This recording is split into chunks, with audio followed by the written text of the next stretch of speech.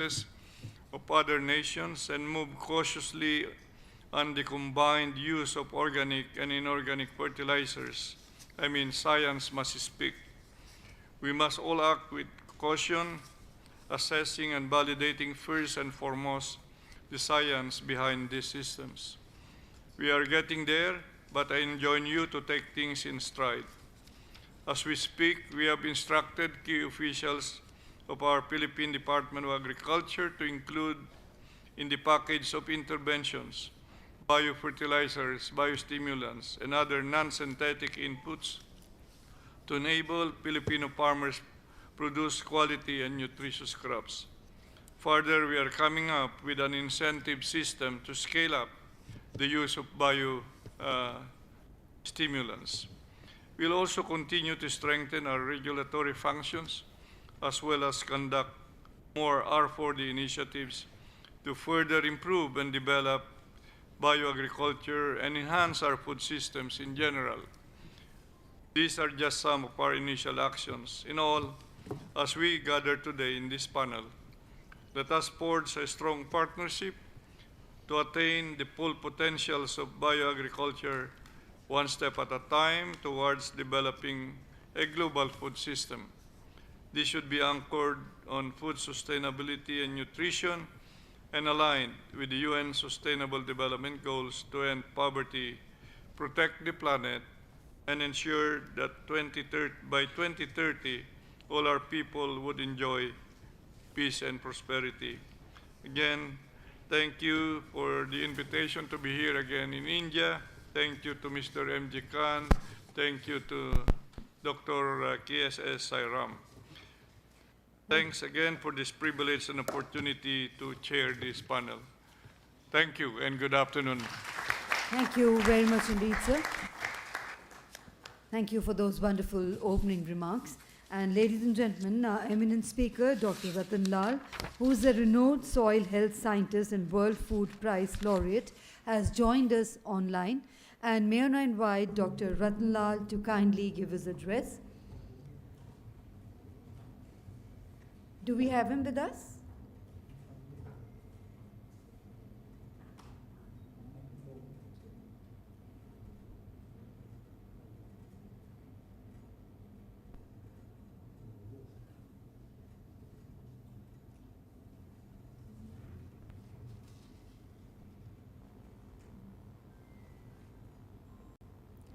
Yes, sir. Dr. Ratan Lal, sir, can you hear us? I can hear you, but Yes. can you hear me? Yes, now we can hear you loud and clear, sir. And over to you for your address. May I request you, you have time about 7 to 8 minutes, sir. And please, can you help me share the screen? Yes, sir, you can share your screen also. But it says host should. The host, can we enable share me. the screen for Dr. Ratan Lal? Ratan Lal sir की screen share screening कर सकते हैं हम यहाँ से? If not, I will just read my slides. Yes, sir, we are able to do it, sir. We'll just do it for you. Okay.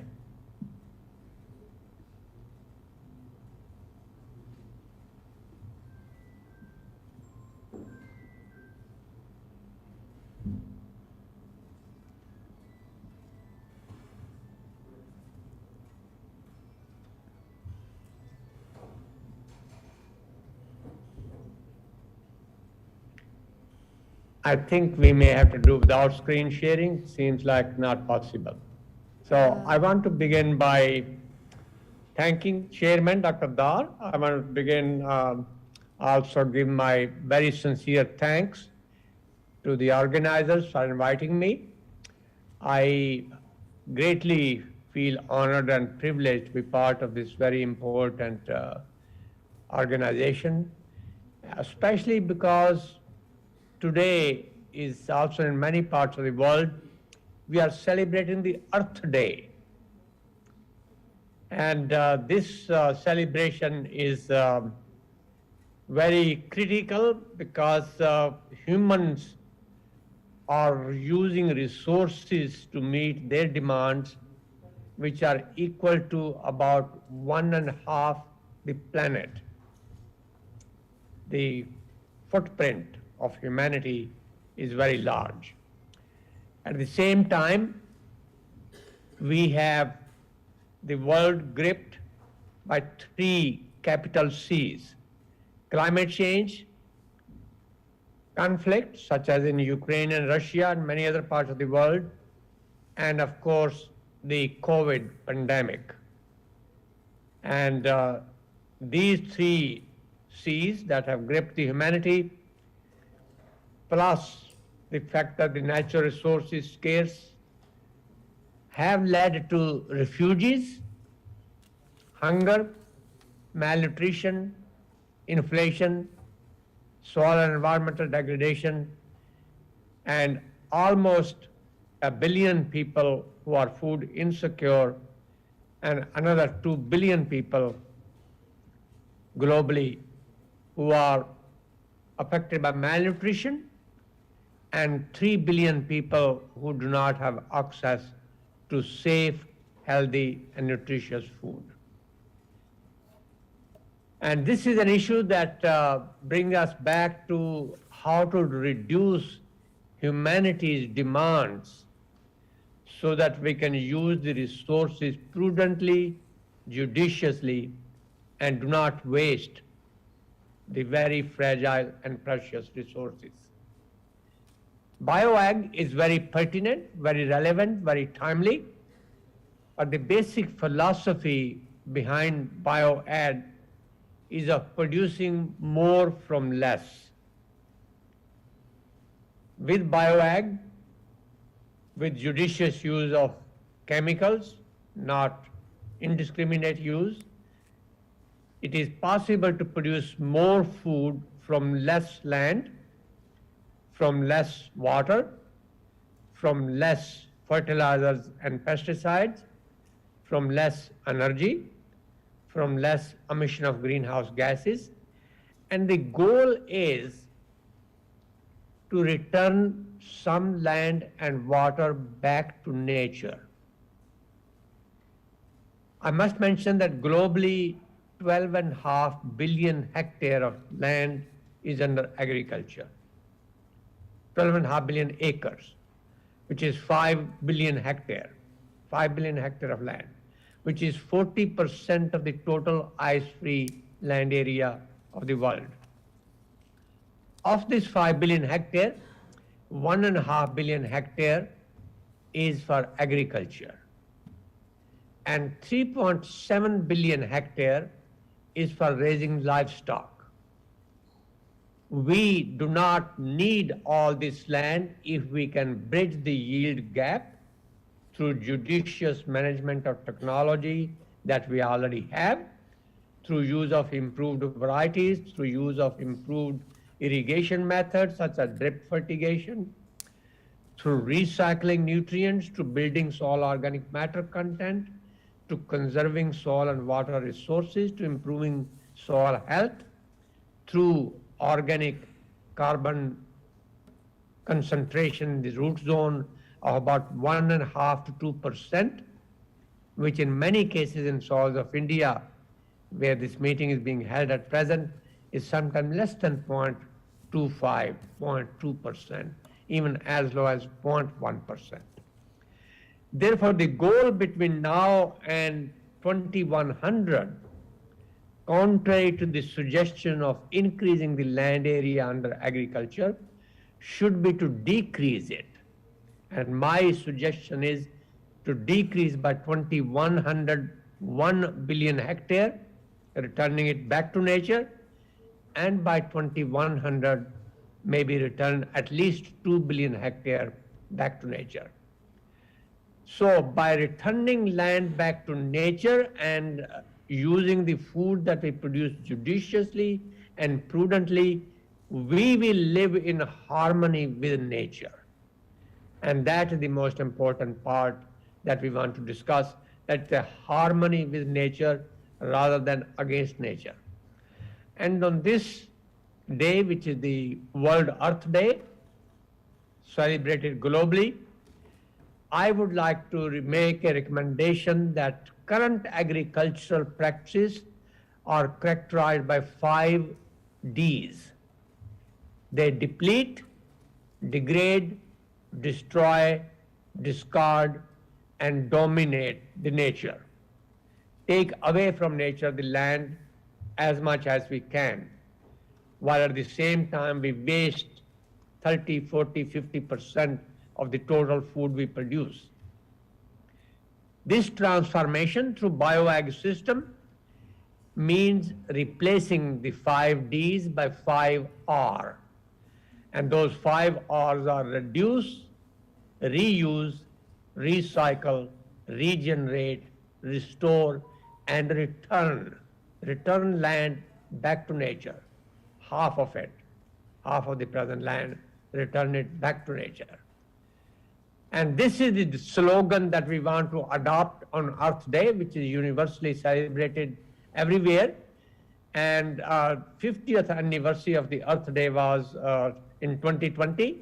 Since then, the global carbon cycle has been even drastically disturbed, and our objective is to put as much carbon back in the land as possible. Land, soil, vegetation, wetlands, degraded lands, desertified ecosystems are major sink for atmospheric carbon dioxide if we manage these lands properly. And I think this is where the BioAg, that means restoring the organic matter content of the soil to the level which is optimum, like organic carbon concentration about 1.25 to somewhere about 2%. And in this regard, one of the last comment I want to make is the role of private sector. Private sector can help us translate science into action. Scientific principles are known: nature positive agriculture, nature friendly agriculture, and private sector in cooperation with policymakers, in academicians, and in cooperation with land manager can certainly help translate science into action. Lastly, I would like to mention that in the present day, when the crisis in the world is very serious issue, we already have internally displaced people in Ukraine, 6 million, and refugees, more than 4 million. And this adds to the existing number of world refugees of 85 million. Therefore, the current situation worldwide is aggravating the situation of famine. And on this Earth Day, I would like each one of us to make a pledge that famines are man-made tragedies. We must make famine and mass starvation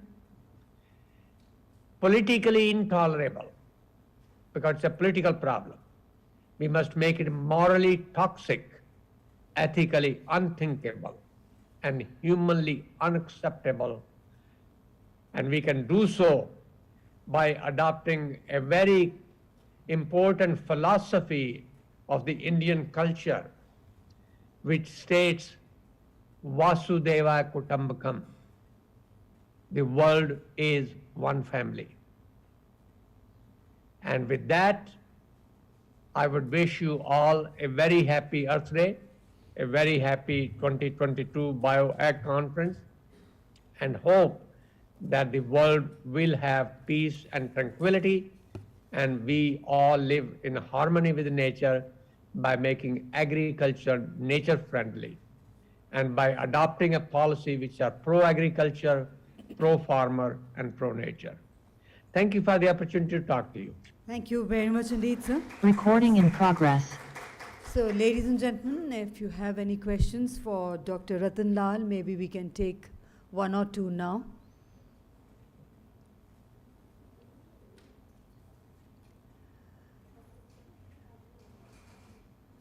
So, yes, sir. Dr. Ratan Lal, we have a question for you.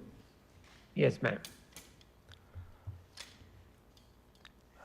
So you have mentioned, and it's Sir, can you please identify yourself? Yeah, I am Dr. Srinivas. I'm from MTCS Global Foundation. As you have mentioned that now we have to give back 2 billion hectares to nature, Mother Nature. So how is it possible, sir? And what is the deadline you are fixing for it? Thank you. This is something that I very strongly believe in. The deadline I have given already, by 2050, we should return 1 billion hectare. And by 2100, 80 years from now, a total of 2 billion hectare. So this is global. The question is, we produce 3.4 billion tons of grain.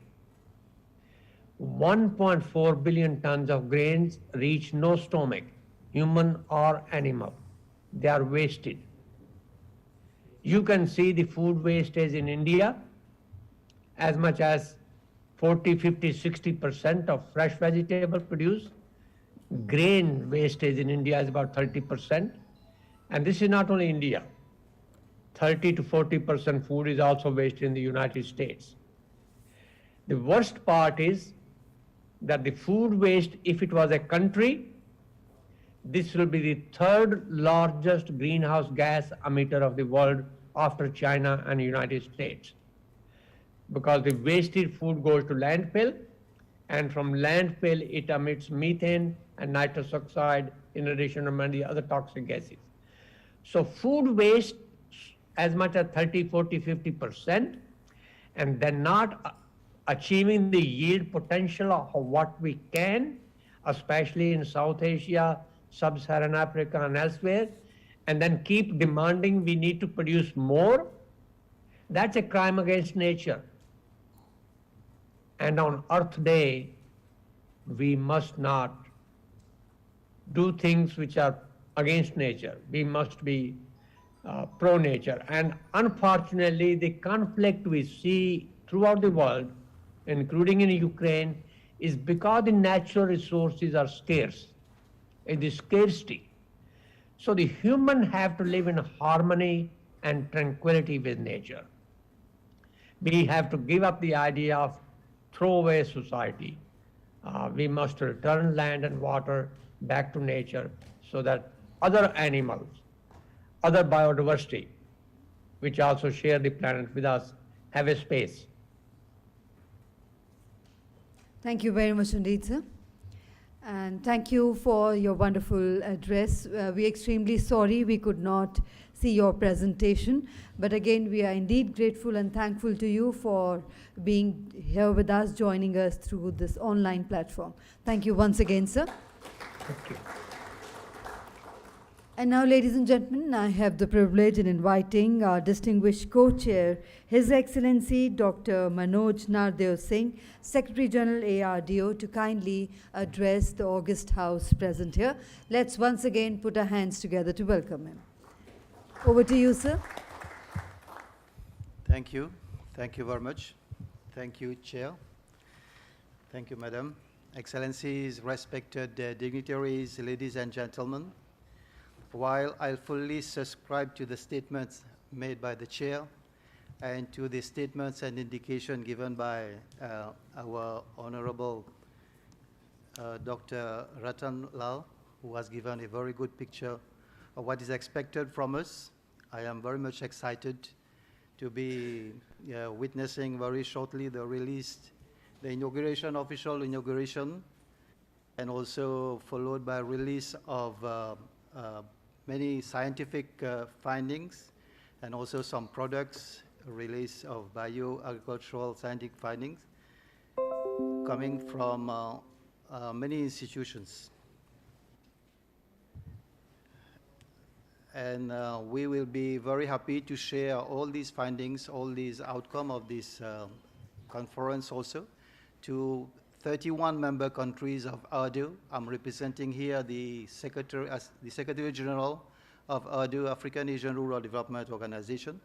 On behalf of the 31 member governments, I'll wish to greet you and say it's a great honor and privilege for me and my colleagues, the Assistant Secretary General and one colleague, to participate in this a very important session where we are discussing about policy and business environment in major Asian countries.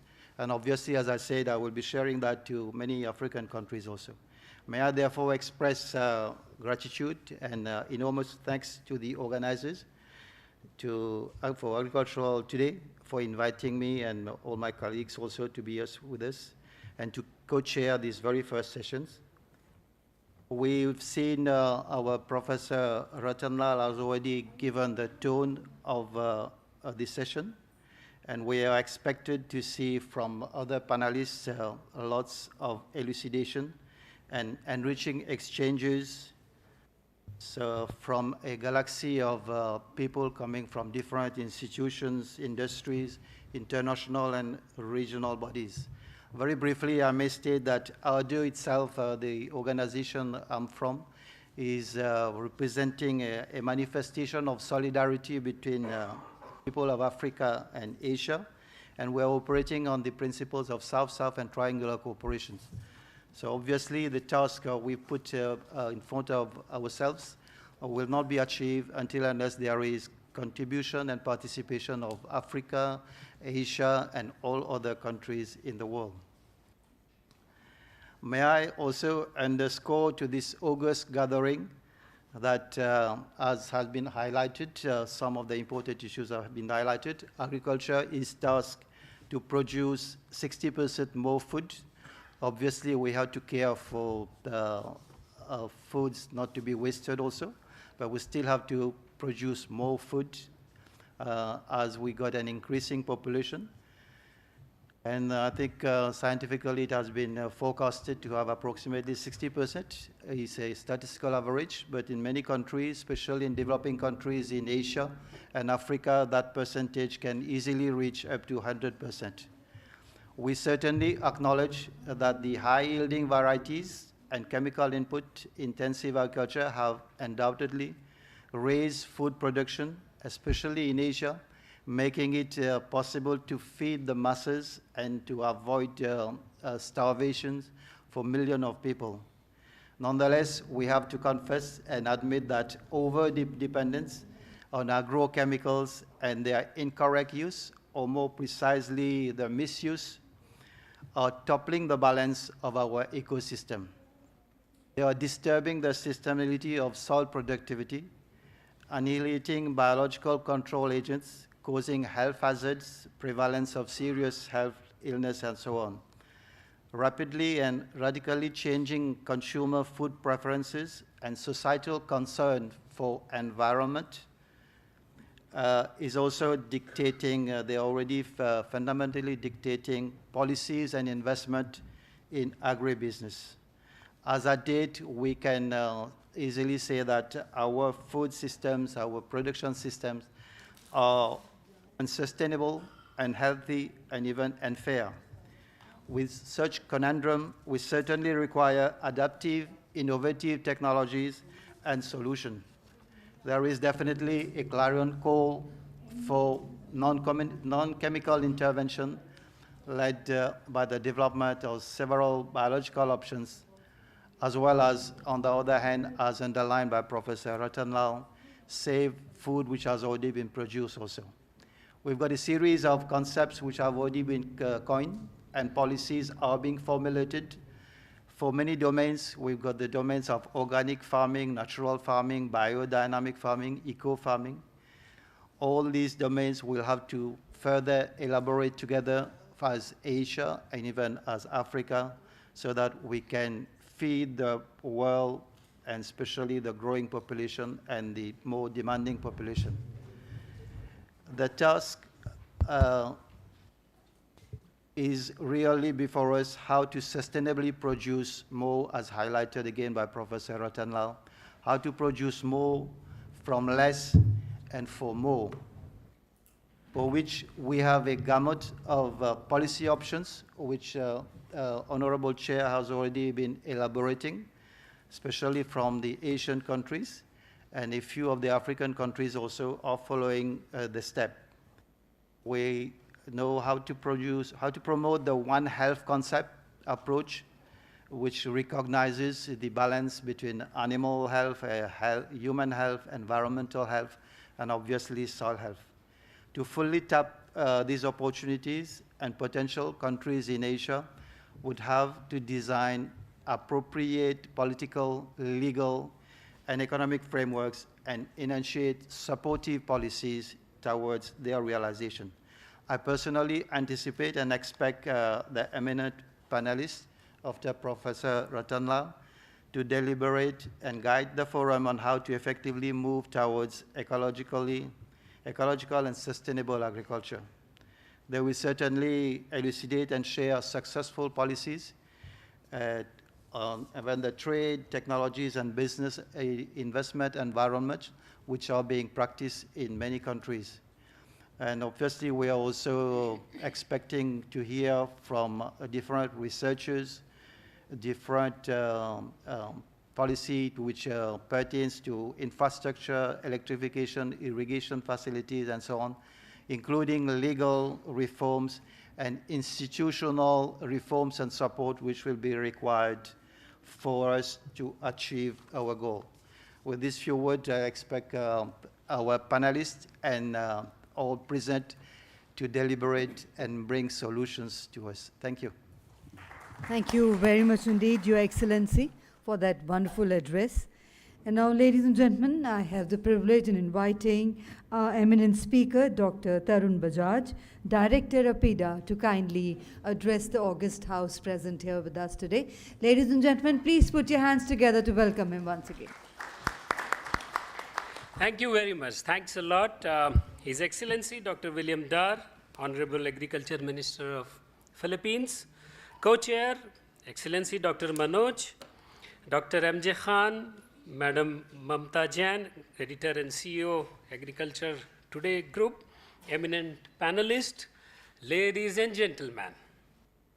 The topic given to me is policy and business environment in major Asian countries. Huge topic. It's a very big topic. Because each country have their unique business environment. I won't say good or bad. I'm not going to say here it is good and here it is bad. I'm nowhere. Every country is a sovereign country. They have their own needs, their own requirements, and on the basis of that, they have their own policies and their own business environment, taking care of their own citizens particularly.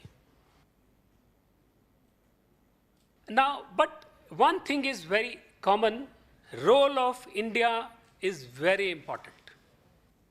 India's role in Asia is very important, and I'm particularly talking of food exports, food trade is concerned. $50 billion we have exported to the world. $50 billion कोई छोटी रकम नहीं होती है. We have exported to the world. Leave aside USA and some other countries, major it has been the Asians.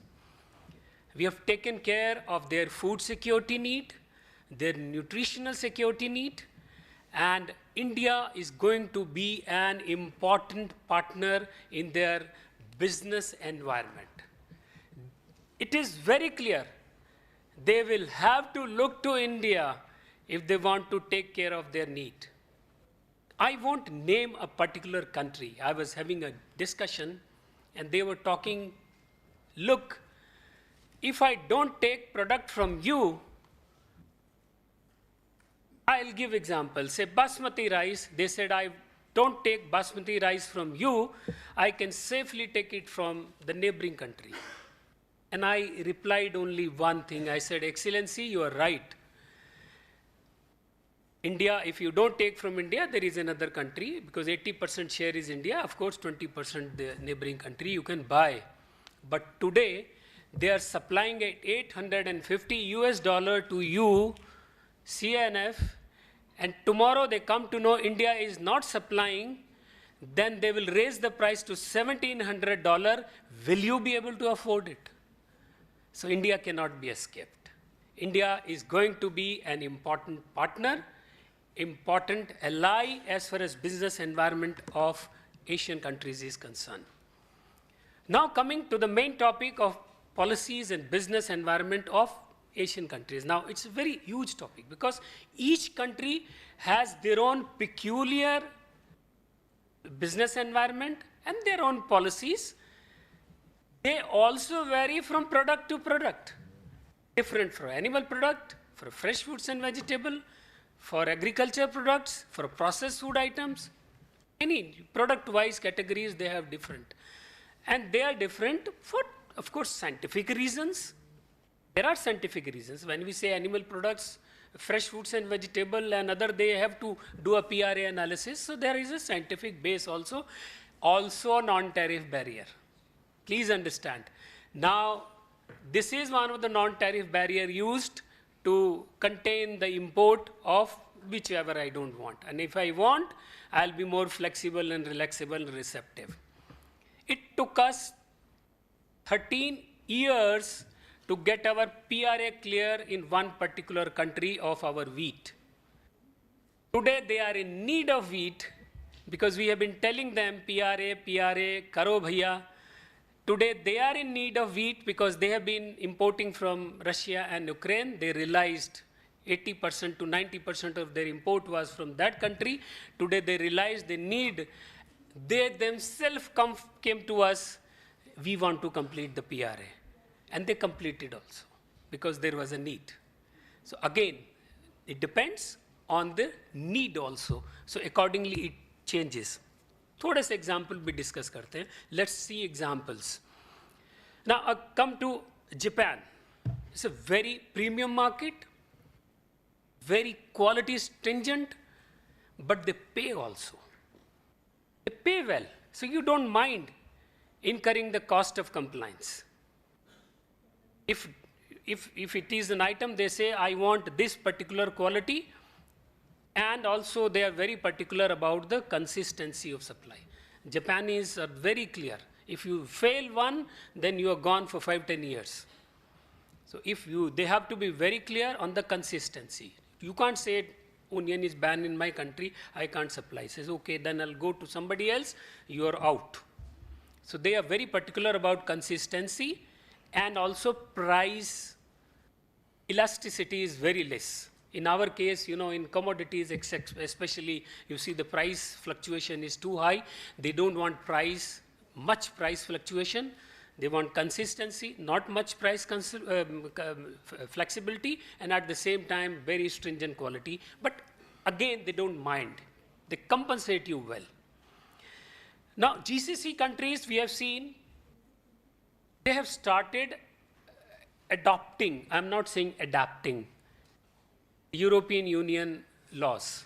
They say codex, if not codex, then European Union, if not European Union, level of default. No risk assessment, nothing else, this is only we say so. But they don't compensate also to that level. Now everything is level of default, and they don't compensate. European Union, they have a level of default or they have a stringent, but they compensate again. Now same rice I can sell at $1,300 to them. I don't mind bearing the cost of compliance. But at here they will say, no, I need $950, but I need these compliances. We are facing this problem, but they need it, so sometimes they allow, sometimes they are, of course, taking some of the measures, and we are now in a fix, we're sorting out these issues also. There are countries like Muslim countries, especially Malaysia, their halal is very important.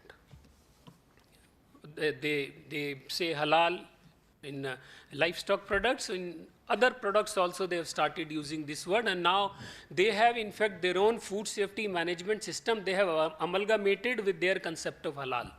So they want that. There is a requirement. If you want to export to that country, you have to fulfill their requirement. You can't argue with them. There are countries like Indonesia, they have a quota system.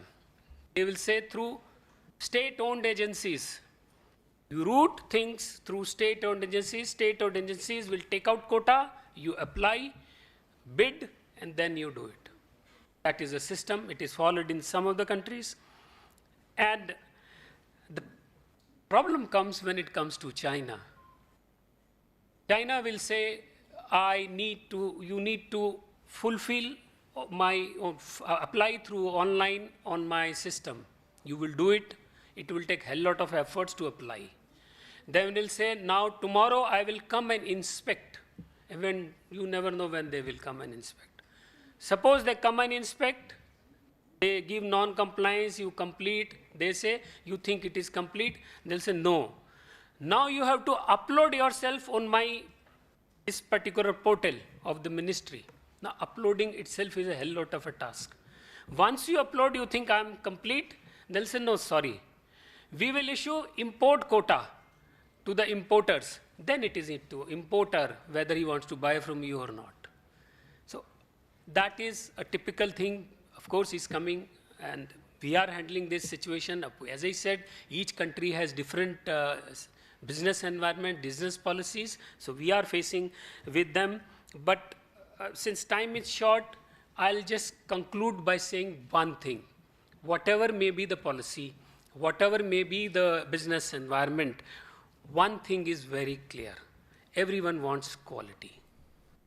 The quality definition may vary. They may say quality to 100 extent, quality to 90 extent, or to 80 extent, but quality is required. So if we want a presence in any market, we cannot afford to make compromise on quality. This is very important. We have to ensure that the best possible quality within the price compensation we are receiving. Of course, you can't supply at loss. Within the price compensation we are receiving, we must supply quality. Only then we will be able to compete and sustain in that particular market. आज pesticide residue जितना मर्जी दे दिया, हम सोचें कि चला जाएगा तो कभी नहीं होने वाला. पकड़े जाएंगे, फिर मुश्किल हो जाएगी. Coming back, bringing back the consignment is a huge cost and embarrassment also. So there is no substitute to quality. Consistency. When we enter into any business negotiation, we must see when the repeat order, will I be able to fulfill or not. Fly-by-night types are not suitable in international environment. They are way bad. Fly-by-night types, if you say I do once and tomorrow I'll say sorry, is not possible. Also, you have to have control on your supply chain. Now, slowly time will go when you only will buy from mandi or from a trader or from an agent, and then you supply, going to face problem. A time has come when you have to have a complete control on your supply chain. If it is a fresh fruits and vegetable, you see to it that their good agriculture practices are followed, then only you will be able to sustain. Supply chain, they are all quality they are following, then only you will be able to sustain in that particular market. Very important. You cannot expect price which is touching the sky. We are living in a competitive world. We have to follow quality. We have to have a supply chain control, but at the same time, we have to be price competitive. How we can be price competitive? We can cut our cost. We can go on automation. We can see through it that our cost per unit comes down as far as possible. So that has to be taken care. Unless we have this, no country will give us a business in the long run. If we want to sustain, this is most important area, as I say. Within the paucity of time, I could touch only this much, this particular topic. But one thing, if anybody wants to do an export to any particular country, you can always consult EPIDA, the organization which I represent. Do your homework well. Then only enter the market. Without doing homework, please do not enter market as such. Thank you very much. Thank you very much indeed, sir. And ladies and gentlemen, we will have question and answers in the end together, if the time permits. And now I have the proud privilege in inviting Dr. M.J. Saxena, Managing Director, Ayurved, for his address. Please put your hands together to welcome him once again.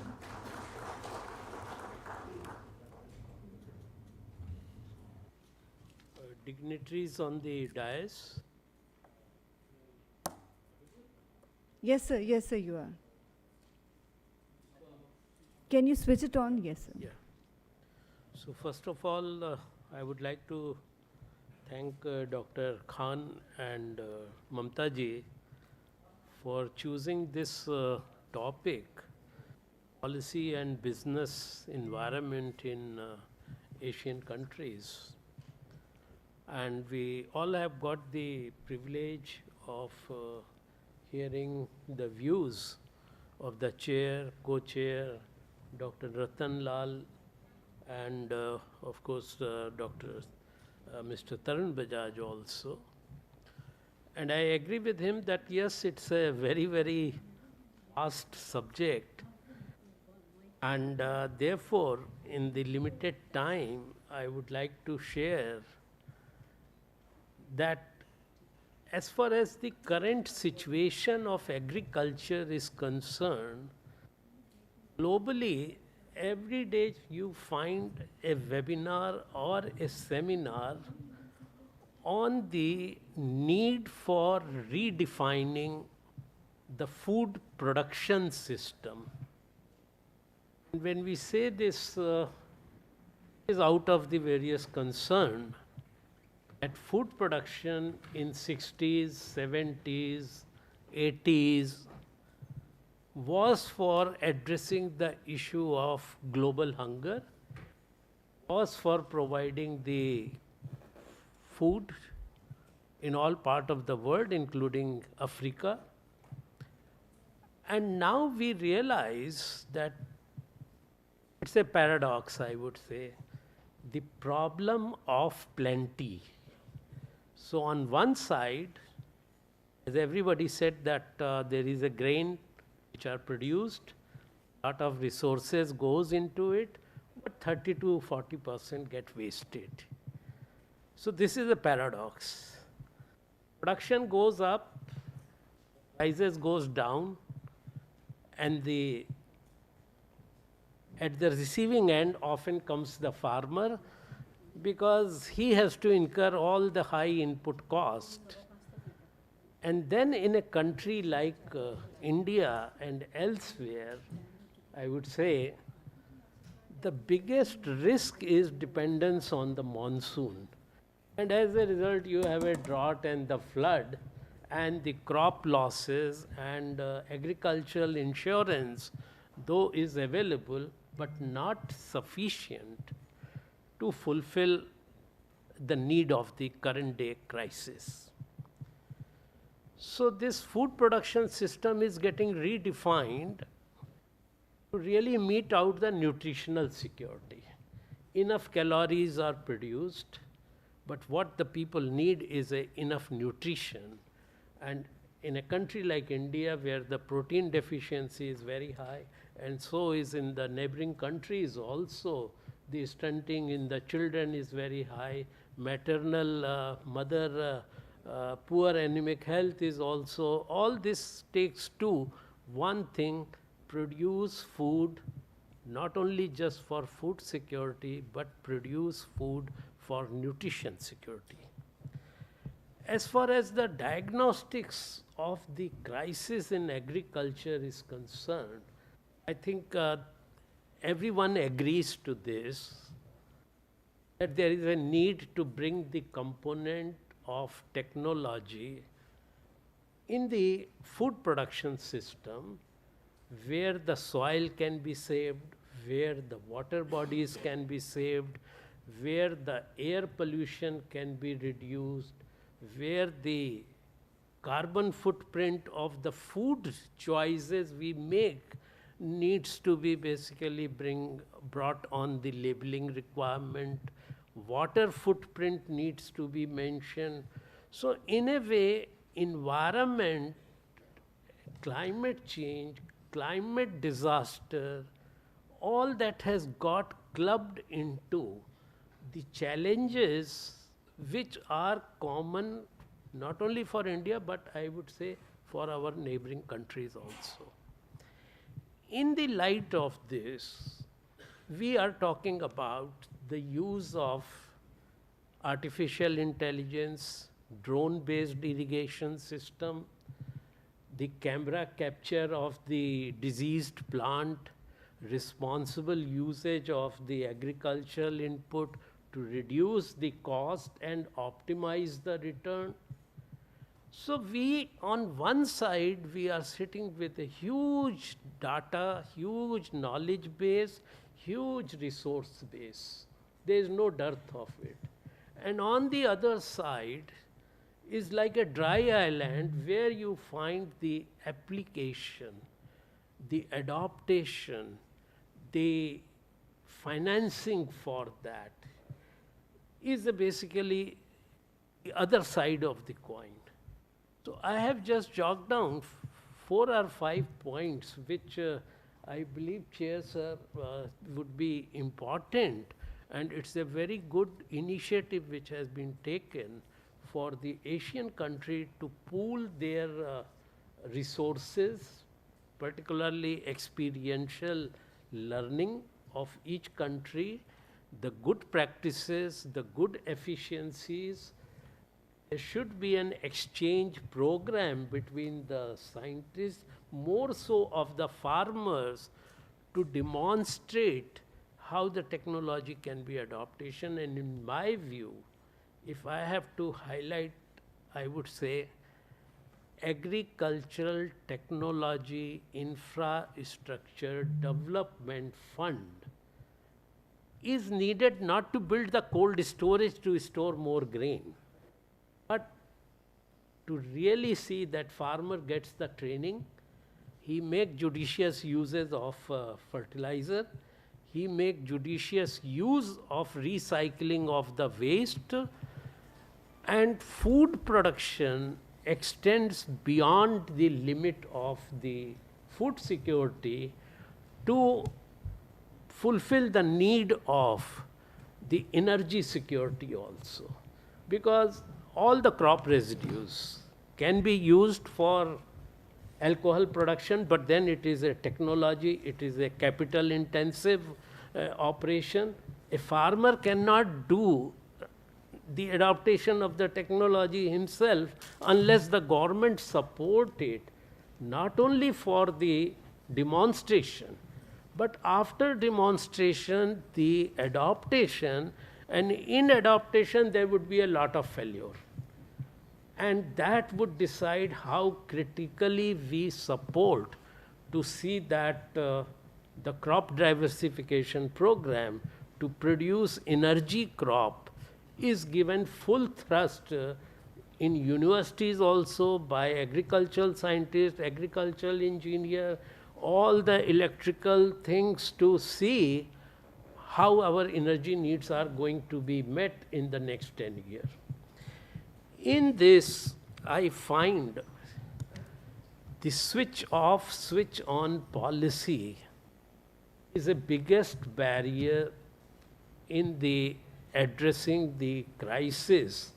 I use the word crisis because I know how badly the farmer get hurt the last October when there were the unexpected rain in northern India, and how much of loss took place in Haryana and Punjab, and also in rest of the places.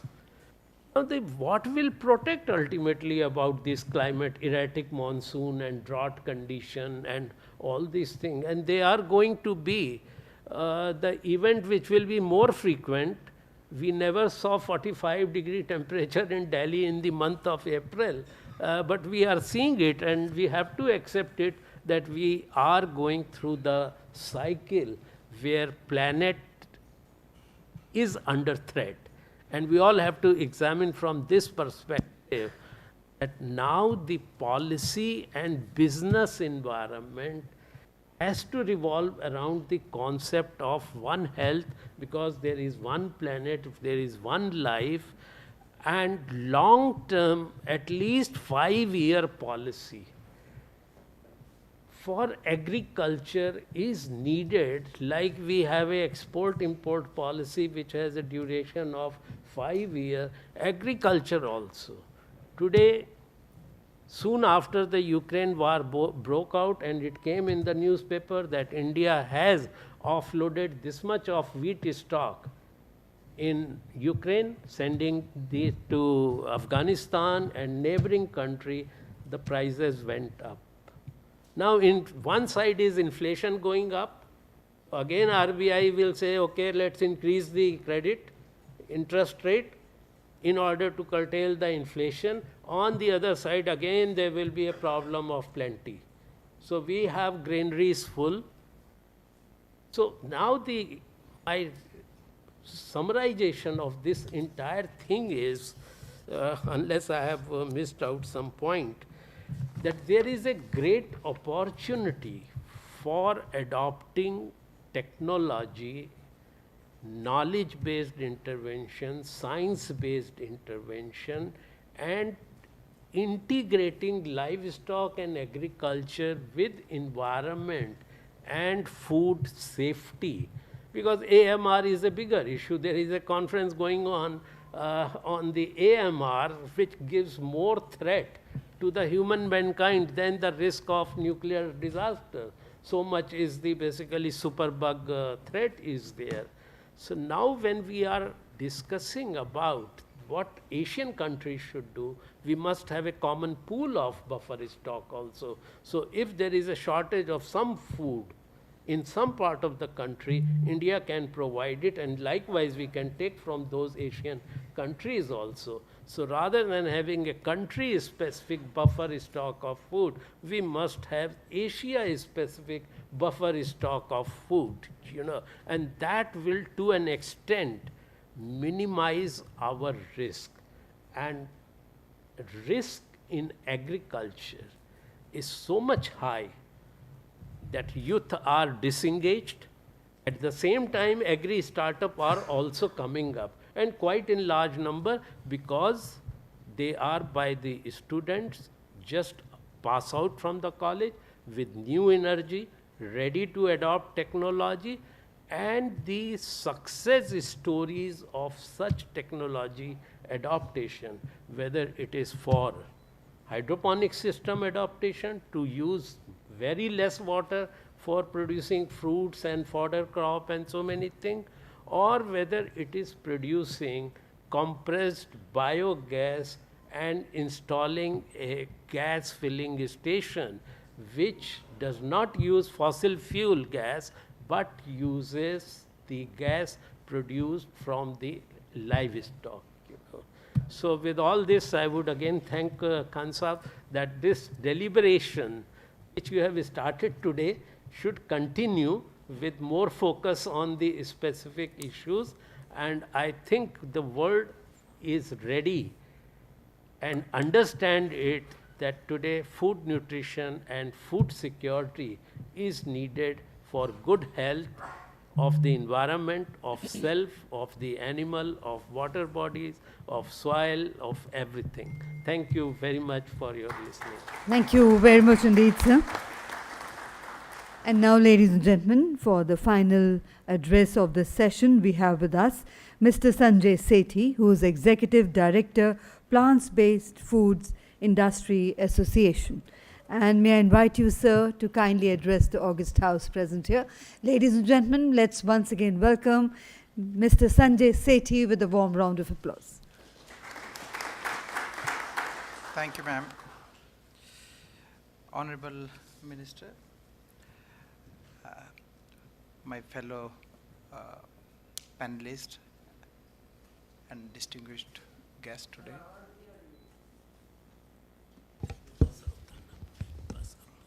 Ladies and gentlemen, it's my pleasure to be here today. Although we have run out of time, but I will try to finish my discussion in 5 to 10 minutes. So first of all, to begin with, I would like to congratulate APIDA, Dr. Bajaj, for doing a fantastic food diplomacy, giving us $50 billion worth of exports. Fantastic. This is amazing. Something which has given us so much. Now your role is also cut out for the next year because the fertilizer prices have gone up. And you have a difficult year ahead because of that, because we are highly dependent on fertilizers, and with this increased prices, how much farmers are going to uptake, and will there be a reduction in the total production because of that. So the good part of all this is that in spite of fertilizer prices going up, in spite of oil prices going up, and various other air pollution related things that we saw coming down during last 2 years. The good thing is that the environment and sustainability got a big boost.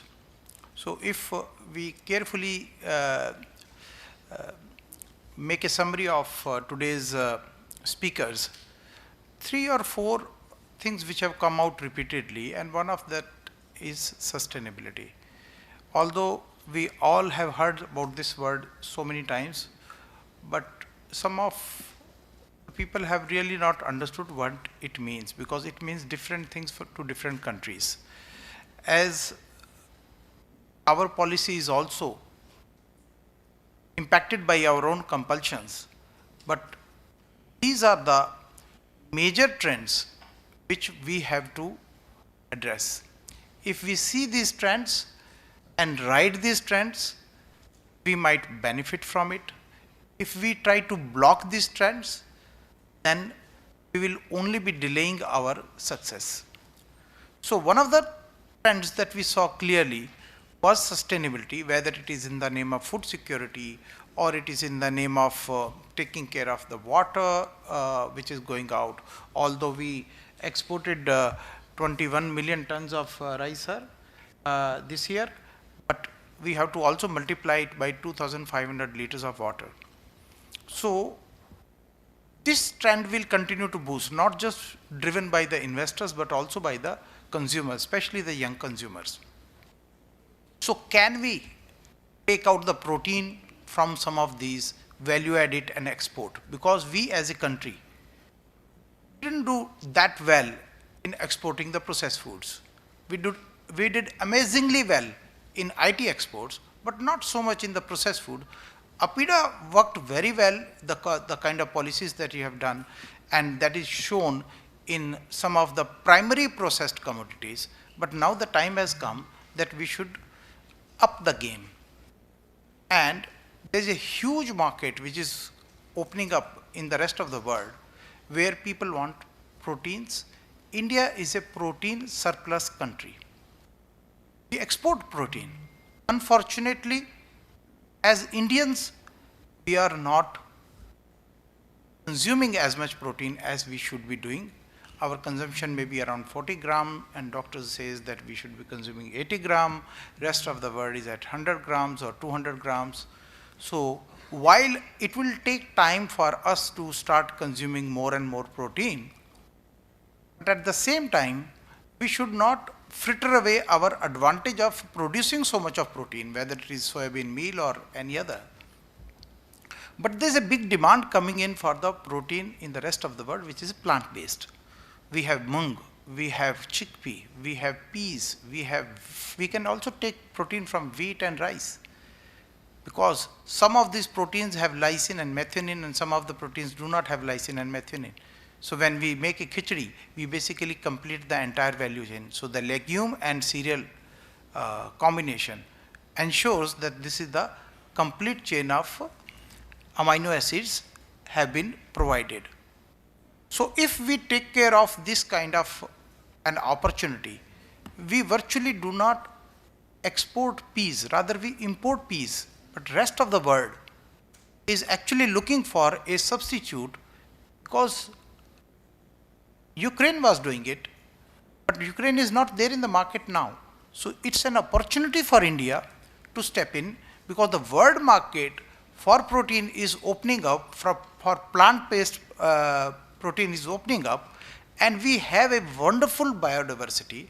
We are a protein surplus countries. Rest of the world wants protein, and that's why you have seen there is so much of interest in plant-based foods, the industry that we represent. We started this association only about 4 months back. We already have about 32 members, and these 32 members, they are growing at such a fast pace. So these are all young entrepreneurs. So that's the second trend. After sustainability, another trend which is coming out, young boys and girls, in the college itself, they have started forming the startups. You cannot stop this. It's a landslide. It's a groundswell. It's a tsunami of opportunity which is coming to us in the form of these young startups. But they need help. unlike the startups in the fintech domain, where I would say it was rather easy. This is a serious business of food. If people do not eat safe food, they can fall sick. So Food Safety and Standards Authority is not going to lower their standards. They are definitely going to keep their standards at the same time. But are these young startups able to provide that? If we do not provide the right kind of training, hand-holding, and the mentoring support to these startups, they will not be able to take this opportunity, and the same thing will happen, we will again miss the bus. So that's where it is not just APIDA, but also the Ministry of Food Processing Industry, and also Ministry of Agriculture, and also the role which is played by some other ministries which are supporting, whether it is the skill development. So this kind of a joint task force for something like plant-based foods is what is needed. When we will do that, we will be able to provide the support to not just NIFTEM. I was watching this magazine. At the end of the magazine, I saw a news, you all have this magazine. On the last page, I see a new school has come, Imperial School of Agribusiness. Fantastic. They are based in NCR, in Greater Noida. But are we sending our daughters and our sons to the colleges which are in private colleges? Or we want to still send it to only IITs and the NIFTEMs? Or we want to send it to all the foreign countries? So that question, that soul searching we should do at ourselves. That while these entrepreneurs are coming out of these colleges, next month we are bringing 100 scientists on 26th of May in Hotel La Meridian, where we are bringing this 100 scientists here and 100 entrepreneurs, young boys and girls, CEOs of those firms. And they are talking to each other. It's a very unique, different kind of a conference, because it's not even a conference. Only half of the day is a conference, and rest is the conversations. It's like a B2B. So this is the kind of activities that we must do. So the third idea, I would say the trend. First was sustainability. Second was the entrepreneurships and the startups and the young people who are coming out with this. And the third area, where there's a huge demand coming up, and people do not look at food as food. They look at food as medicine now.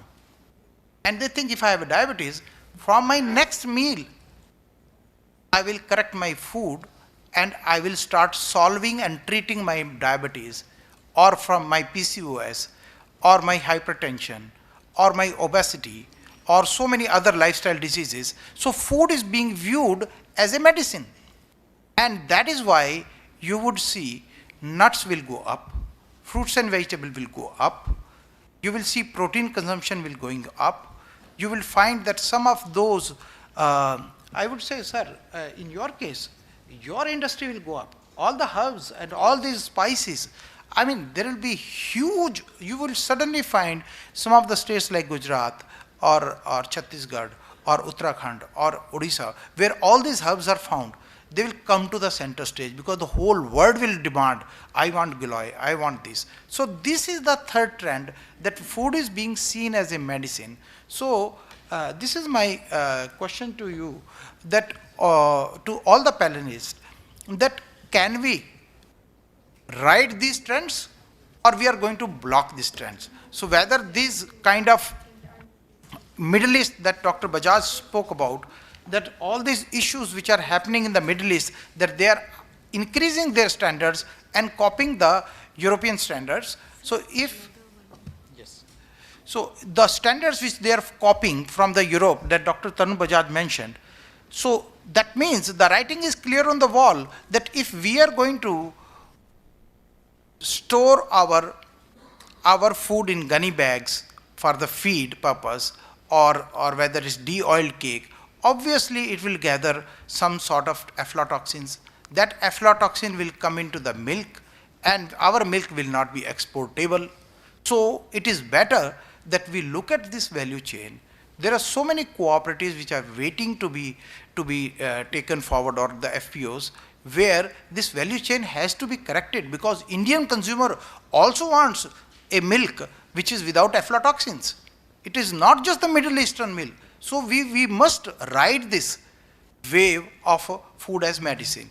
So with this, I would like to rest my case, but thank you very much for your patient hearing, and thank you, organizer, for giving me the time. Thank you very much indeed, sir. And ladies and gentlemen, we are extremely sorry we'll have to close this session here. We don't have time for any question and answers as the Honorable Minister has arrived at the venue and we need to set up the stage for the inaugural session. So I would now request Ms. Anjana Nair, Executive Director, Agriculture Today Group, to kindly do the honors of presenting a token of gratitude, a small memento to all our eminent panelists on the stage. We present to our distinguished chair,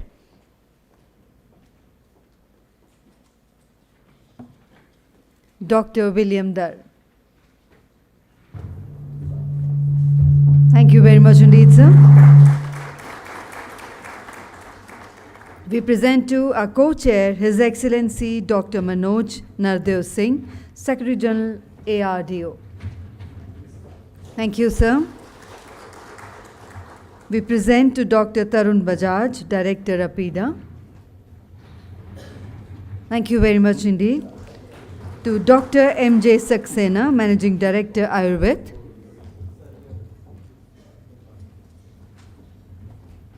And to Mr. Sanjay Sethi,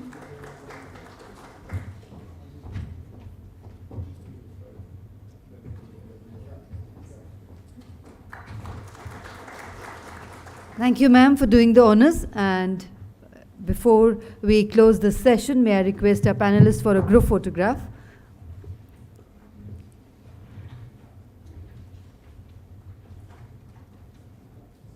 And ladies and gentlemen, let's once again put our hands together for the wonderful session we had.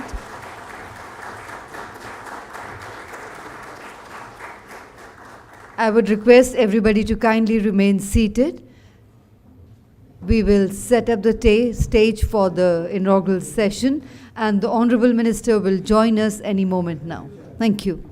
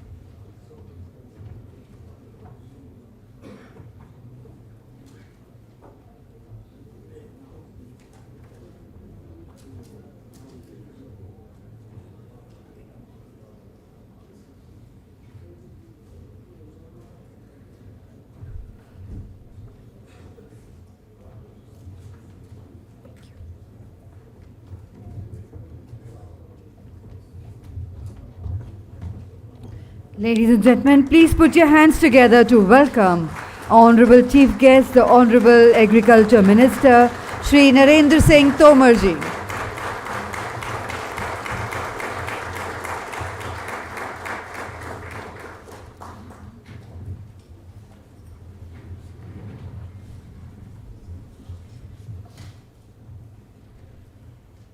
Namaskar and good evening. Honorable Chief Guest, Shri Narendra Singh Tomar, Honorable Agriculture Minister. May I invite Dr. William Dar to kindly grace the stage? Douglas. Okay. Dr. Douglas Ree Wagner to kindly grace the stage. Yes, sir. Yes, sir. Kindly take a seat on the stage, please.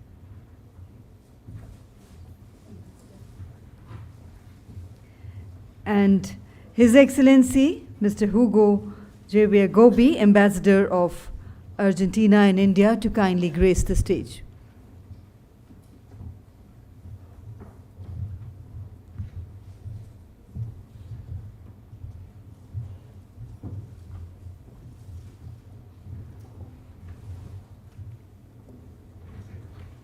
Namaskar and good evening. Honorable Chief Guest, Shri Narendra Singh Tomar ji, Honorable Agriculture Minister. Guest of Honor, Dr. William Dar, Honorable Agriculture Minister, Philippines. His Excellency, Mr. Hugo Javier Gobi, Ambassador of Argentina and India. Dr. Douglas Ree Wagner, Global CEO, Alga Energy, Spain. Dr. K.V. S.S. Sairam, Chairman, Pratishtha Industries Limited.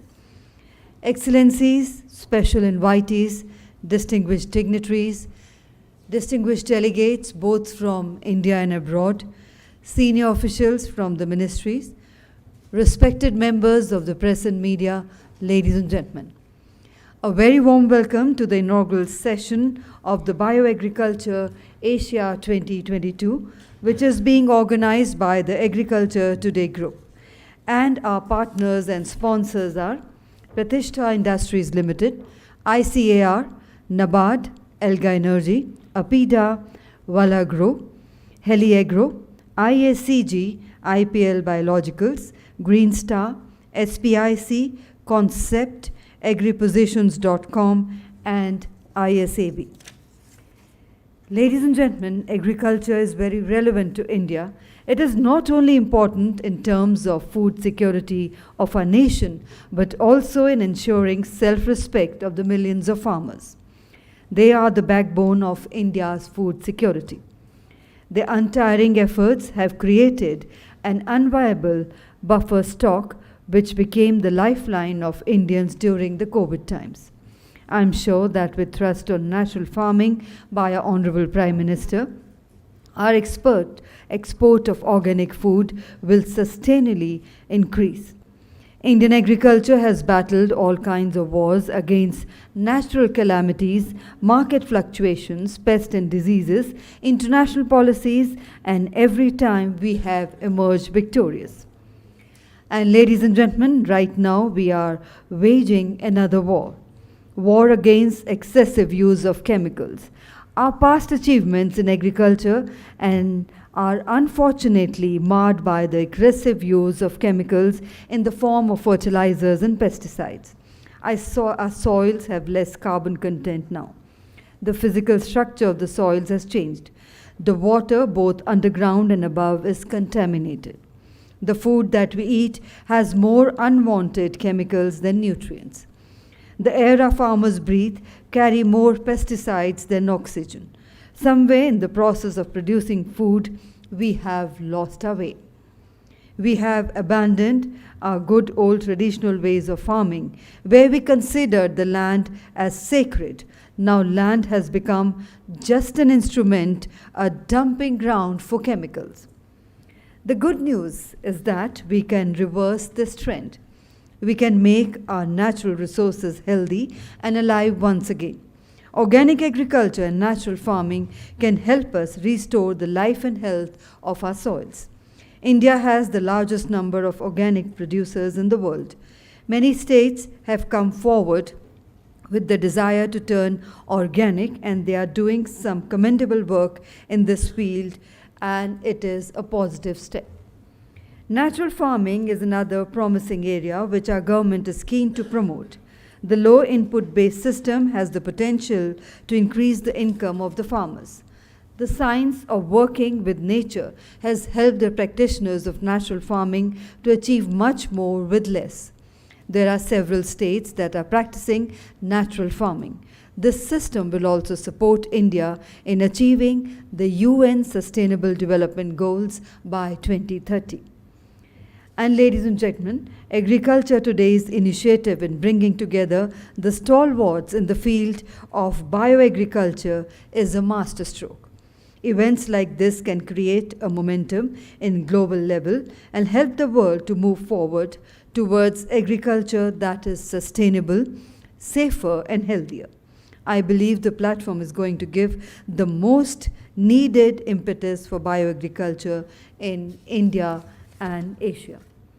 And ladies and gentlemen, today we are indeed honored and privileged that this event is graced by the Honorable Agriculture Minister, and I would request Dr. M.J. Khan to kindly do the honors of welcoming our Honorable Chief Guest with a floral bouquet.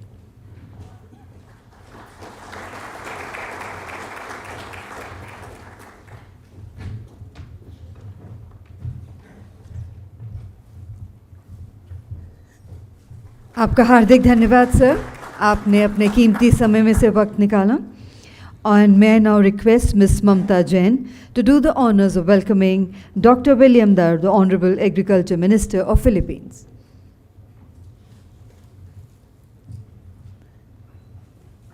A warm welcome to you, sir.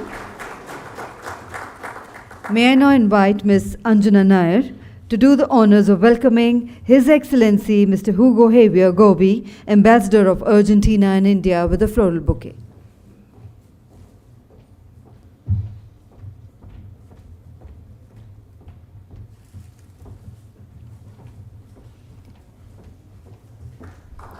A warm welcome to you, sir.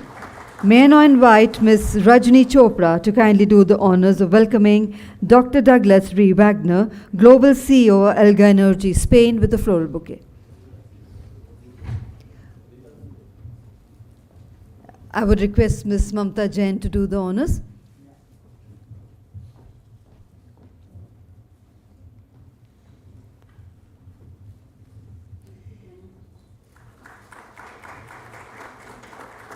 And may I request you, Ms. Jain, to kindly also welcome Dr. KVSS Sairam, Chairman, Pratishta Industries Limited.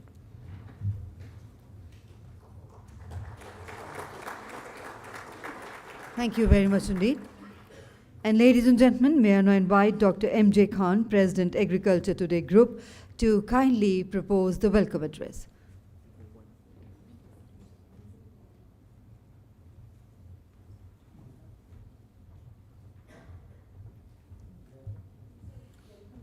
Thank you very much. Chief guest of today's function, Honorable Agriculture Minister, Shri Narendra Singh Tomarji, Honorable Minister of Agriculture of Philippines, Dr. William Dar, His Excellency the Ambassador of Argentina, Mr. My friend from Spain, the Global President of Alga Energy, Dr. Wagner, Dr. Sairam, ladies and gentlemen, it's my pleasure to welcome the Honorable Minister of India and Honorable Minister of Philippines and dignitaries on the dais and all of you joining this function this evening. It's indeed a very important day today because after the call given by the Honorable Minister, Prime Minister himself of bringing about a revolution for natural farming, something which we witnessed last 2 decades or so worldwide, is increasingly all the key stakeholders in the agriculture system realizing the unsustainability of chemical farming have been moving towards that. So a call by the highest office of this country was needed for a kind of energy and boost to what we had been talking about all these years, and that has finally happened. So this conference comes in the backdrop of that, because first, probably this kind of conference, after the call by the Honorable Prime Minister of taking the country's agriculture towards natural farming system, is taking place. And we have seen how the call of the highest office makes the difference. When this second term of this government, the Honorable Prime Minister's first public statement that we need to double the agricultural exports by 2022 to $50 billion and by 2025 to $100 billion, and we saw the results on the ground. Every stakeholders got on board. There was a new found energy. Everybody started contributing, and finally, what we saw in 2022, we crossed $50 billion. So the call of the Honorable Prime Minister for converting traditional, chemical agriculture, taking it to natural way of farming, I think is going to have its impact, big impact, and finally we will achieve what the vision of the Honorable Prime Minister is. But it is not the vision of Honorable Prime Minister alone. The entire country has been thinking in that direction. He only gave a call of the feeling and imagination that all of us had all these years.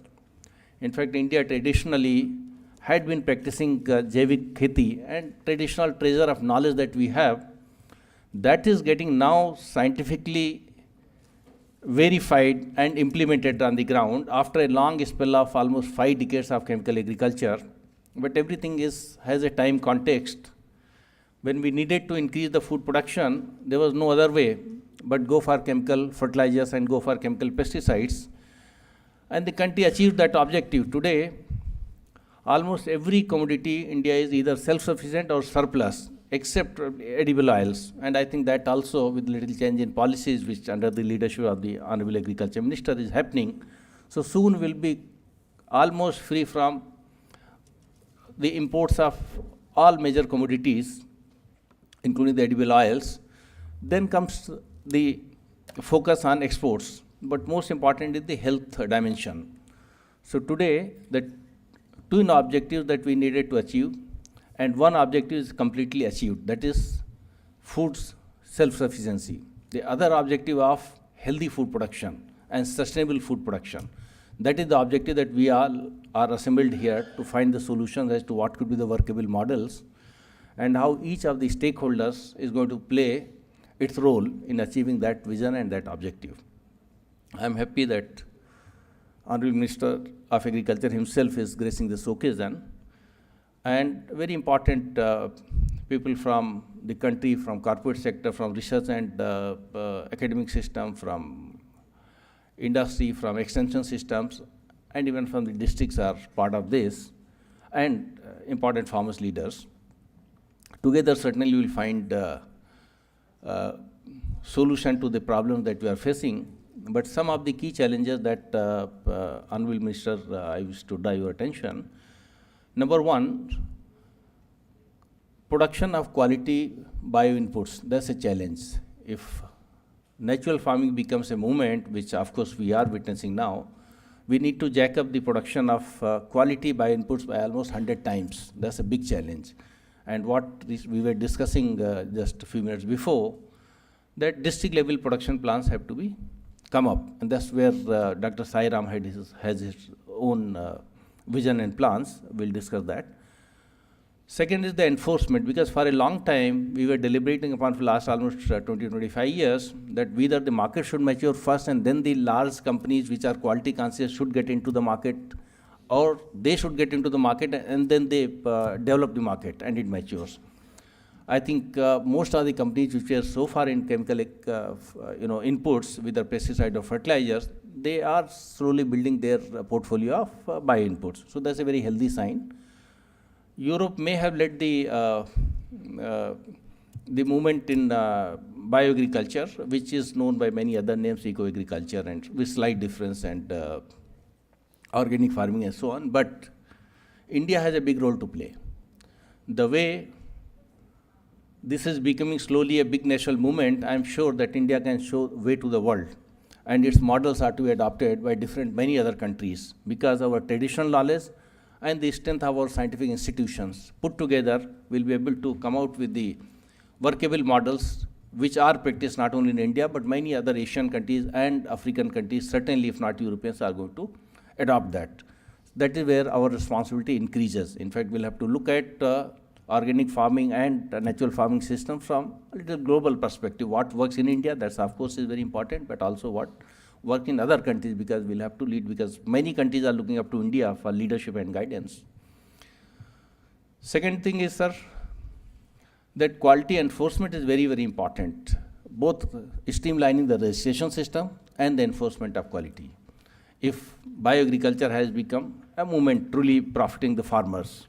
And third, of course, the states and the industry are to be taken on board, and I am very happy that rupees 2,100 crore budget is planned by the Ministry of Agriculture. I am sure that if industry is invited to partner in that, and the states are invited to partner in that, because state after state are coming up with their organic farming plans. So then this budget gets 3 times more, and that will have a very good impact on what we intend to achieve. Then, of course, organic value chain development is another very important area that need to be looked into. But equally important is the procurement or the state fluctuation impact. I think procurement by the state agency of the organic food products is also equally important. Lastly, sir, as I studied agriculture and many of the people present here, the entire education system has been, or curriculum has been built around the chemical farming systems. So a very major boost is to be given where the education system is entirely reoriented to natural farming system, because then the product that comes out from the university and colleges is going to be there in the system for next 40 years to play some role. So if they are oriented to the natural farming systems and biological agriculture, then probably their entire orientation will lead to more meaningful engagement in terms of translating this vision into reality. And lastly, I would say that global learnings that are available, that need to be documented and contextualized, if those can work in India, and based on that we come out of our recommendations and solutions and the models. So that will help on a sustainable basis of what we need to achieve and take forward from here onwards. Thank you very much. Thank you.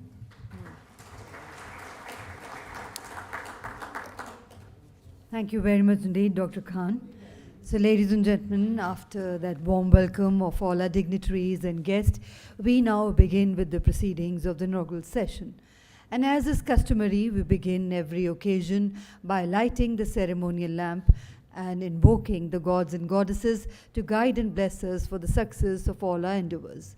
May I now request our Honorable Chief Guest and other dignitaries to kindly do the honors of lighting the ceremonial lamp and formally inaugurating today's event. माननीय मंत्री जी से निवेदन है कि कृपया वे दीप प्रज्वलित कर आज के कार्यक्रम की शुरुआत करें.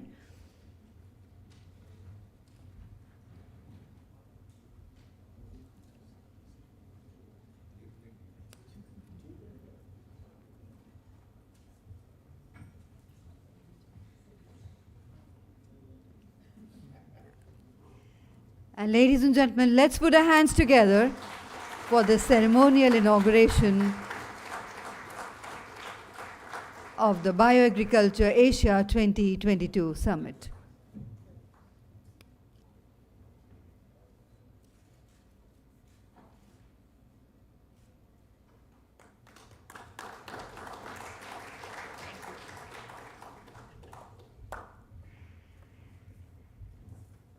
Thank you very much indeed, sir. And now, ladies and gentlemen, I have the proud privilege in inviting Dr. KVS Sairam, Chairman, Pratishtha Industries Limited, to kindly address the August House present here. Please put your hands together to welcome him.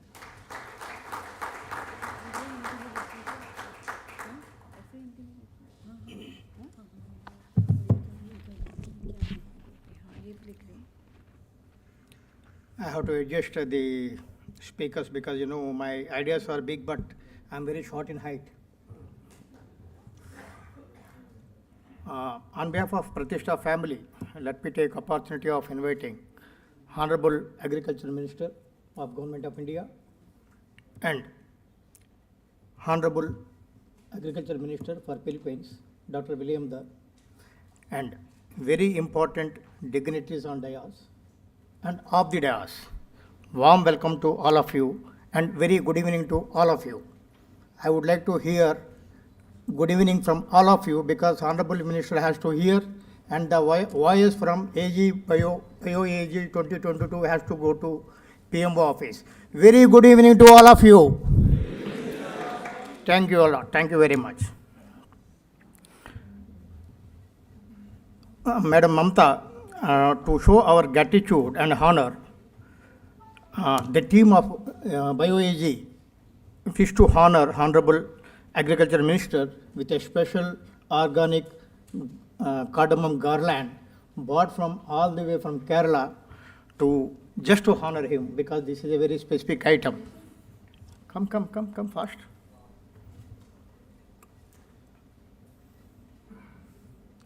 Garland. Mamta ji, aap thoda.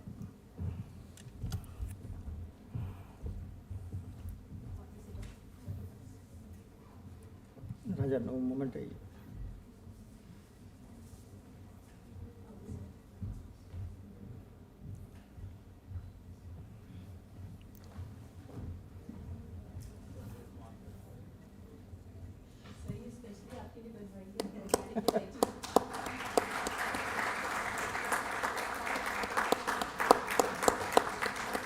Sir आपका बच्चा जैसे है sir आपका आशीर्वाद चाहिए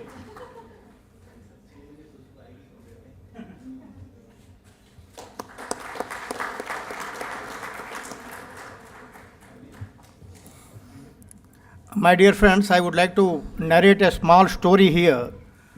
How come this BioAg Asia 22 is taking place today?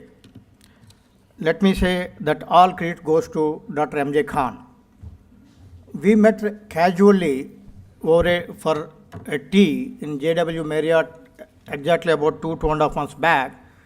And then he was narrating that Dr. Sairam, I used to conduct BioAg programs, but because of COVID from 2018 or 2019, we are not able to conduct the program. I think, what do you think of it? I said, sir, when we want to do something, we should not think twice. We should do it immediately. And Pratishtha is good there for you. Please go ahead. So thanks a lot, sir, for accepting and taking a lead. And in the fraction of 24 hours or 48 hours time, he has visited Pratishtha to make sure that if Pratishtha is suitable to sponsor this program or not. Now I am on the dais. That means that we are capable of hosting this type of conferences. Thank you very much. Number two, it is most important activity to share with all of you that conducting an international conference, calling from people from different parts of the globe, most of you might be not knowing, people from US, Australia, Malaysia, Philippines, at least from 11 countries people are watching us. So all the proceedings are going in global, though it is called Asia, but it is entire North America, including European countries, Australia and New Zealand. Now New Zealand Australia is about 10:30 or 11 o'clock now. So they are watching us. So it is a proud occasion that I must say that Honorable Agriculture Minister has consented that to be chief guest of this program, which gives a huge inspiration for all of us to make this program grand success. And the proceedings of this particular conference will have a huge impact, which will be submitted to Agriculture Today group. There are number of panelists has been finalized. The series of sessions.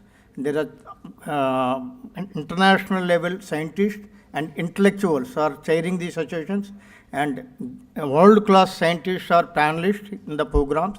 So I hope and sincerely expect that all of you will contribute to bring a document and a recommendation and to submit to Agriculture Today group so that they will represent all of us to take up with the Honorable Agriculture Minister to have a consolidated planning how we can convert our activities into agriculture practices into natural and organic farming activity. here, Honorable Prime Minister mission is that natural farming and organic farming. How it can happen? It can happen only when we are self-sustainable in all respects. Therefore, I have shared a vision program to Dr. M.J. Khan, which will explain or narrate at a later stage. Shortly, I have already narrated to Honorable Vice Chancellor. It is about a rural development activity that the natural farming and organic farming has to come from the rural areas. Then it can convert into entire India into a organic culture. At the same time, all of us have to understand that we are having such a country, we are growing population country.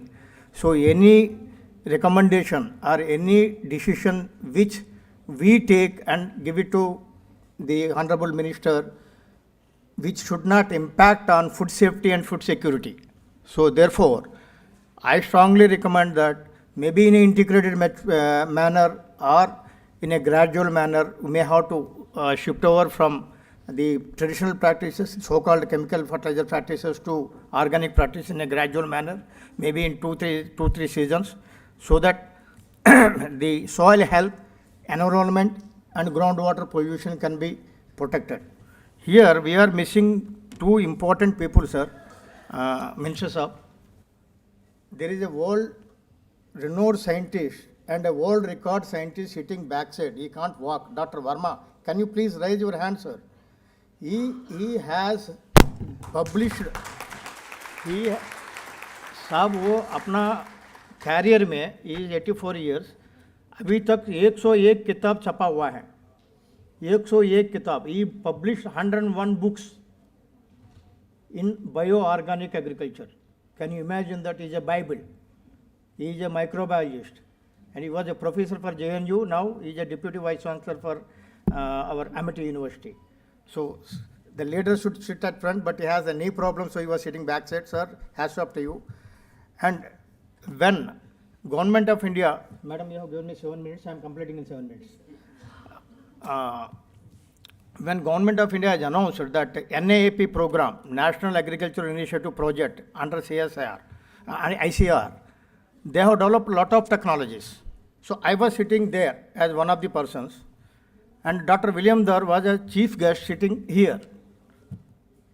He used to give me signal because we used to have some sort of a understanding, eye-to-eye understanding, that when some technologies, inventions, hats off to ICR scientists, to be honest with you, under NAP project, there are so many technologies have been developed. Unfortunately, few industries have only taken up. We have taken more than 22 technologies from ICR, and one such technology, Minister Saab, black carrot बनता है अपना राजस्थान में, वो कैटिल feed को feed में जाता है. सो ऐसे CSIR अपना ICR ने एक टेक्नोलॉजी डेवलपमेंट किया, वो ब्लैक कैरेट से नेचुरल कलरेंट्स बन सकता है और उसको उसके साथ एक फार्मास्यूटिकल प्रोडक्ट बना सकता है. ऐसा टेक्नोलॉजी ICR का साइंटिस्ट ने बनाया हुआ है, बट शेल्फ में है, तो इंडस्ट्री को पहुंचवाना है. तो विलियम दर यहाँ बैठ के मेरे को इशारा किया, ये टेक्नोलॉजी ले लो. When somebody have told nanotechnology, he has given me a hint, take this technology. So he is the man who has huge impact in Pratishtha, that we could able to bring out a world-renowned technologies, and now I can proudly say we are a global leader converting agricultural producers which are non-edible grade. I am repeating. We are members of Food Safety and Standard Authority of India, so we cannot work against food safety and security. So non-edible grade agricultural producers are being converted into carbohydrates, converted into glucose through fermentation, and producing biopharmaceutical products, food ingredients, organic agri inputs, organic nano fertilizers, organic livestock feed supplements. These are all India is importing. We have done such an invention having around 15 patents to our credit, and all credit goes to ICR because these technologies, basic concept is ICR. So therefore, I have a folded hand submission for all ICR scientists who have done a fantastic job to bring revolution for the agriculture, which has to go to a common man, which has to reach to the common man. this is where I must appreciate. Just we were having, after Dr. M.J. Khan visit to our factory, I can tell you, calculate and tell you, साहब हमारा पास खाली 58 दिन का था, उतना ही time था, 55 दिन 56 दिन उतना ही टाइम था, तो साहब ने टारगेट दिया कि फलना तारीख को अपना प्रोग्राम करना ही करना, ये लेडी को मेरे को छपाया, ना वो सोया ना हमको सोने दिया. The team from ATG, hats off, 24 hours. I saw midnight, 1 o'clock, 2 o'clock. Somebody from America has posted whether this ATG people sleeps or not. I said there is something called, more than the sleeping and food, there is something called passion. The ATG is working as a passion, so that they bring, they bought today. You have to understand one important thing, that this ATG group has bought Honorable Vice Chancellor, Honorable our Agriculture Minister for Philippines, and high-class dignitaries on one platform, along with world-class scientists sitting here, and also industries. A scientist cannot do anything without the industry. It is a deadly combination of scientists, academic institute, and ICR on one platform. Therefore, I can assure you on behalf of small group of the industrialists sitting here that we take the ICR technologies and invention to the common man, and will work as a bridge between ICR and the common man. This is our promise and commitment. हाथ जोड़ के साथ हम आपको विनती करते हैं कि हमारा जो इरादा है उसके लिए आपका आशीर्वाद चाहिए, बस उतना ही है, बाकी काम हम करता रहेंगे. आप टारगेट दे दीजिए, हम करता रहेंगे sir. I am sorry, I am using our local language because sometimes we have to use our local language to communicate very easily to understand each other. So I apologize, but the message I am talking between us, not to abuse anybody. Sorry. What he is saying is that we will set a target for us and we will accomplish. He is requesting Honorable Minister, sir.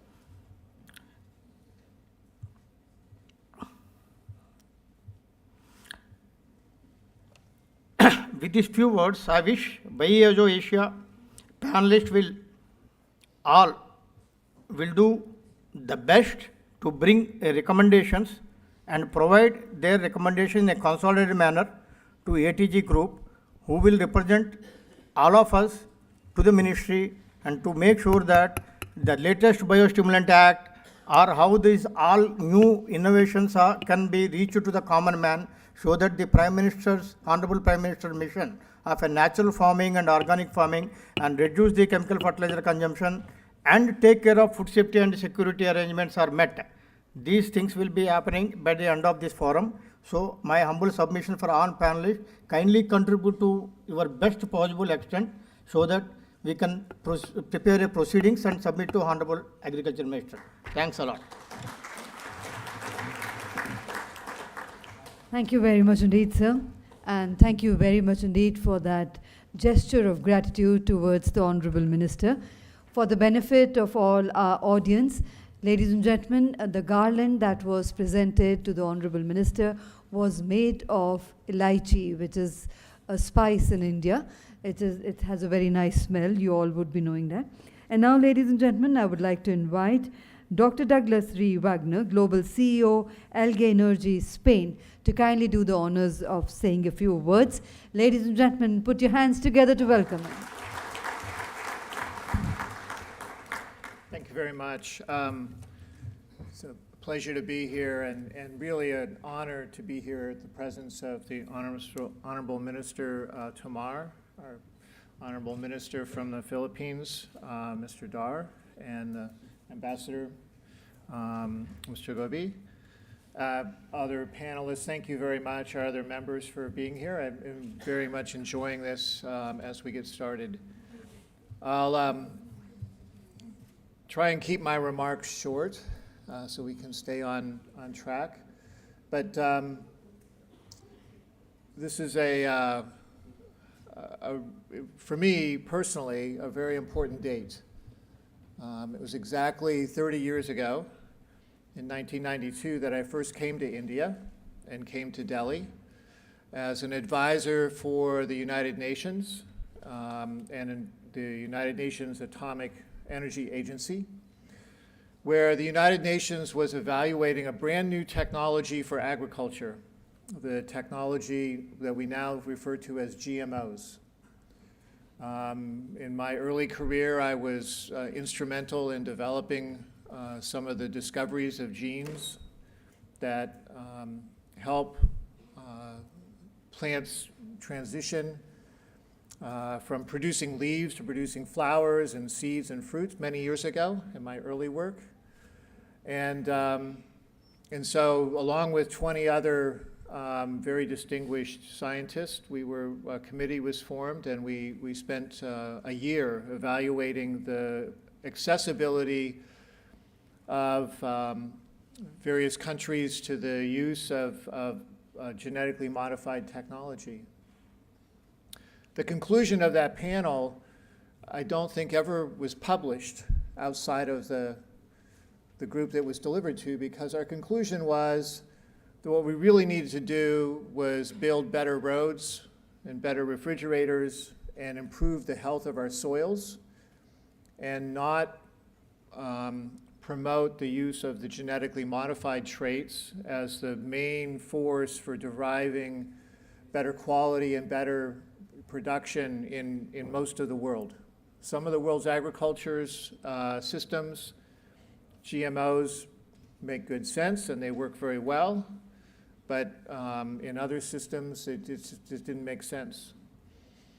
So it's somewhat astonishing. It's actually very amazing now that 30 years later, I'm here to participate in a conference that's focused on bioagriculture, of natural solutions to help solve those very problems that 30 years ago we thought a much more sophisticated type of technology was going to be required to use. And in fact, we've been proven that that hasn't been required. I'm here in part to also represent Alga Energy, a company that I'm very proud to be leading their agricultural efforts.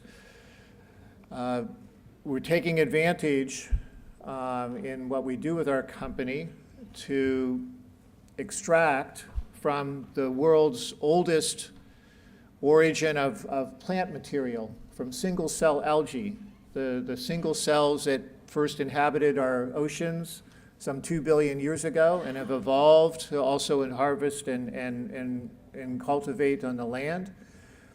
The many amazing properties that those organisms have that promote in a very natural way the growth and development of crops. And we've come full circle in that. Because one of the things that we've discovered, and I've discovered in the many years that I've been working in developing natural solutions to help promote a sustainable approach to agriculture, to help regenerate soils, not just make a sustainable system, but a regenerative system where we actually put more life back into the soils after we harvest our crops. One of the things that we've discovered is that we have very sophisticated farmers. And those farmers not only are sophisticated in terms of their economics, in getting the best return on investment they can get, how to help promote their soil, et cetera, but they want to know how and why these natural products work.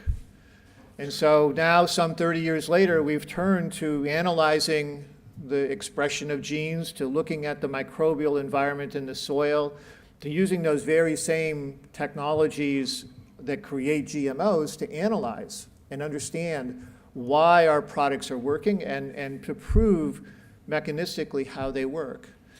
And so I think for this conference, one of the things that is going to be important for us to understand is that we're at the very beginning of this movement, that India has a huge role to play, and that Asia in general, a huge role to play in bringing this forward as a technology and as a practice that will help revolutionize the future of agriculture and take us in a direction that we really need to go to have that sustainable and regenerative future for crop production. It takes more than the technology. It takes more than the companies such as ours to bring it. It takes a partnership between the technology and the commercial activity of the companies and the government to help bring these solutions to fruition. We need to understand them at a level that can make them available to growers, that have clear regulatory guidelines, that have clear beneficial guidelines. And so I look forward to hearing more throughout the conference in terms of that partnership between the government, between commercial organizations, and the research and development of our academic institutions on how we can help drive that forward for India, for Asia, and for the world. So thank you very much, and welcome to everyone in the Congress. Look forward to it. Thank you. Thank you very much indeed, sir.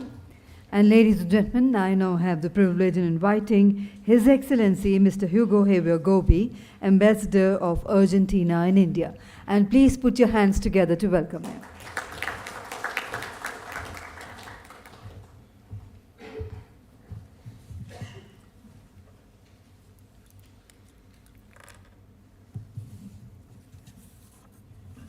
Well, I feel humbled being here, talking with specialists and with authorities on the issues of agriculture. It is a great honor for me to participate together with Mr. Narendra Singh Tomar, Minister of Agriculture and Farmers Welfare of India, and Dr. William Dar, Minister of Agriculture of Philippines, Dr. Mopatra, Director General of ICAR, and all of the specialists who are here with me today. Prominent guests, ladies and gentlemen, it is a pleasure to address the BioAgriculture Asia Show 2022 on issues of great significance. And what I am humbly able to provide is a diplomatic perspective to the issue. It is an honor to be able to share some thoughts and ideas. I would like to thank the organizers and congratulate Agriculture Today Group for such a warm welcome and excellent organization. The pandemic has magnified many of the inequities and asymmetries that require international attention. Our challenge is to build a fairer, more equitable, and inclusive post-pandemic world. The strong tensions in terms of input and food prices that we are experiencing, as well as its consequent impact on regional and global food security, pushes us to redouble our efforts to search for urgent solutions that are friendly to the environment and good for farmers' income. As you all know, Argentina is a major, efficient, and reliable food producer. India and Argentina are both large food producers and exporters. Our wealth is our diversity. So once again, our central responsibility is to continue to provide our people and the entire world with healthy, nutritious, and sustainably produced food at affordable prices. It is imperative to produce more and better food in a sustainable way, as well as reduce their loss and waste. For this, science, technology, and bioeconomy as a new paradigm offer us a great opportunity. The high-yielding varieties and chemical input-intensive agriculture undoubtedly raise the food production of the world, making it possible to feed our people, reduce food waste, and decrease cost production. However, we must explore new options that take into account the ecosystem. The world is demanding new ways of producing food. We cannot switch from one model to the other in a day, but we need to work on this scope continuously to improve our system. Supported by science, we are developing several biological options for meeting the nutrition requirements, plant stimulation, and combating pests and diseases. We need to study and to discuss the research and technology interventions happening globally and their applications through global partnerships and collaborations. Our two countries, have a very rich and continuous dialogue in agriculture. In both our countries, agriculture plays a very important role in the economy and society. Bilateral collaboration has been one of our priorities in our agenda between Ministries of Agriculture of Argentina and India, and we are looking forward to work for deeper engagement. I take this occasion to congratulate the Ministry of Environment, Forest and Climate Change and Ministry of Agriculture and Farmers Welfare of India for their progress in gene editing regulation. Argentina seeks to establish a science-based regulatory approach that contributes to the promotion of these genetic improvement technologies in order to achieve the Sustainable Development Goals. To conclude, the people of the world ask us to solve pressing issues of climate change and food insecurity. It is a time for cooperation between governments in coordination with the private sector. It is a time for multilateralism that prioritizes food diversity and inclusive development. Farmers, women, youth are looking for solutions. The world needs more collaboration. India and Argentina can show the way, enhancing our bilateral cooperation. Thank you very much for your attention.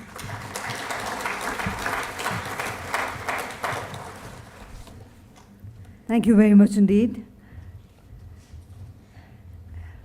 And now, ladies and gentlemen, I would request the Honorable Chief Guest to do the honors of launching the Asia BioAgriculture Forum. And for the launch, I would also like to invite all the members. Dr. KVSS Sairam is here on the stage with us, Dr. M.S. Reddy, Dr. Neelam Patel, Dr. Prem Warrior, Dr. Debabrata Sarkar, Mr. S. Narayanan, Mr. Vipin Saini, Dr. Ashok Yadav, Mr. Uzefa Korakiwala, Dr. Ganesh Sharma, Dr. Santosh Sahane, and Dr. PVSM Gauri. All those members who are present here are kindly requested to join us on the stage for the launch of the BioAgriculture Forum.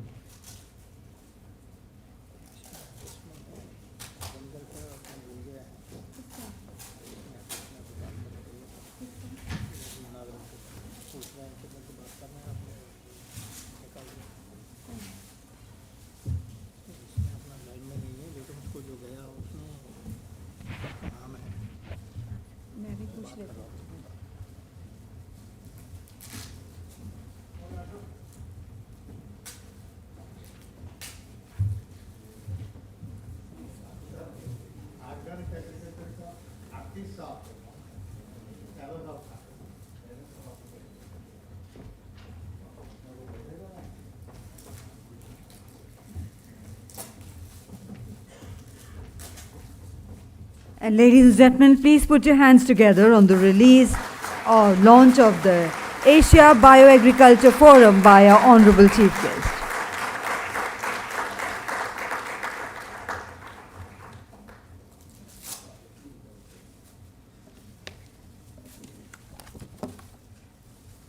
Ladies and gentlemen, the objectives of this forum are to provide a common platform for the stakeholders in bioagriculture to share their success stories, latest products, advanced technologies, and bioagriculture models, to discuss policy, trade, technology, and business in biocontrol, biofertilizer, and biostimulant industry in India and the Asian countries, to discuss research and technology interventions happening globally, trends, development, dynamics, and their applications in Asian countries through partnerships and collaborations, to discuss the opportunities and scope and problems to develop agendas for discussion with policymakers and jointly creating solutions and a roadmap for the adoption of bioagriculture. And now, ladies and gentlemen, I would request for the release of ICAR Improved Organic Nanotechnology Report.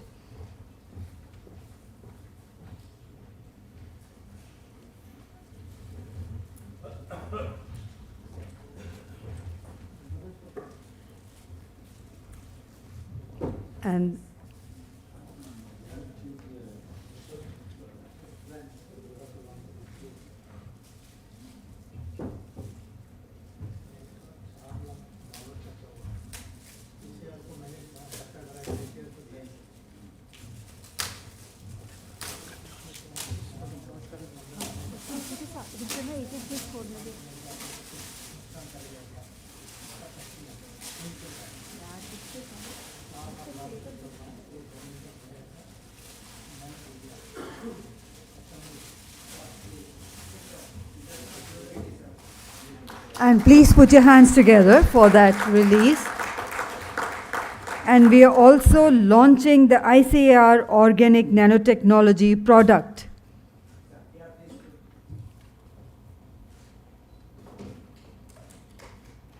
This report is material safety data sheet for organic nano fertilizer. That it will not give any negative impacts for liver, kidney, or lungs after using nano organic fertilizer. And now we are launching the product for the same, the ICAR Organic Nanotechnology product.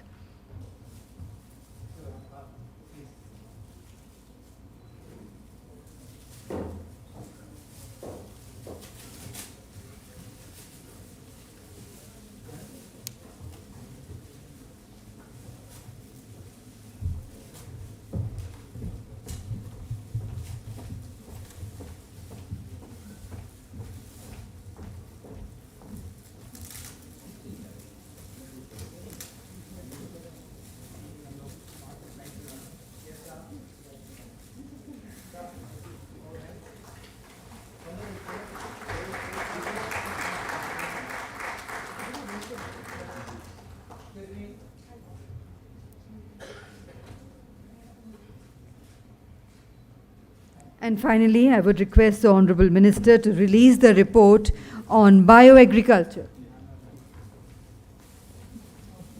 May I request the Honorable Minister to release the report on bioagriculture.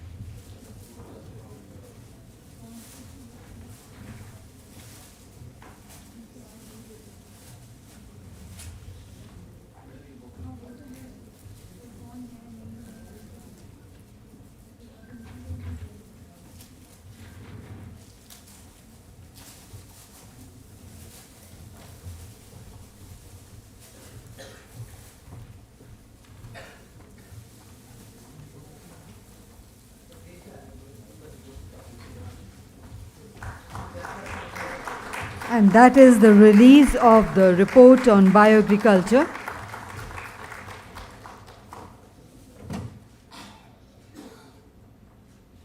Thank you very much indeed, sir, for doing the honors.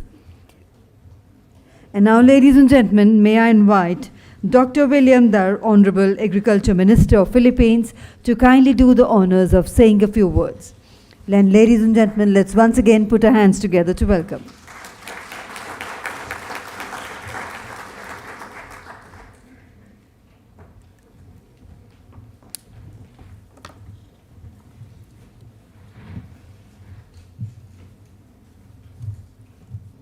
Minister for Agriculture and Farmers Welfare, Honorable Minister Sri Narendra Singh Tomar, Ambassador Hugo Javier Gubi of Argentina,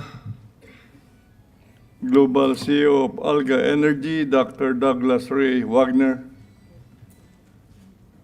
Chairman of Protista Industries Limited, Dr. KBSS Sairam, and President of Agriculture Today Group, Dr. MJ Khan, Ms. Mamta Jain, the CEO of Agri Today Group, distinguished delegates, colleagues, friends, ladies and gentlemen, good evening. I am grateful for this opportunity to return to this ancient city in the heart of this fabled nation, home to one of the world's greatest civilizations. It is some sort of a homecoming for me, having lived in India for 15 years as the Director General of the International Crops Research Institute for Semi-Arid Tropics. The Republic of the Philippines and the Republic of India are old friends. We began formal diplomatic relations in the aftermath of World War II, when both countries were fresh from achieving independence from colonizers. But the cultural and commercial ties that bind our nations together are at least 1,000 years older than Christianity. Today, we are entering a new era. Along with other countries, we find ourselves in a world full of uncertainties. The world, the planet is in crisis. Even the most robust economies are troubled by skyrocketing inflation and oil prices due to the global pandemic, lockdowns, and the Ukraine-Russia crisis. Hence, the world has been racked by questions about the future of international relations and foreign policy. Today, I ask you, have this crisis blurred the trade openness of the countries and forced us all to look inward for progress? I certainly hope not. Asian solidarity still burns bright. As of last February this year, the Philippines and India, through the bilateral meeting with India's Honorable Minister for External Affairs, Dr. Subramanian Jaisankar, and our Philippine Foreign Affairs Secretary, Honorable Teodoro Locsin Jr., agreed to cooperate in matters of national security and development. This also includes cooperation in the domains of health, trade and investments, science and technology, defense, and security and tourism. And as the servant leader of the Philippine Agriculture Department, I'd like agricultural development to be a major part of our bilateral discussions. In particular, our cooperation in science and technology should also redound to modernizing and industrializing our agriculture sector. According to analysts, India is poised to become the world's third largest economy by 2030. And with the Philippines still at the cusp of development and industrialization, we look at India's economic achievements with much admiration.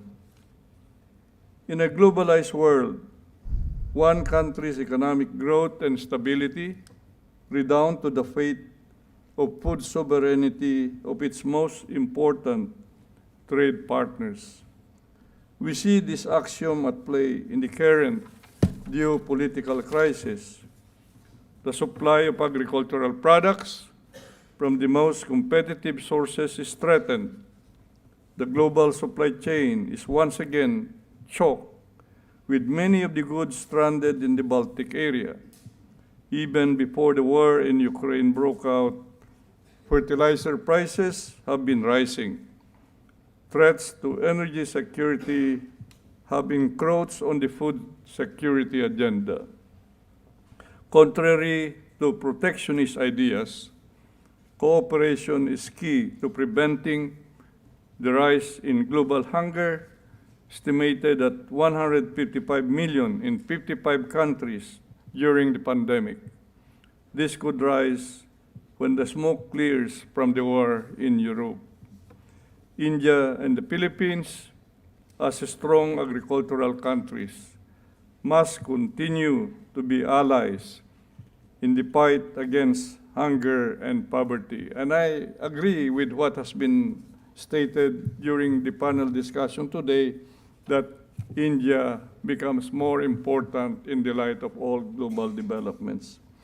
Thus, this event highlights how much the good side of science and trade must be put to the service of agriculture.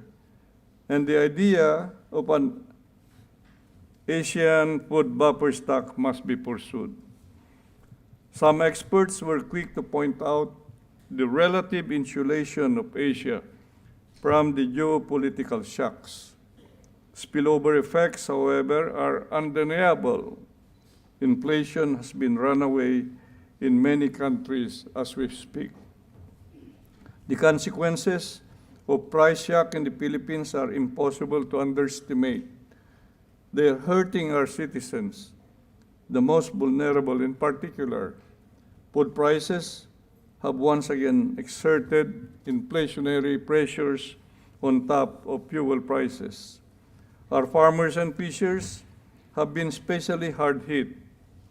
Diesel fuel dominates our entire farm supply chain, from planting the product to tending and harvesting the crop, and even transporting the harvest to markets.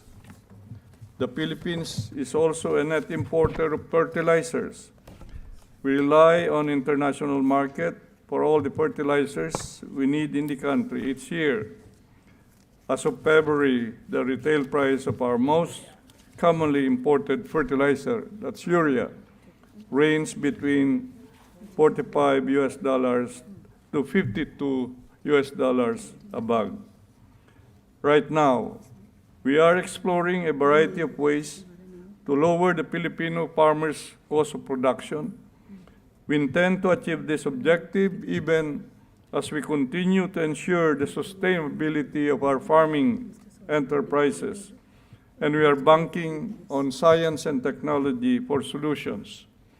Fortunately, during this most trying of times, when war and the global pandemic threaten virtually every corner of the planet, humanity is also in the midst of the most explosive scientific revolution the world has ever seen. The exponential growth of computer processing power has led to an unprecedented era of invention and innovation. And so it is in the spirit of science that we reveal our strategies to cope with the current exigencies of global food security. Our balanced fertilization strategy, for example, involves the application of both inorganic and organic fertilizers, depending on the nutrients the soil in a particular farm needs. Our research shows that farmers can achieve 7 to 15% increase in yield using this practice. This is on top of significantly reducing the volume of inorganic fertilizer requirements. We have likewise begun to scale up the advantages of natural biological farming and training farmers to use conventional and organic farming methods, including adoption of biofertilizers or biostimulants to sustain soil nutrients and manage plant nutrition. In addition, we have doubled our efforts in promoting organic farming through our National Organic Agriculture Program. Data from an international survey in 2016 shows that the Philippines has one of the highest growing numbers of organic vegetable producers in the world, with more than 165,000 organic farms. That number is still increasing. With each day, Filipino scientists move closer to discovering procedures that will increase our livestock and crop yields, improve productivity, reduce losses to diseases and pests, develop more efficient equipment, and increase the overall sustainability of our farms and the quality of food they produce. Biotechnology has especially been instrumental in this, and the Philippines' biotech research has crossed over to normalization with recent significant accomplishments in infrastructure and product development, such as the commercialization of the golden rice. We are eager for more dialogues on how best biotech can best be employed in these challenging times. In closing, the people of the Philippines therefore hope that from the suggestions and ideas and proposals we make here today in this BioAg Conference 2022, we could find common cause in our respective food security and agricultural technology benchmarks. And when we finalize a pre-trade agreement between our countries, talks for which have started back in 2020, we hope the outcomes of this forum will induct a solid trade partnership for agricultural technology and innovation. On behalf of our beloved President, Rodrigo Roa Duterte, and the millions of Filipino farmers and fisherfolk, thank you for this privilege and opportunity. As we say in Filipino, mabuhay ang India, mabuhay ang Pilipinas, long live India, and long live the Philippines. Maraming salamat mo sa inyong lahat. Danyawadalo.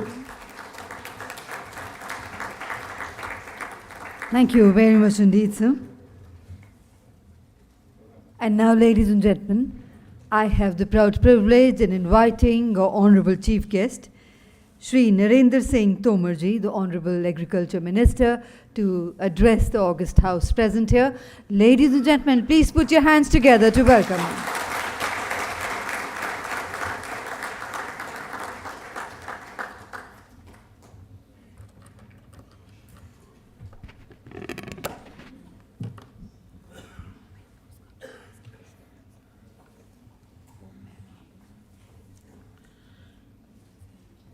Agriculture today group द्वारा आयोजित बायोकृषि Asia 2022 के इस समागम में हम सब के मध्य उपस्थित फिलीपींस के कृषि मंत्री आदरणीय विलियम धर जी, आदरणीय होबियर गोबी जी, आदरणीय जैगनर जी, साईं राम जी, एमजे खान साहब, ममता जी और सभागार में उपस्थित सभी सम्मानित महानुभाव और बहनों, कृषि के क्षेत्र में agriculture today group MJ Khan साहब की अगुवाई में समय समय पर अपने विभिन्न प्रकार के दायित्वों को पूरा करते हुए देश के विदेश के अनेक विशेषज्ञों के लिए एक मंच साझा करने का हमारे यहाँ बहुत बड़ा उपक्रम है। इसी योजना के अंतर्गत आज का ये कार्यक्रम और आज एक साझा फोरम का शुभारंभ, यह मैं समझता हूँ बायोकृषि के लिए और पूरे एशिया क्षेत्र के लिए बहुत ही उपयोगी कदम है। इसके लिए मैं एमजे खान साहब और उपस्थित सभी महानुभावों को अपनी ओर से बहुत बहुत बधाई देता हूँ, बहुत बहुत शुभकामनाएं देता हूँ। भारतवर्ष कृषि की दृष्टि से बहुत गंभीर है। कृषि की प्रधानता है, कृषि पर बड़ी आबादी की निर्भरता है और कृषि एक ऐसा कार्यकलाप है जो प्रतिकूल परिस्थितियों में भी भारत को वैसे ही खड़ा रखने में सक्षम है जैसे किसी भी मनुष्य को उसकी रीढ़ की हड्डी उसे खड़ा रहने में मदद करती है। अभी कोविड का कालखंड था, सारी दुनिया थम सी गई थी, हम भी उससे प्रभावित थे, लेकिन मुझे कहते हुए गौरव है कि भारत सरकार की कृषि हितैषी नीतियां, किसान का परिश्रम, उसने पैदावार भी बम्पर की।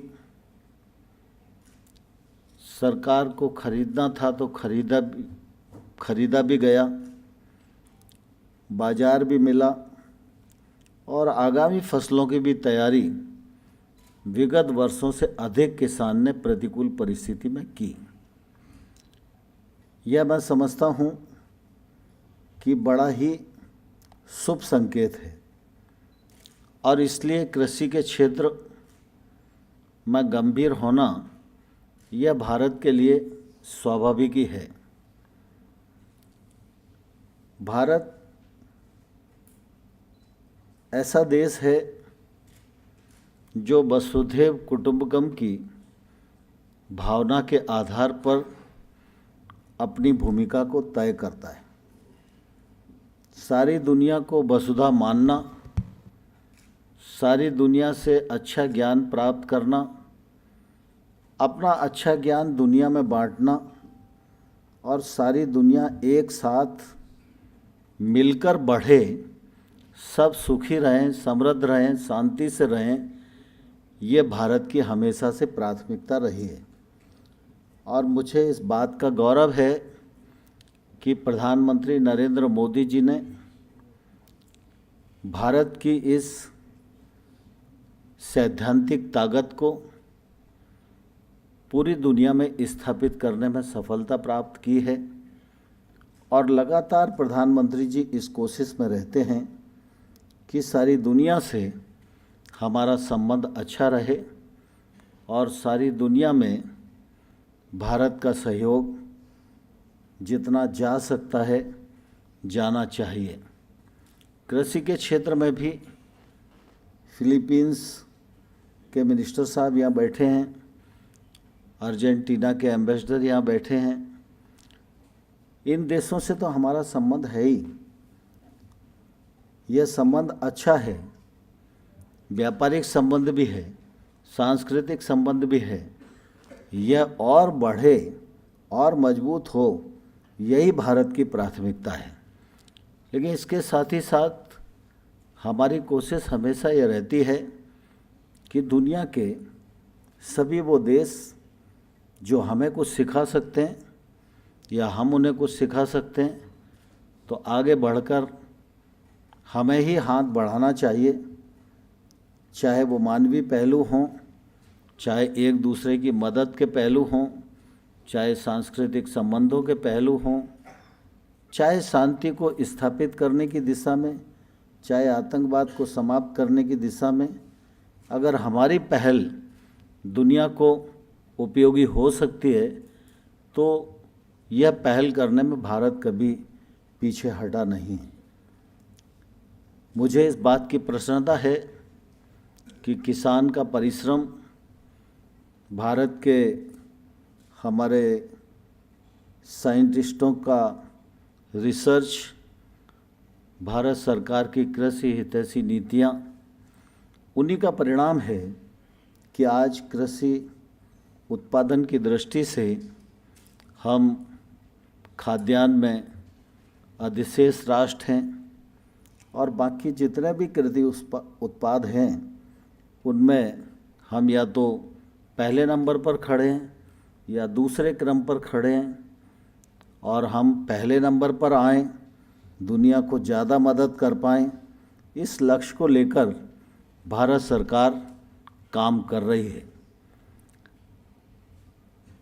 कृषि के क्षेत्र में रोजगार की उपलब्धता बढ़े, नई पीढ़ी कृषि के क्षेत्र में आकर्षित हो, किसान महंगी फसलों की ओर जाए, किसान टेक्नोलॉजी का उपयोग करे, किसान के नज़दीक इंफ्रास्ट्रक्चर की उपलब्धता हो, किसान को प्राकृतिक प्रकोप से सुरक्षा का कवच हो, अल्पकालिक ऋण जैसी सुविधाएं केसीसी के माध्यम से उसके पास पहुँचें, उपकरणों की उपलब्धता हो, ई मार्केटिंग हो और जितने भी प्रकार के बिचौलिए कहीं कहीं पाए जाते हैं वो बिचौलियों को समाप्त करते हुए किसान का हक और किसान को उसके उत्पाद के वाजिब दाम मिले।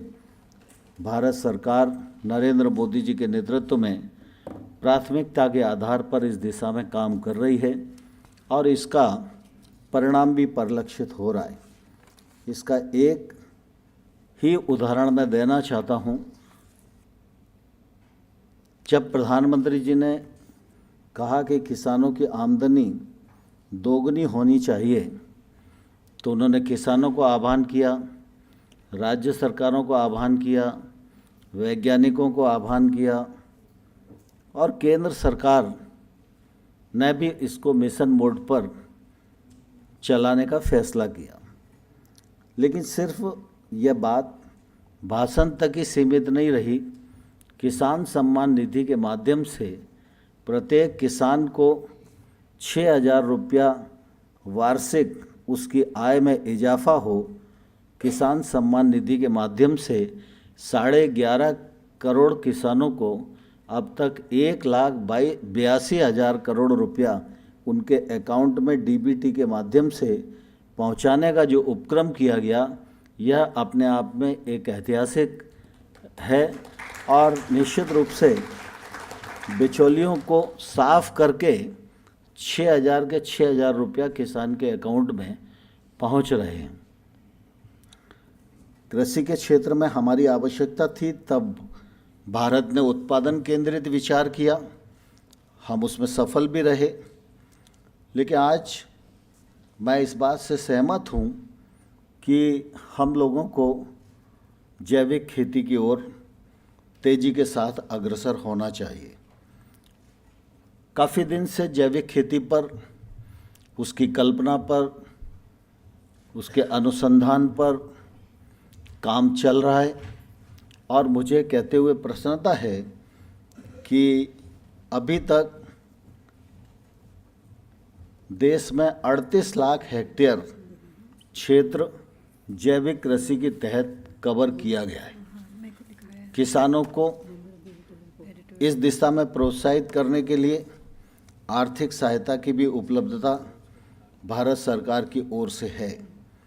हमारे यहाँ सिक्किम राज्य पूरा का पूरा ऑर्गेनिक स्टेट घोषित हो गया है और अनेक राज्य इस दिशा में पूरी रुचि के साथ आगे बढ़ रहे हैं। भारत में बहुत सारा इलाका ऐसा है जिस इलाके में कभी केमिकल फर्टिलाइज़र का या पेस्टिसाइड का उपयोग ही नहीं हुआ। पर्वतीय क्षेत्र है, ट्राइबल क्षेत्र है, दुर्गम क्षेत्र हैं, जहाँ कभी भी केमिकल फर्टिलाइज़र को माध्यम खेती के लिए नहीं बनाया गया। ऐसे तमाम सारे क्षेत्र को हम लोगों ने पॉलिसी बनाई कि ऐसे क्षेत्र में लार्ज एरिया सर्टिफिकेशन हम लोग जारी कर दें। अगर स्टेट ये प्रमाणित करके देती है कि अमुक अमुक क्षेत्र है जहाँ पर कभी भी केमिकल फर्टिलाइज़र का यूज़ नहीं हुआ, तो ऐसा क्षेत्र अगर ऑर्गेनिक क्षेत्र घोषित हो जाएगा तो 3 वर्ष तक एक व्यक्ति को जैविक उत्पाद के लिए सर्टिफिकेशन का जो समय लगता है वो समय उसका बच सकेगा और बहुत बड़ा एरिया हम ऑर्गेनिक एरिया के रूप में विकसित कर पाएंगे।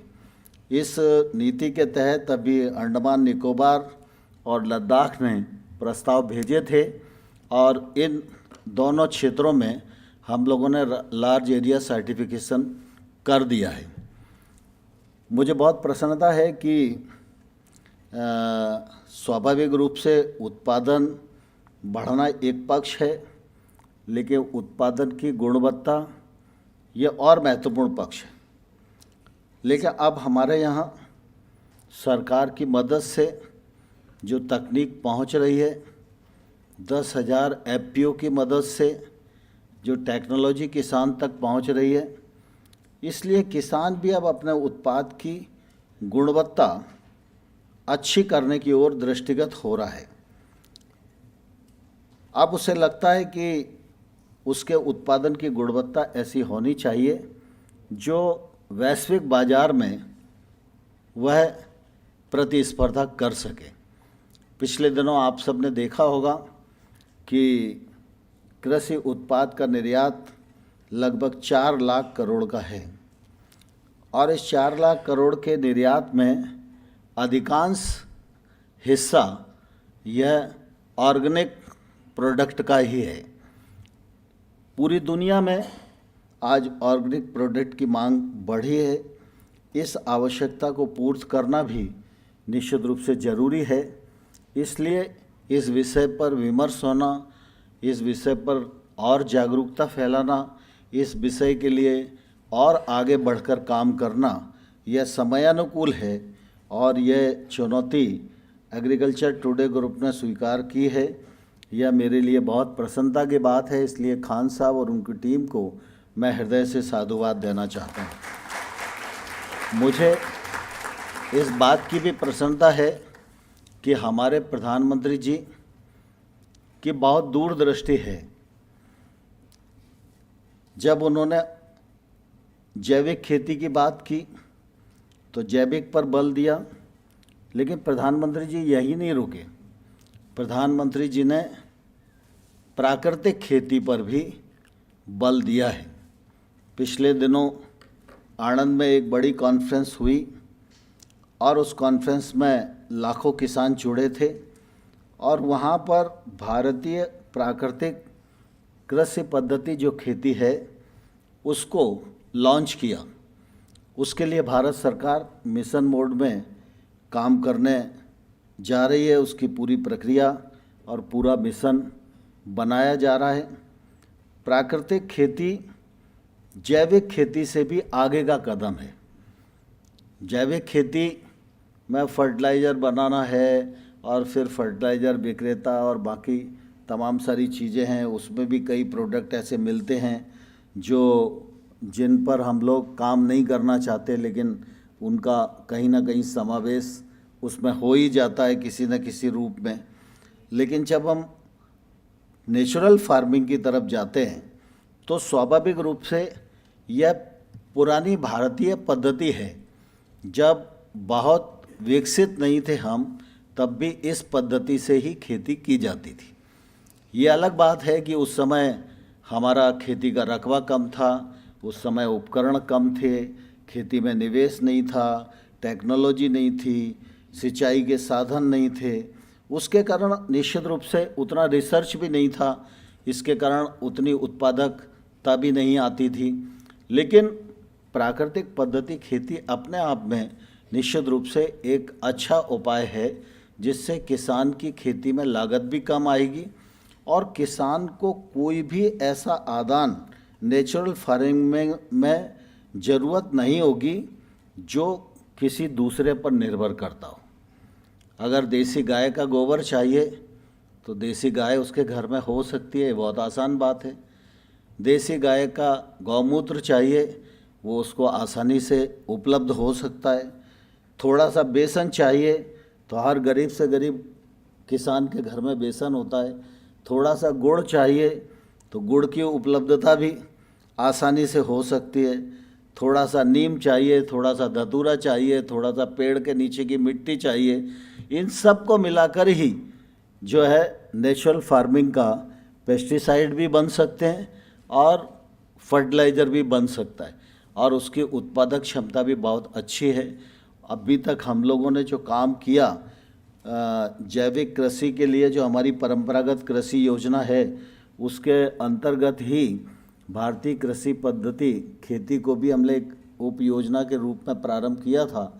और अभी गंगा जी के किनारे और बाकी अन्य राज्यों में आंध्रा है, हिमाचल है, गुजरात अब बहुत तेज़ी के साथ ग्रो कर रहा है, मध्य प्रदेश भी उस दिशा में बहुत तेज़ी के साथ आगे बढ़ रहा है। लगभग 4 लाख हेक्टेयर में अभी नेचुरल फार्मिंग हिंदुस्तान में की जा रही है। उसके अच्छे परिणाम निश्चित रूप से सामने आ रहे हैं। इस विषय को भी आगे बढ़ाने की समयानुकूल ज़रूरत है, क्योंकि हम लोगों को कोशिश ये करनी चाहिए कि हम तेज़ी के साथ आगे बढ़ें, लेकिन हमारी निर्भरता आत्मनिर्भरता में बदले। इस दृष्टि से निश्चित रूप से भारत सरकार बहुत तेज़ी के साथ काम कर रही है। हम लोगों ने दलहन की दृष्टि से भी काफ़ी काम किया है। आज हम दलहन की आत्मनिर्भरता पे करीब करीब नज़दीक पहुंच रहे हैं। खाद्य तेलों के लिए निश्चित रूप से हम अभी इंपोर्ट पर निर्भर करते हैं, लेकिन ऑयल पाम मिशन अभी भारत सरकार ने शुरू किया है। बहुत अच्छी योजना बनाई है। किसानों के लिए भी आश्वस्ति है, इंडस्ट्री के लिए भी आश्वस्ति है। विशेष रूप से नॉर्थ ईस्ट को हम लोगों ने फोकस किया है, जिससे कि पाम ऑयल की खेती को हम बढ़ा सकें और अपने यहाँ खाद्य तेलों की उपलब्धता सुनिश्चित कर सकें। क्रॉप डाइवर्सिफिकेशन की दृष्टि से भी भारत सरकार का बहुत बल है। सीडीपी योजना के अंतर्गत विभिन्न क्षेत्रों में हम काम कर रहे हैं। और आज आप देख रहे होंगे कि अगर कृषि उत्पादों का निर्यात हो रहा है तो उसमें खाद्यान्न तो एक पक्ष है, जहाँ जहाँ ज़रूरत होती है वहाँ अनाज निर्यात किया ही जाता है, लेकिन विशेष रूप से हॉर्टिकल्चर से जुड़े जो कृषि उत्पाद हैं उनका निश्चित रूप से बहुत बड़ी मात्रा में निर्यात हो रहा है। फूड प्रोसेसिंग की दृष्टि से भी फूड प्रोसेसिंग मिनिस्ट्री भारतवर्ष में है और उनकी किसान संपदा योजना के अंतर्गत अनेक घटक हैं। फूड प्रोसेसिंग को भी इससे बढ़ाया जा रहा है। उसमें भी किसानों को, अन्य उद्यमियों को सुविधाएं देने का प्रयत्न किया जा रहा है। फूड प्रोसेसिंग के काम में पीएलआई को भी अभी स्कीम के रूप में जोड़ने का फैसला हुआ। उसके भी एक सदपरिणाम निश्चित रूप से आ रहे हैं। और कृषि के क्षेत्र में जो इंफ्रास्ट्रक्चर का निवेश है उसके लिए 1 लाख करोड़ रुपए का इंफ्रास्ट्रक्चर फंड ये प्रावधान किया गया है। इसके अंतर्गत लगभग 8,000 करोड़ रुपए के प्रोजेक्ट बैंक ने स्वीकृत कर दिए हैं और हमारी कोशिश है कि इसमें हम तेज़ी के साथ और आगे बढ़ें। साथ ही इसी आत्मनिर्भर पैकेज के अंतर्गत 15,000 करोड़ रुपया एनिमल हस्बेंड्री के लिए, 20,000 करोड़ रुपया फिशरीज़ के लिए, 10,000 करोड़ रुपया फूड प्रोसेसिंग के लिए, 4,000 करोड़ रुपया औषधि खेती के लिए, 500 करोड़ रुपया मधुमक्खी पालन के लिए, क्योंकि हमारे देश में छोटे किसानों की संख्या ज़्यादा है। इन सारे किसानों को जोड़कर हम कृषि के क्षेत्र को भी आगे बढ़ा सकें, किसान मुनाफे की खेती कर सके, हम अपनी आवश्यकता भी पूर्त कर सकें और दुनिया को जहाँ जहाँ आवश्यकता है उसमें भी भारत आगे बढ़कर निर्यात करके अपनी भूमिका का निर्वाह कर सके। इस दिशा में भारत सरकार के सद प्रयत्न नरेंद्र मोदी जी के नेतृत्व में चल रहे हैं। आज बायोकृषि एशिया का यह कार्यक्रम है। आप सब ने अनेक प्रकार के विचार विमर्श किए होंगे, बहुत सारे सुझाव आए होंगे। खान साहब जो आवश्यक समझेंगे वो अगर कृषि मंत्रालय को उपलब्ध कराएंगे तो निश्चित रूप से हम उन पर भी विचार करेंगे। मैं इस अच्छे प्रयत्न के लिए, अच्छे कार्यक्रम को संपन्न करने के लिए खान साहब और उनकी टीम को हृदय से बहुत बहुत धन्यवाद देता हूं। और साथ ही जो दूसरे देशों से हमारे मेहमान विलियम साहब आए हैं और अर्जेंटीना के राजदूत यहाँ बैठे हुए हैं, उन सब का हृदय से बहुत बहुत स्वागत करता हूँ। आप सब का भी बहुत बहुत स्वागत। धन्यवाद। जय भारत। माननीय मंत्री जी का हार्दिक धन्यवाद।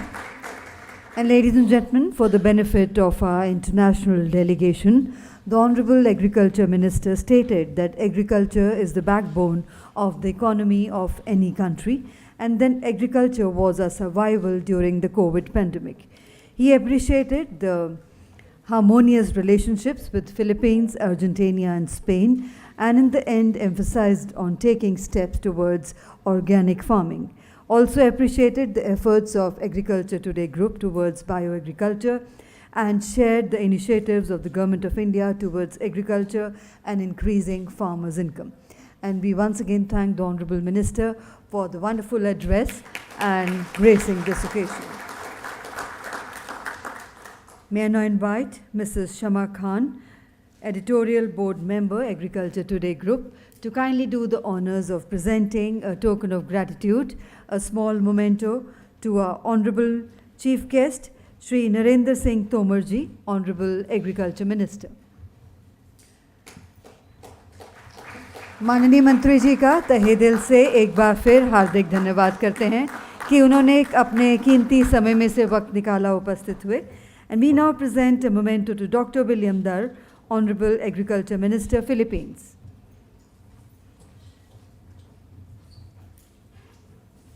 Thank you very much indeed, sir, for sparing your valuable time and being here with us today.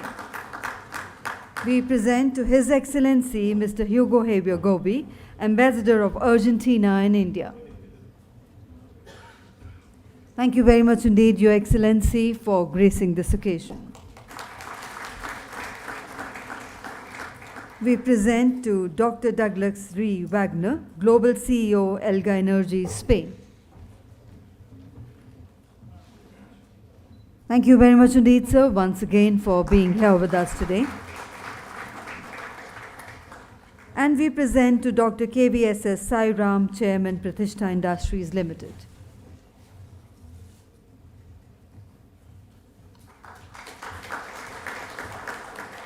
With that, we thank Mrs. Khan for doing the honors. Thank you very much indeed, ma'am. And may I now invite Ms. Mamta Jain, CEO and Editor, Agriculture Today Group, to kindly propose the vote of thanks.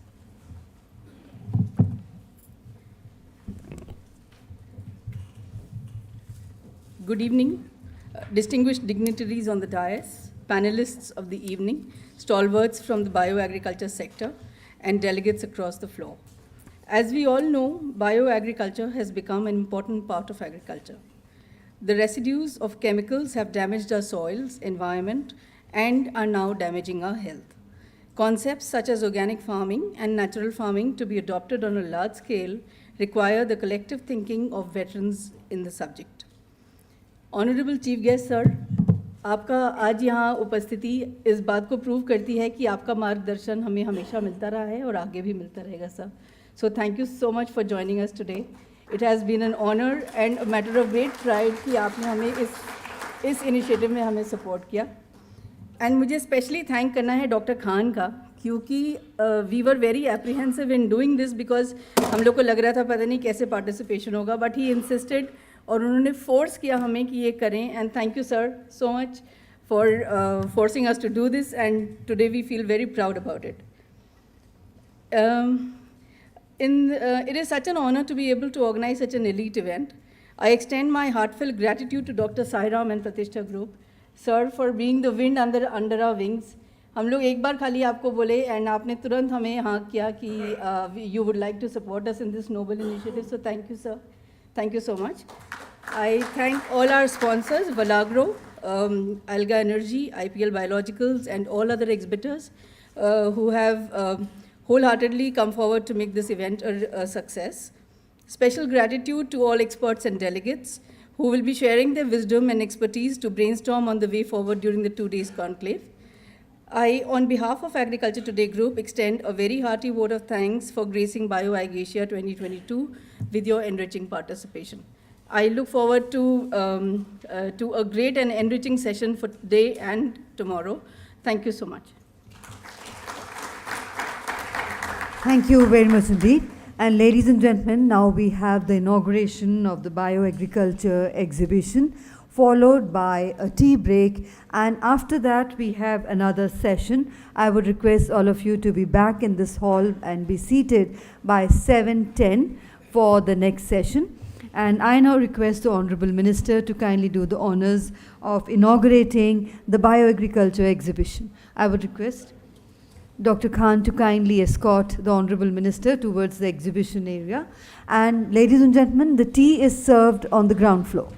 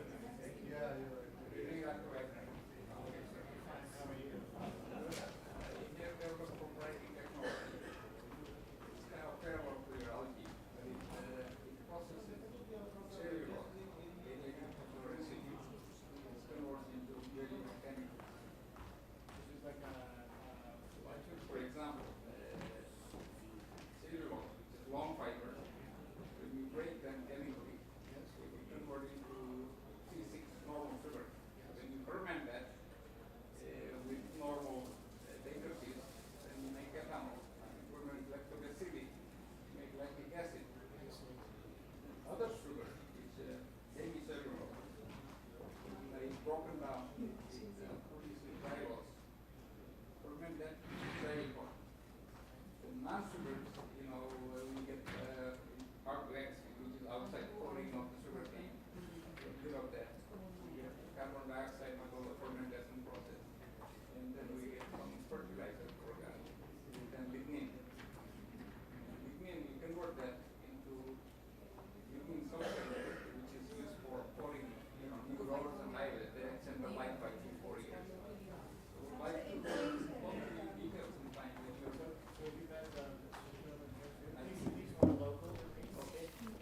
अच्छा सुनो, ये दो लोग नहीं हैं.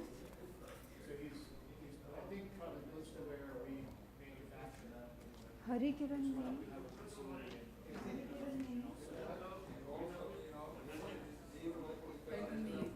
और एक पुलकित खरे नहीं है. पुलकित खरे भी नहीं है. हाँ, और इनकी जगह सौरभ पांडे आ रहे हैं और ये ऑनलाइन ही है, तो उनका तो लगाना नहीं है. ऑनलाइन कौन आ रहे हैं? उनका तो लगाना नहीं ना, तो तुमने क्या कर. एक सौरभ पांडे हैं, उनका नेम प्लेट अगर बन सकता है तो मैं देखती हूँ अगर होगा तो VIP लगा दूँगा. हाँ, लेकिन ये हरी किरण और नहीं है ना, और पुलकित खरे दो का निकाल. ठीक है.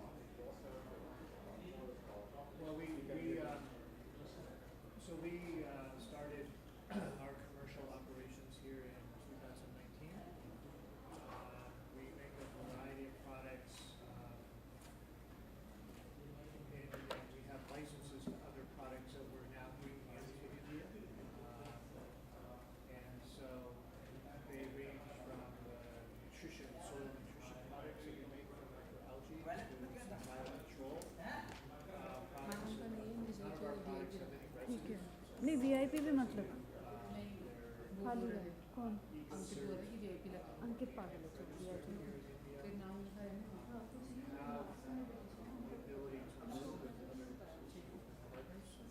मैंने उनको बोली VIP तो बहुत अजीब लगा. We have a subsidiary, 100% subsidiary here in Delhi.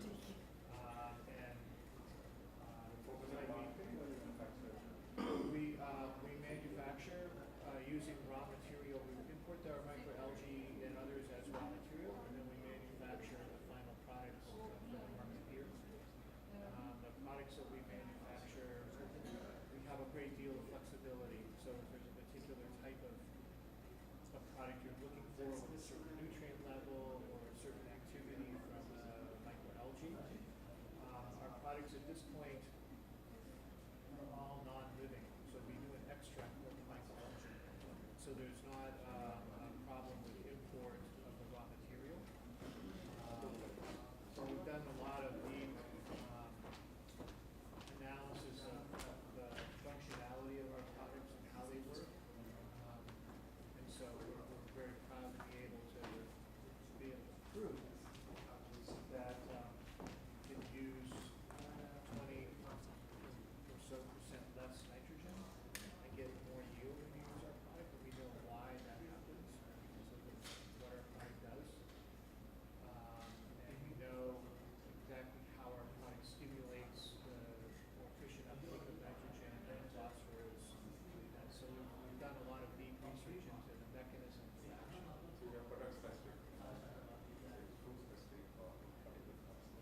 Yeah, they're not crop specific. They can be tailored for. So we have products for broadacre paddy for wheat. We have products that are for citrus and for vegetables and greenhouse.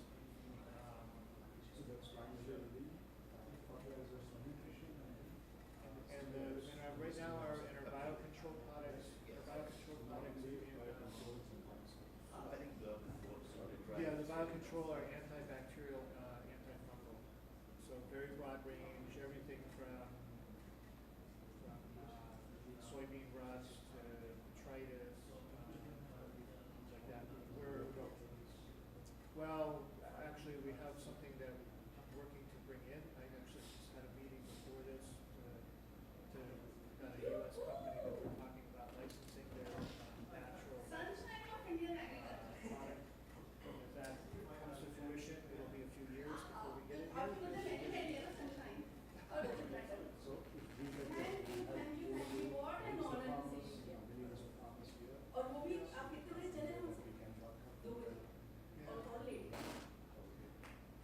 That can be very interesting. So I don't know, did you exchange a card or something? I was in Look who's talking, look. So I came through. Horticulture India को आपने बांध के रखा है. Exactly.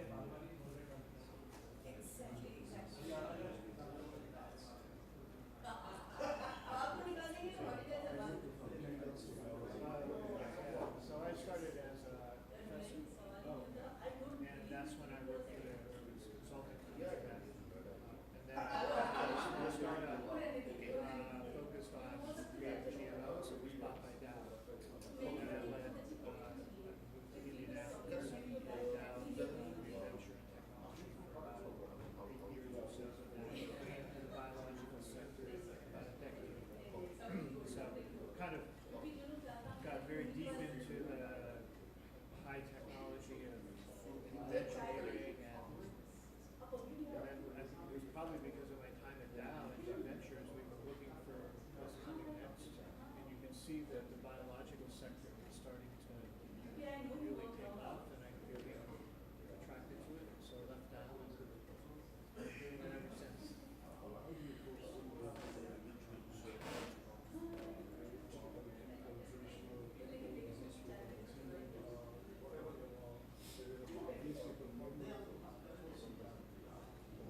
Oh, they're very interested, and what we tell them is no, we're not interested because we haven't created enough value yet. What they will do is when I get hired out, because we had our own, we were spending about $2 billion a year in registration of our products. So if there was something that was interesting but just outside of what we were doing internally, you just let them develop it enough, and then you go buy it. And that's why I ended up at Dow. I developed something interesting enough that they bought, but I feel like they got a bargain. If I could have just held off a few more years, that the value would have been much greater, but we needed the money, and they came and bought it. So they will eventually move more and more into this sector. That there are many of them already are, as you know. That I think it'll become. You take a company like Dow or when I was there, we couldn't get a serious look at biologicals 15 years ago. And now they've got a whole new program and department, and they're out there. They know exactly if they want to look at your biological, what you have to do to get in. They just made an announcement with a company in the U.S. about a partnership with biologicals. And yet 15 years ago, they wouldn't even talk to that because it was all chemistry and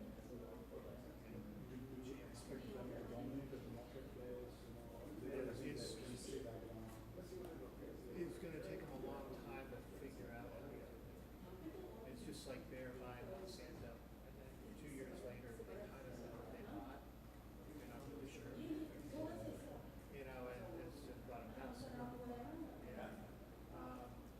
So they'll eventually get there, but it's going to take a complete change of the mindset. That takes time. Yeah, very nice to meet you. Thank you for your card. I will make sure. And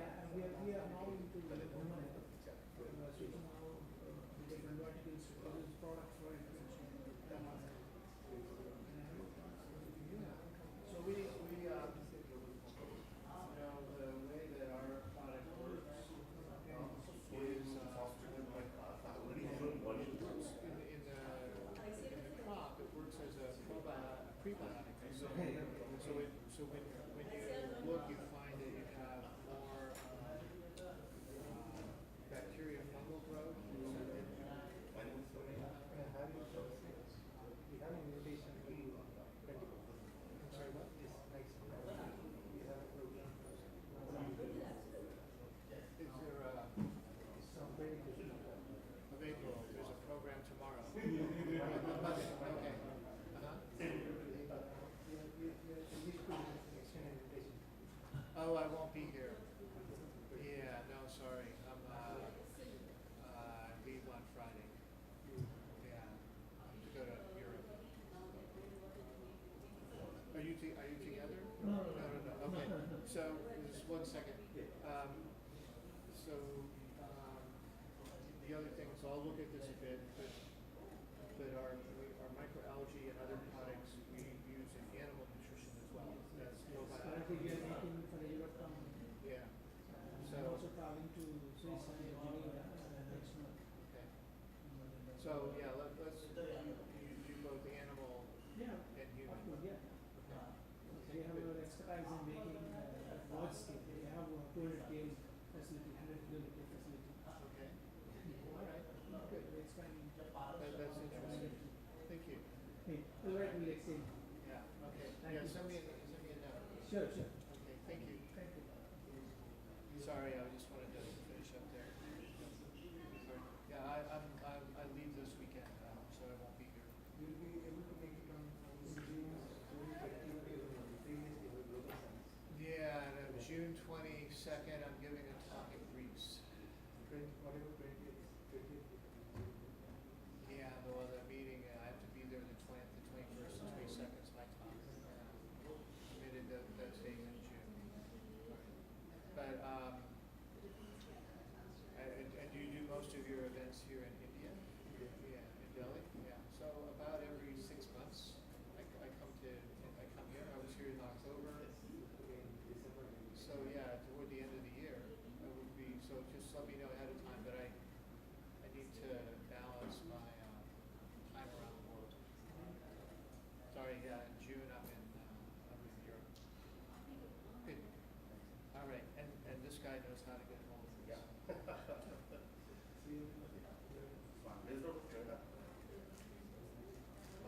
Just work exhaustively.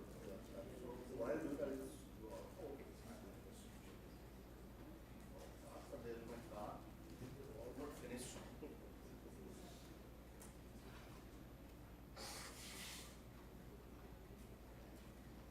This is regarding your having some conference or global summit on?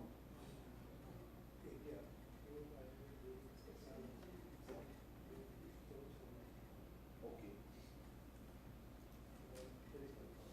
Where did everybody go? You're not having a cup of tea? They've all gone for tea. Oh, I couldn't. I didn't even get away from here yet. Oh. So which is, they went this way for tea? For tea, it's downstairs at home.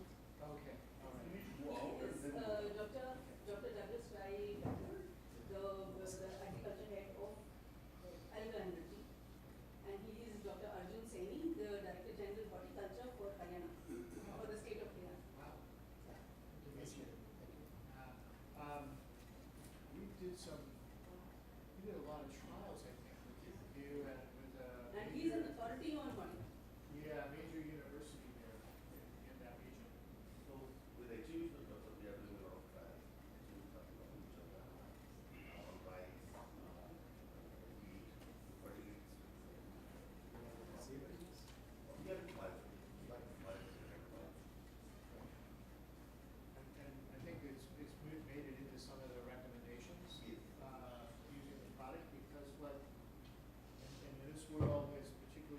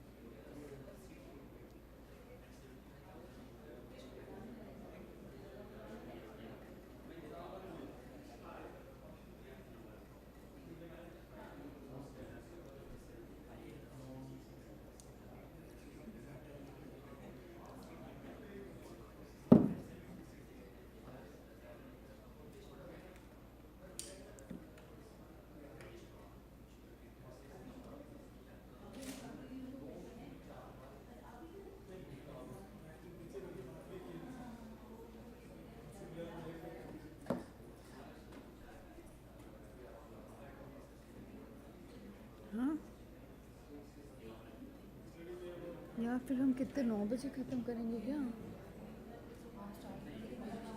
कैसे start करूँ? कोई तो speaker भी तो नहीं होने चाहिए।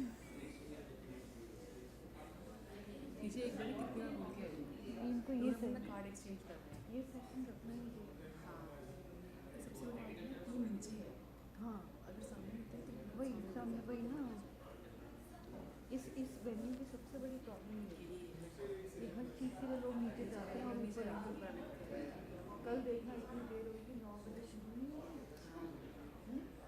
अब पूरा दिन टाइट है वो हर चीज़ का कोई फ़ायदा नहीं होगा कि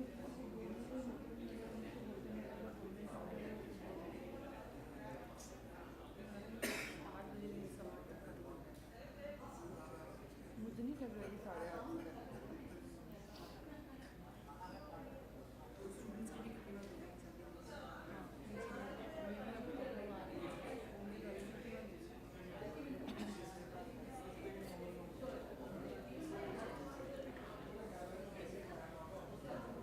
Ladies and gentlemen, good evening, ladies and gentlemen. Requesting everybody to kindly take their seats as soon as possible.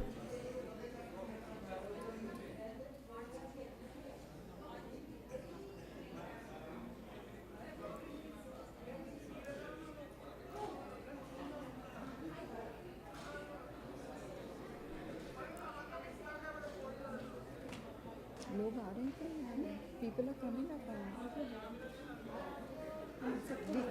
we'll have to start now जो भी आता रहेगा फिर आते रहेंगे एक बार स्पीकर्स देख लो all on the way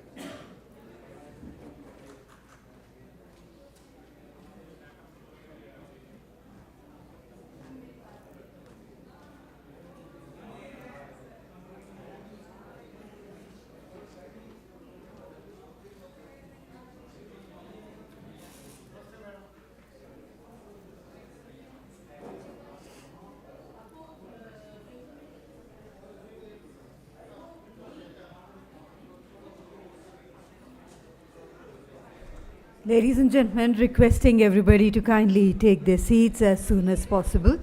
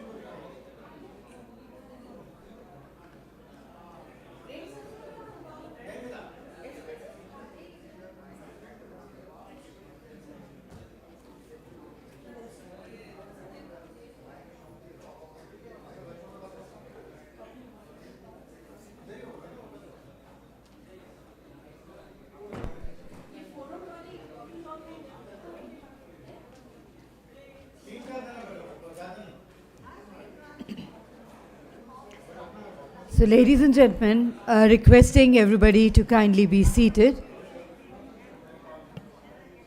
Can we have more volume, please, on the podium mic?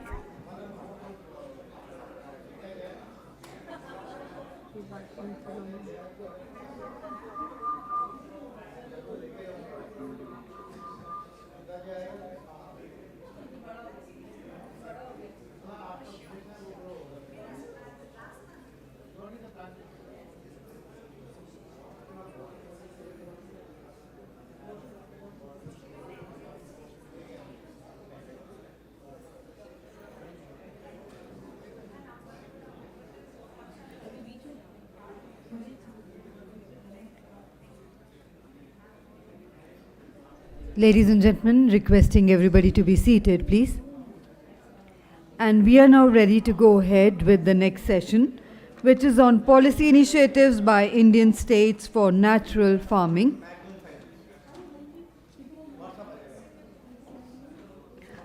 This session is chaired by Dr. Ashok Dalwai, CEO, National Rain-Fed Area Authority.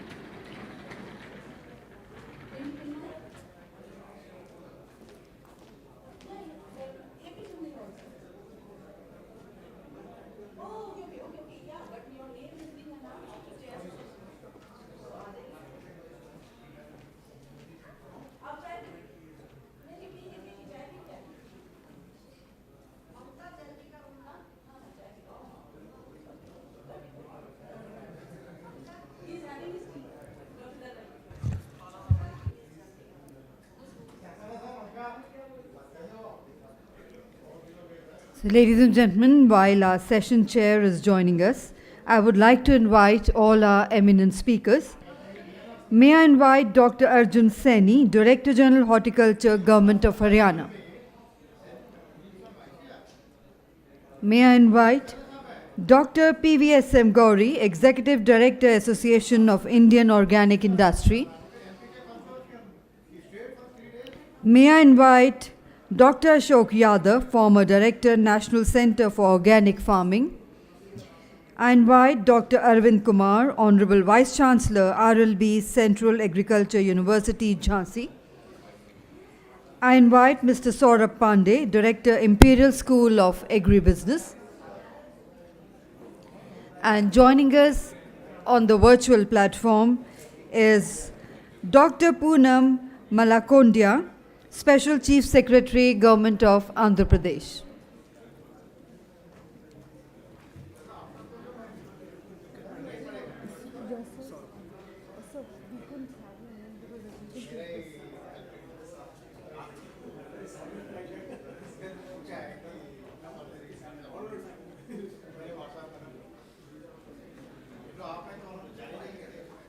Once again, ladies and gentlemen, we have inviting our eminent speakers. We have them on the dais with us. Dr. Arjun Saini, Director General Horticulture, Government of Haryana. Dr. PVSM Gauri, Executive Director, Association of Indian Organic Industry. Dr. Ashok Yadav, former Director, National Center for Organic Farming. Dr. Arvind Kumar, Honorable Vice Chancellor, RLB Central Agriculture University, Jhansi. Mr. Saurabh Pandey, Director, Imperial School of Agribusiness. And joining us online on the virtual platform, Dr. Poonam Malakondaya, Special Chief Secretary, Government of Andhra Pradesh. And we are waiting for our distinguished chair, Dr. Ashok Dalwai, CEO, National Rain-Fed Area Authority, to join us to begin the proceedings.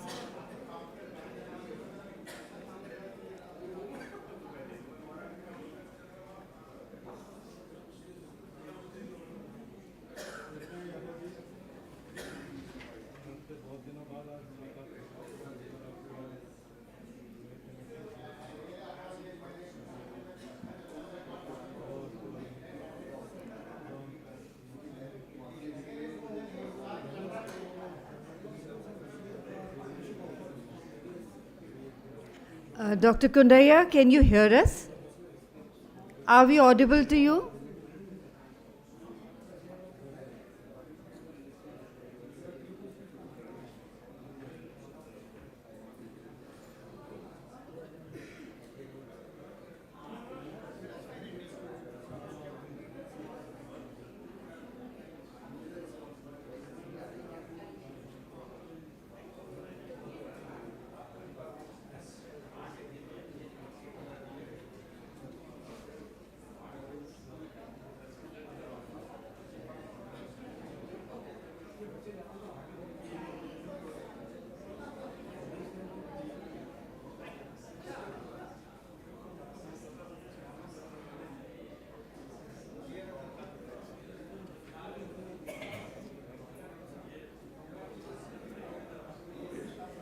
And ladies and gentlemen, I welcome on the stage our chairperson for this session, Policy Initiatives by Indian States for Natural Farming, Dr. Ashok Dalwai, CEO, National Rain-Fed Area Authority.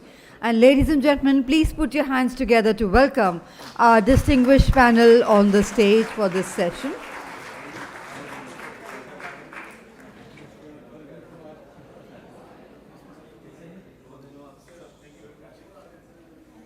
And I would now hand over to Dr. Dalwai for the proceedings of this session. Sir, may I remind you the time duration is about 45 to 50 minutes, sir. And over to you, sir, for your opening remarks and carrying forward the proceedings.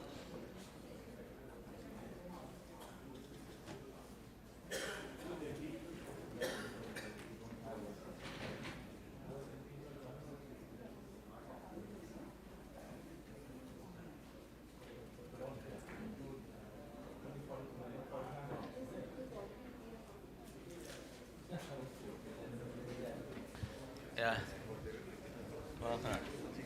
All right. So, namaskar everybody, good evening.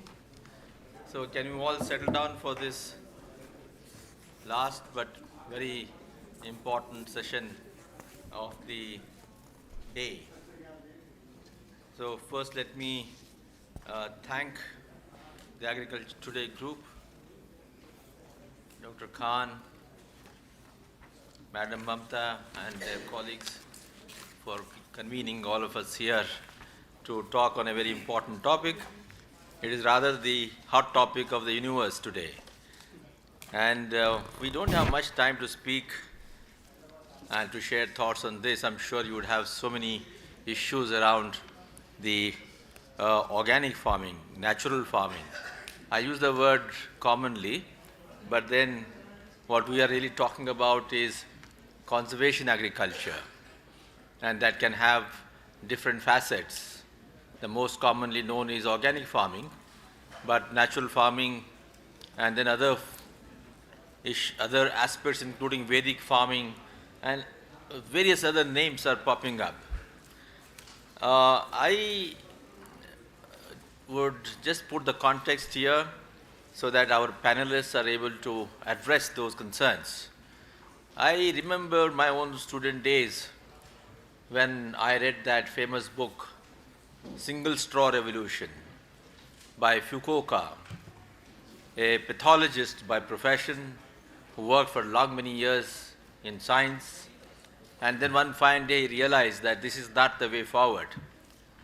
And he therefore took 150 acres of hilly terrain, absolutely barren, no soil, and then he said that I need to give back to Mother Earth. And he started practicing what is called natural farming, and he called it as single straw revolution, minimum tillage, rather zero tillage, and giving back to Mother Earth all that was given, that she was giving to us. And that's how he said for over decades he was able to practice it, and he brought out that yes, soil is capable of sustaining itself and giving mankind the agri-produce and other kinds of commodities that we seek. While today the whole universe is talking about the need for alternate agriculture, the alternate to the conventional agriculture, that these terminologies are relative must be appreciated by the fact that only 3 decades back or 4 decades back, particularly when India introduced Green Revolution, by conventional agriculture we meant today's organic farming. And today when you call conventional agriculture, we're meaning intensive agrochemical based agriculture. So it is just a cycle.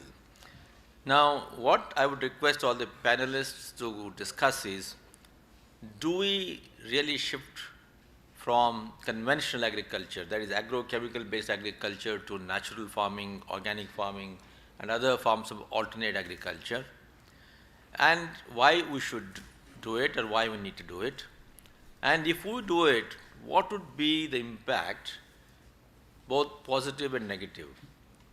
Positive impacts, all of us talk with respect to soil health management.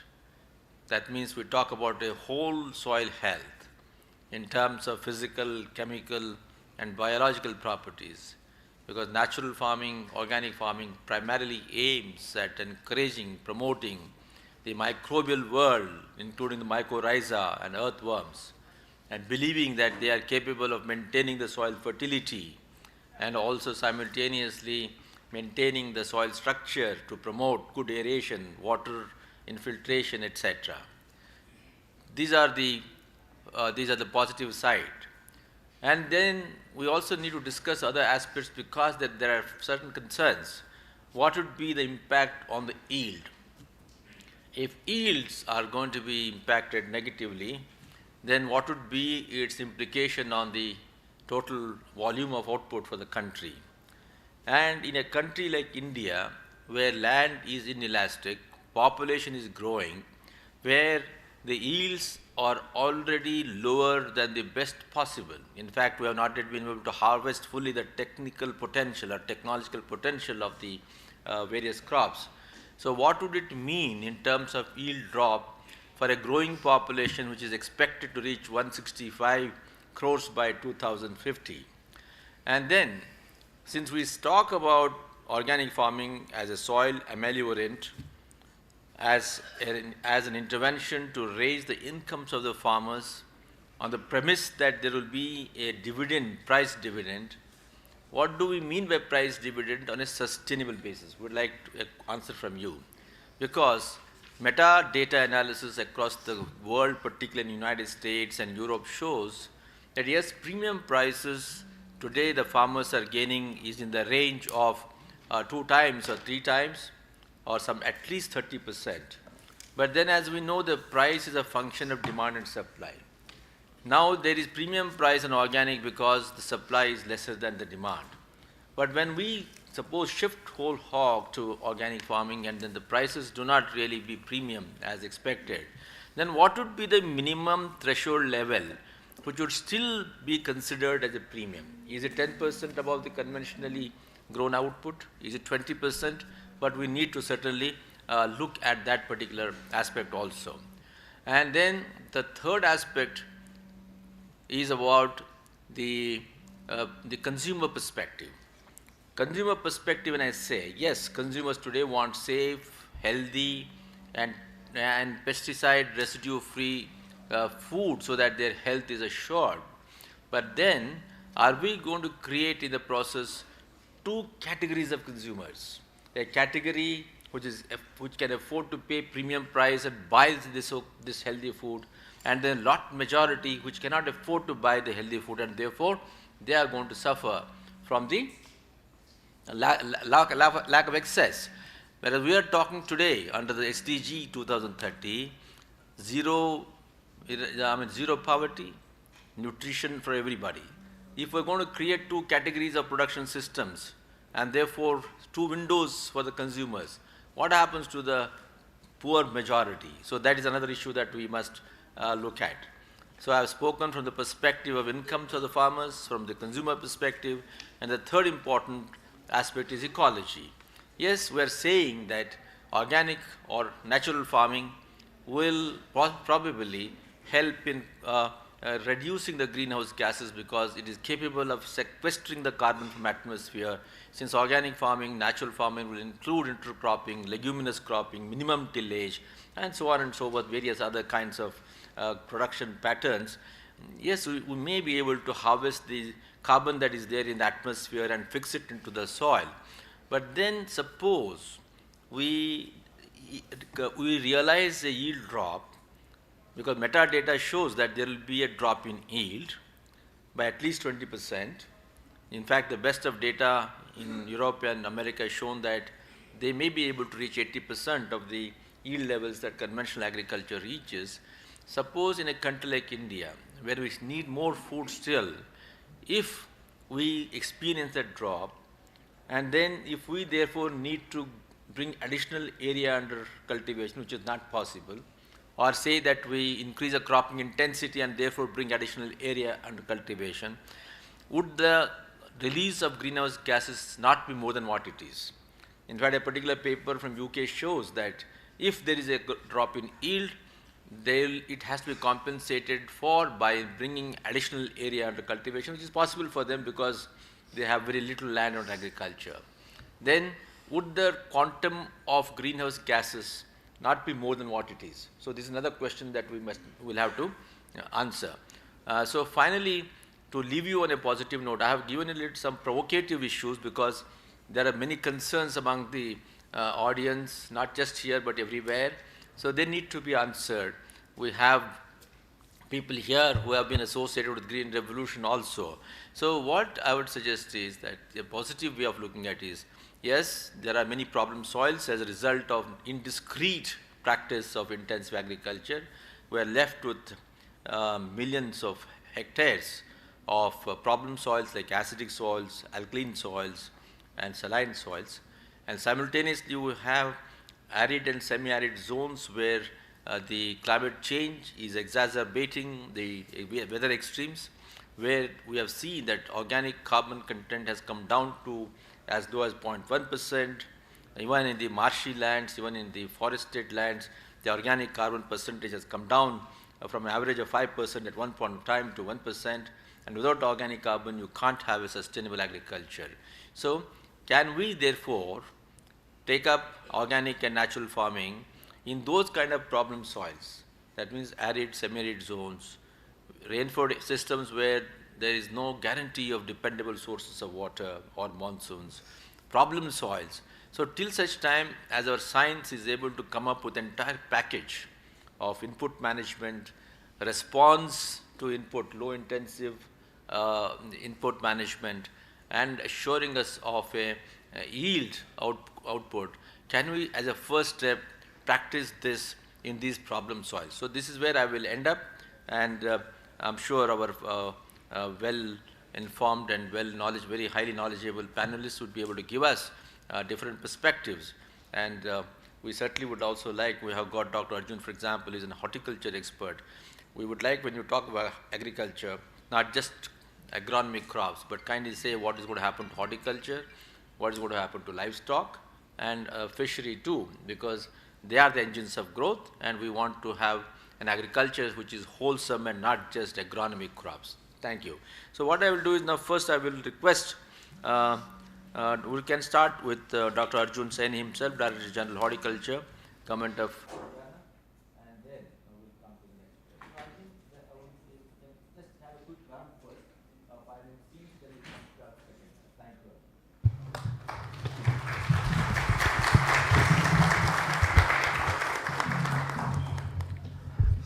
Thank you, Chairman Sir, and my fellow panelists. Of course, natural farming is a very challenging task which has been assigned to the Extension Department in all the states recently, though it has already been challenging for the research communities all over India. And there are different voices heard from different sectors, what will happen to the yield, and etc., etc. Luckily, and we have one very beautiful institute in the name of Gurukul in Kurukshetra, and there for the last 7-8 years they are doing research and development, not actually research, it's applied work on the natural farming.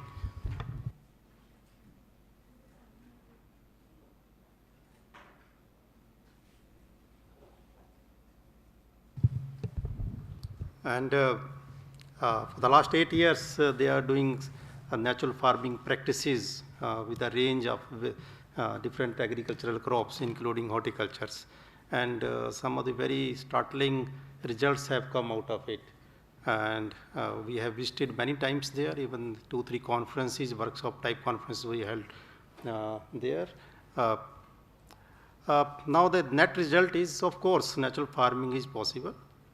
And over a period of times, the yield factor may be controlled, means what we are right now experiencing, there is a fall in yield of the 20 to 30% and different across the crops.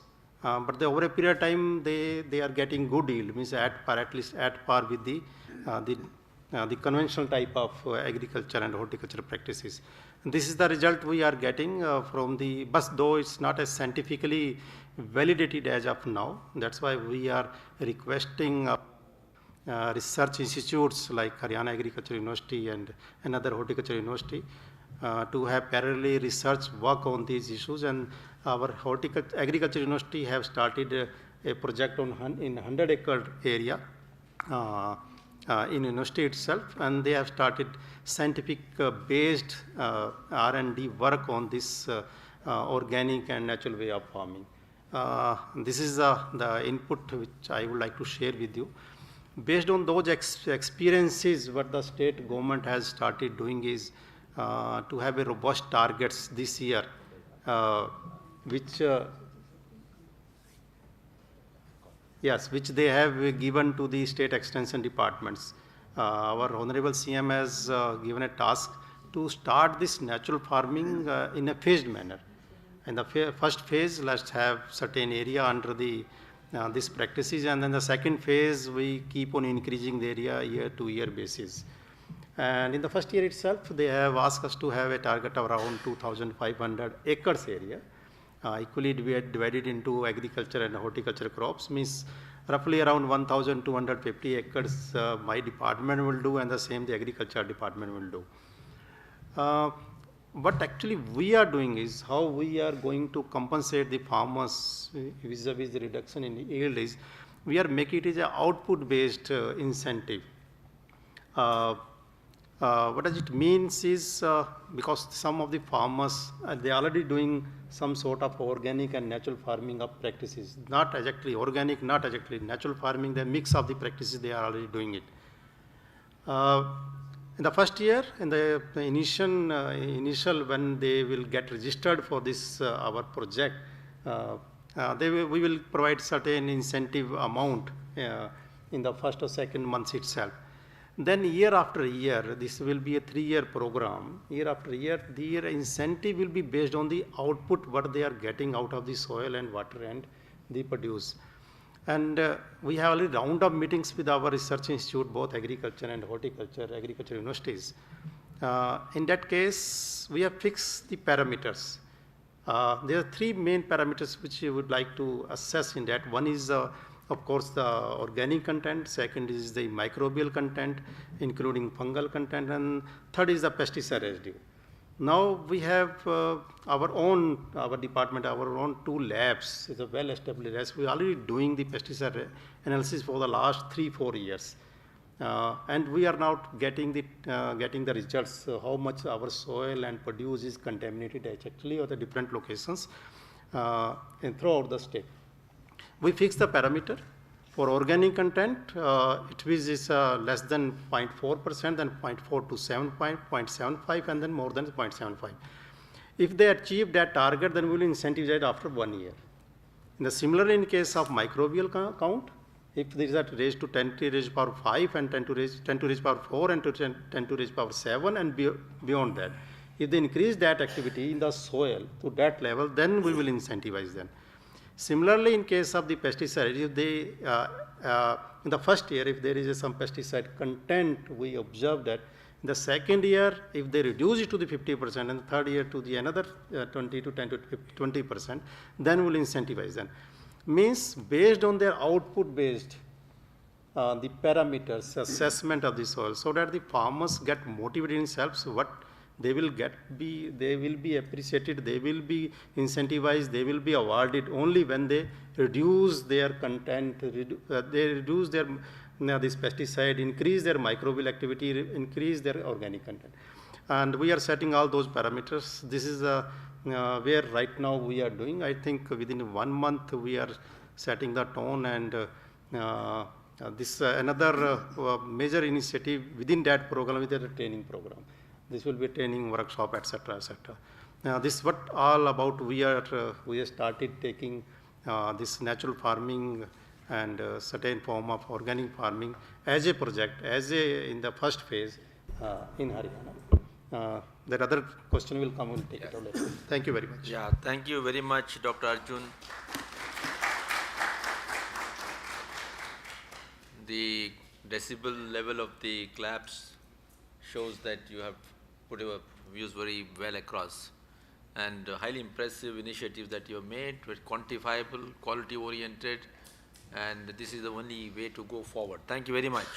So we will now come to the second speaker of the evening. We have Madam Poonam Malakondaya, who is the Special Chief Secretary, Government of Andhra Pradesh. She will be coming online. So may I request to tech team to connect her? Not there? Okay. All right. But okay. As she gets connected, we can go to the other next speaker. Ask her to get ready. Yeah. So we will now invite Dr. PVSM Gauri is here. Yeah, she's here, right here. Dr. Gauri Madam, Executive Director, Association of Indian Organic Industry. So you would certainly have a lot to share with us. It's your stage now. Thank you, sir. Thank you, Dr. Chairman, and the other co-panelists, Dr. Arvind Kumar, Dr. Saini, and Dr. A.K. Yadav. So This is a very good initiative of promotion of natural farming. The focus of the Prime Minister is to sustain the activity, the cost of the farmers, number one. And number two is that to reduce the input, because in organic farming, in a commercial basis, when you use commercial inputs which are allowed in organic, still there is a cost added to it. The farmer, even though he is getting a 10 to 20% of the premium, sir, he doesn't get 30 to 40%. When it reaches him, it is only 10 to 20. Because long supply chains have been developed in organic, resulting, the farmer receives a 10 to 20, not more than that. This is the reality. Now, the farmer, some big commercial farms, they provide them the inputs, and some commercial farm buy from the farmers. So this is the reality. Then an initiative was taken by the Government of India that third-party certification is expensive and lot of documentation is required, so we have to make it cost-effective. That is how the PGS has come. But in all the types of certification and the assurance system, the production standards remains the same. That is non-use of chemicals and use maximum inputs of natural. But the natural inputs in commercial farms, it is not available, so they use commercial inputs which are allowed in organic. Now coming to the third stage of natural farming. All natural farming, organic farming can be called as natural, but at the commercial level you can't. But in natural farming, my thought process is that a farmer needs to sustain himself to sell his product. For that, he needs to follow certain things. All inputs and all making composting, making the cultural practices which are prevailing since ages in that area. Because the cultural practices are varied in different regions, in different climatic zones. So you cannot make it, so we have to work in phases, as you have rightly said, and then we have to curate these practices of different regions and different climatic zones, and then we can prescribe the farmers to follow that. And then the farmer will be independent. And so that when he makes organic products, then he can sell it directly to the consumer, there is no problem, it's a small supply chain. If we want him to go to a commercial level, we have to work out an assurance system, of course. Traceability has to be established because from where it is coming. But the natural farming definition says that organic inputs should be made within the farm itself. That is how he is going to sustain. And the soil condition is going to change. With a science background, we can support this because it involves the increase of microbial population in the soil. It helps the control of the pest management. We don't eradicate the pest, we control the pest by releasing the pest-predator relation. If you know, then we can do that. So, but these things are available, but these things have to be curated. I think ICAR is doing a wonderful job. They have already started working on that. And some of the state government has also initiated this training, capacity building for the farmers who are practicing natural farming. But when you curate everything, then you will find out the actual prescription of how to go for natural farming. Now it's a very confusing state. People think that, because in the morning also I have been hearing, natural inputs have to be made by the farmer, then only he can sustain. He can't buy agriculture inputs, organic inputs for his natural farming. This is the first mantra. Second mantra is how will he sell his product to get a direct percentage. Third is that when he goes for a secondary processing to improve the shelf life of the product, he needs to use something. Then should you call it as natural products, the end product? It's only the primary processing product can be called as natural products. Like, any raw material like wheat, rice, cereals, maximum he can go for atta processing. That is the primary processing, cleaning. After that, the product can be labeled as natural. So this is my thought process, because I have been involved in third-party certification, sir. I was advisor in PEDA for 15 years, and I have been working right from the national program for organic production, which was initiated by Ministry of Commerce at that time in 2001. And so, because it was a demand for export, they started export. Later, the demand started in the domestic market. So this system has, now if you see practically in the domestic market, there are organic products, I think worth 2,000 crores worth of market is there, even though we don't have the exact data, but it is a calculation. And still there is a confusion. We are not able to assure the consumer it is organic. Why? Because there are long supply chains. And the supply chains, if we work on those lines, then I think we will be successful. So initially, to natural farming to be successful, I think we should work with the farmers at the shorter supply chains and make them sustainable so that they can sustain even when we withdraw their capacity building. Right now, we are doing capacity building, but if we withdraw, they should sustain, and they should know the importance of it, and they should sell it, and the direct premium should go to them. This can happen only with a short supply chain. Thank you, sir.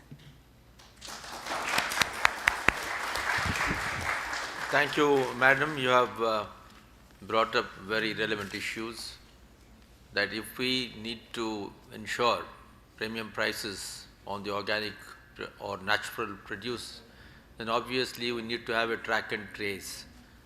Otherwise, the consumers are not going to pay that extra price on that. And you also have brought up a very important issue, which is related not only to organic farming, but agriculture as a whole, is to build, as far as possible, efficient direct trade platforms between the producer and the consumer. Of course, we can't avoid various service providers in between, but then we need to have healthy short supply chains as much as possible. So thank you very much for bringing up these relevant issues. And now I would request my namesake Dr. Ashok Yadav here by my right to take the floor and share your thoughts, please. Thank you, sir. Almost 25 years ago, we started the journey for organic and natural farming. It was, at that time, it was only one word. Journey was wonderful. As on today, we have almost about, as Minister has also indicated, we have about 38 lakh hectare area under certified organic farming. I am not talking about those farmers, those who are doing organic but not certified. Markets have grown. As per our estimate, the current market size is about 11,400 crore. Out of that, export share is the major, somewhere near 7,050 crore. In terms of the dollars, it has already crossed $1 billion US. While going through all these things, we were promoting a agriculture which was free from chemicals, directly or indirectly, which was free from GMOs, genetically modified seeds. Now, in this category, there were two categories of the farmers, those who were doing organic with external inputs and those who were doing organic only from the farm-based inputs and the farm resources. Then a new thought came, some farmers started with it, that we do the organic without external inputs. Now from here a new concept of natural farming emerged. State of Andhra Pradesh, they have started. Government has already established a dedicated agency as Raitu Samadhikara Samstha, which is headed by the retired Additional Chief Secretary, Mr. Vijay Kumar. And as per their reports, they say almost about 5.5 lakh farmers are doing natural farming in Andhra Pradesh. Then it started in Himachal Pradesh, then it started in Gujarat also. And as you all might have heard, Prime Minister is giving a lot of stress on promotion of natural farming of late from last few months. He declared that natural farming will be started and farmers should transform themselves from chemical to the natural, and also called upon the scientists and the ICR to shift their attention from chemical laboratory to the natural laboratory. Now, Ministry of Agriculture is taking up initiative, lot of stakeholders consultations are going on, and I hope within a month's time a separate mission, National Mission on Natural Farming, is being launched. Now, this mission will be slightly different from what we have done and seen in the organic. Organic, we were mainly focusing on cluster development and then certifying them, helping them from inputs or some other factors. In natural farming promotion, our major focus will be on continuous capacity building and hand-holding for a longer period of time. We will be identifying the champion farmers or the practicing natural farmers and developing this extension activity around those farmers in the pockets. And we will not be giving much of the incentive to the farmer to come into the fold of natural, but encouraging them to see how a natural farmer takes up the practices, and if he is convinced, he will be asked to join the movement willingly. That is how contours are being defined, details are being defined. I hope everything will be available maybe in a month's time. And we hope that way if we go ahead under the national mission, our target will be somewhere to cover maybe about 7 lakh to 10 lakh hectare area over a period of 5-6 years. Now, in this one, as far as the productivity issues are concerned, organic we know it very well. NPF Research Network Project on Organic Farming by ICR has done a lot of work. We have got a lot of information about the practicing organic farmers. And it is a well known, if you are doing diversified cropping system based organic agriculture, your yield will be 10 to 15% higher than the conventional. But if you do the monocropping and do the organic agriculture into the replacement mode, where you replace the chemical fertilizers or chemical inputs with the biological and organic inputs, then certainly your yields will be 15 to 20% lesser. That's a one. Another is lot of studies have been done on the rain-fed and the irrigated areas. Organic farming or natural farming has been found to be more productive in the rain-fed area and slightly less productive into the rain-fed area.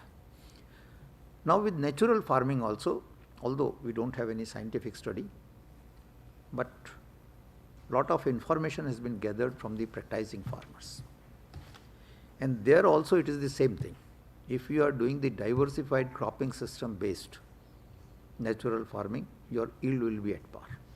But if you do the same monocropping against the monocropping in natural agriculture, then naturally you will take some time to reach that level of comparable productivity.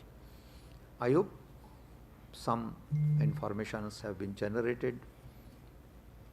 Efforts are on to network the champion natural farmers in the country, and we hope with their support, with that, we will be able to take the natural farming to a stronger footing.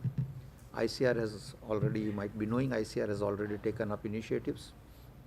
Already committee has been formed to define the course curriculum which can be included into the undergraduate and postgraduate courses.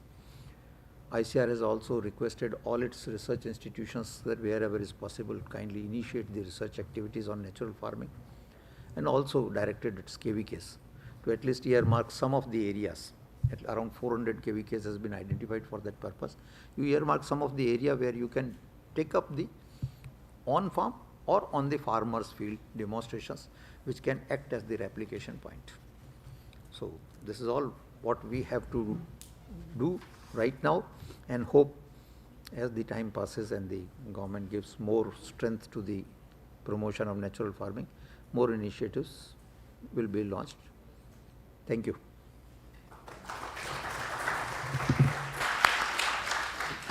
Thank you very much, Dr. Ashok Yadav. As the former director of the National Center for Organic Farming of our ministry, you obviously know a lot of things that government has initiated. And for many who naturally believe that everything should be based on science and should be based on evidence, it is a solace that ICAR has taken up these initiatives. It has asked all the agriculture universities and their own ICAR centers to take up long-term research, comparative research. Of course, we already have a lot of data available. Comparative studies among the three systems: conventional agriculture, organic agriculture, and natural farming. If we are able to collate all this data, subject that to data analytics, then we must be able to come out with what the results are. And you must be also knowing that one of the centers in Sikkim is now being upgraded as a natural farming, organic farming center. So there will be a proper research apart from what we already have at Modipuram. This is just to tell you that yes, now the research system is also is getting into this, and hopefully in due course of time we will come out with proper data. We certainly need long-term data. Okay, so thank you very much, Dr. Yadav, and now I would request Dr. Arvind Kumar, who is the Vice Chancellor of the Rani Lakshmibai Central Agriculture University, so we can't have a better person than him, who is overseeing the entire research and academics, to tell us what this would mean and how we can go forward. Thank you very much, Honorable Chairman, Professor Dalwai-ji, and colleagues, panelists, distinguished participants. I think many queries have been raised by the Honorable Chairman and concerned, which are quite valid, and certainly we need to address them. UP, as far as Uttar Pradesh is concerned, you know, it's a vast state with 9 zones start ranging from Tarai region to dry region of Bundelkhand region.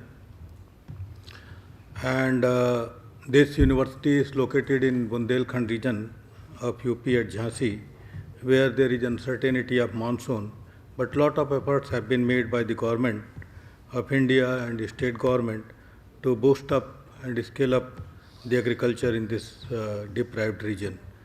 When we talk about the UP, is a state which has a large population, and in terms of area, if you talk, it's a fourth.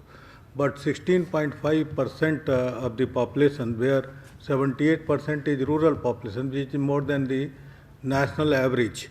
So in many places, UP ranks below the national average, and many places it is above. For example, population pressure. 18% of the food grains comes from 16% area. 80% is irrigated. Now, forest is only 6.8%. Cropping intensity 157.5%. Fertilizer use. Why there is a need? We are talking about bioagriculture or organic farming or natural farming. The reason is there has been indiscriminate use of chemicals, fertilizers. For example, if you talk about western UP, in sugarcane, farmers use a lot of urea. Even many farmers, they use more than 600 kg.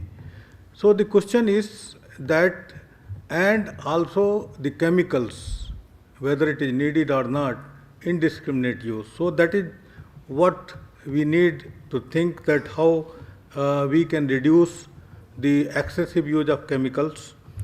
In that context, the government of UP initially had taken 11 districts where 21,000 farmers were included to be the organic farmers. Now with the initiative of Government of India and the initiation of our Honorable Prime Minister, you know, our Chief Minister, Yogi Adityanath ji, he is very much cow lover, and accordingly he has created shelters in different places. And for this, you know, organic and natural farming along with the Ganga coast, 27 districts, 1038 panchayats have been selected in 1648 revenue villages to create awareness and to create master trainers in this region. And 14,000 hectares land initially in cluster-based approach in 700 clusters, it is being planned. Now, it is rightly said by the chairman of this session that it is not possible to take this concept each and every place. We have to have which are the niche areas where we can take it. And accordingly, in this scheme, government have thought of like Ganga Udyan, Ganga Ban, Ganga Ponds, and Ganga Nursery, where they can have, you know, some plants, forestry plants and horticultural plants, which can be given to the farming community. While I talk about it is not only agriculture, it's a whole component. We have to take into consideration the livestock, we have to take into consideration fisheries, horticulture. We cannot skip horticulture because horticulture has got a, you know, as far as the natural farming is concerned, organic farming is concerned, has a greater role to play. Many, you know, for example, you must be aware of the kiwi of Arunachal Pradesh, and Sikkim you have already talked about. So like that, for example, moringa is a, you know, versatile plant which can be raised in such areas where we can adopt natural farming. So in different niche, in different areas we have to identify. It is not that we say that adopt natural farming, as it has been pointed out by our panelists, that initially there may be reduction. And it is rightly so because we have also carried out experimentation, because in the universities now we have taken up different agricultural universities, validation of these results, as you have pointed out, conventional organic farming and then natural farming and in different cropping pattern and crop rotations. So these studies are coming up. So firmly, if we talk about any policy, existing policy, there is no definite existing policy because this is just coming up and things are just, you know, being validated. Also, we have because I was the chairman of the course and curricula committee at the PG level, so organic farming course we have already introduced. And this is what a good thing has been taken up because ultimately organic farming is needed because we want to increase the, you know, soil health, because over the years with the use of chemicals, the soil health has deteriorated. Microbes, particularly microbes, the population of microbes, which has gone down tremendously, and everything revolves around microbes. So we have to keep environment, we have to keep soil, and day after tomorrow we have the Earth Day, World Earth Day. So we have to remember every time that the Mother Earth which has given to us, we have to supplement and we have to nurture it, and we have to naturally maintain our natural resources. And in that context, we needed this, you know, natural farming or organic farming. In fact, the organic farming concept now, when we talk about natural farming, they even don't promote the vermicomposting because it is said that vermicompost may not be desirable. But my view is that we can just initiate in certain niche, certain areas, but simultaneously we have to take other component on board also. For example, if we talk about productivity of wheat in UP, it is 2.2 tons or 2.3 tons. Talk about the Punjab, where it is around 5 tons. So the question is that the productivity gap is so wide, and how we can fill up this gap. So slowly and slowly in phased manner we have to go it, and we cannot go in just in one go that adopt this organic or natural farming.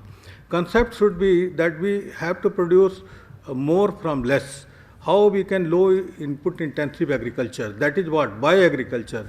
Bioagriculture means bioinoculants, biopesticides, biofungicides, and there are tremendous use. For example, trichoderma we used to use, NPV used to have lot of rhizobium culture and so on. We need to promote these bioinoculants. We need to promote the microbial fertilizers, biofertilizers, bioinoculants, biogrowth hormones, all these components, so that ultimately the soil health is improved. And in that context, we need to have centers who can produce these and distribute to the farming community at a reduced cost. So ultimate aim should be how we can reduce it, the use of chemicals, how we can use it, recycle it. For example, the organic waste which is going up, rightly pointed out, using conservation agriculture. And it serves very well. And extra warming, for example, it should be completely stopped. So ultimately, the very good concept by the Government of India has come up by formation of farmer producer organization, and selected farmer producer organizations can be taken up. They can have different clusters, and in those clusters the farmers can be trained and they can adopt this natural farming and provide this feedback. So this is the one thing. Another thing is the marketing. Marketing is very important. In fact, if they are not getting incentivized, priced, because if you go to the rural population, they cannot afford to buy the product if it is 20 to 30% costlier than the conventional grown crops and or produce. So ultimately, we have to see that the market, assured market and value chain is assured. Then certification also, the aspect of certification has also been taken up through these mandis, and at every divisional level the certification has been is being established, and we need to have a easy certification and easy access. And fisheries, for example, we need to promote fisheries very well, because this is sector, livestock sector, fisheries sector, which will certainly pay the dividend to the farming community. And only about 50% of the ponds out of 1.5 lakh ponds are used for this fishery project. Another is in agroforestry system. We can have an agroforestry system, such kind of the farming practices, along with post harvest processing of these products, and also the crop diversification, intercropping, for example. It is natural farming, grow only monocrop. We have to have intercropping with pulses, with legumes, green manuring, all kinds of concepts we have to take up. And animal driven implements has to be, particularly for a small farming community, has to be conceptualized. So, and training to the farming community about the use of these organic systems, about the natural farming, and one district, one product. It is very good concept. And separate crop insurance scheme, if we adopt this natural farming, separate crop insurance scheme. Infrastructure we need to create for cattle sheds. Of course, the government has taken, but we need to have instead of cattle shelter for Go Palak, government is giving some amount per month per animal. But we need to have integrated cattle management center where we can improve the health of the animal, as well as we can collect the cow dung, urine, make it biogas, slurry, and use it for the farming purpose. So all these aspects have to be taken in totality. My conclusion is that we have to see in totality. We have to see integrated approach. In one go, we cannot go for natural farming, but there are niche, there are areas where we can conceptualize and go for natural farming, including agro-horticultural system, pasturage, and also as far as the fishery production is concerned. And these are the gray areas where we can, and along with the Ganga river, Ganga canal, this is very well conceptualized, where you can grow some trees or some nurseries, some ponds, and all kinds of things. So this is my view. Thank you very much.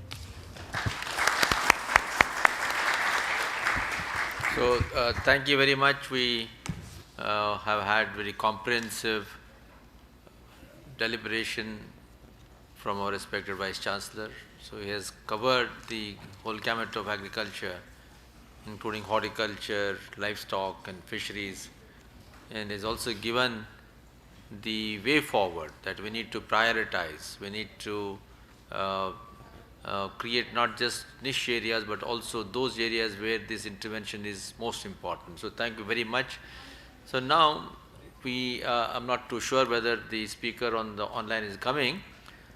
See, the topic here is precisely policy initiatives by Indian states for natural farming. So we have had some inputs on that, and we also had the science and philosophy behind the natural farming. Whenever we speak of natural farming, please also remember we are talking of organic farming and other alternate farming systems, okay?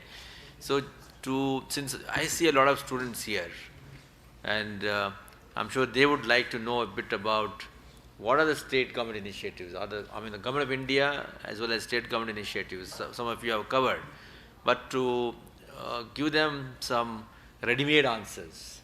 So let me share some of the programs or initiatives of the government. See, the government it has been working on this organic farming for almost 2 decades now. Okay, and to begin with, there are several states which have had their own policies. Even before we had here in Delhi, some of the state governments have developed their own policies on organic farming. They have created missions on organic farming. And then there are large number of state agriculture universities which have also taken up research initiatives under the guidance of the ICAR. And the third one is that Government of India has taken up a mission mode approach since 2014.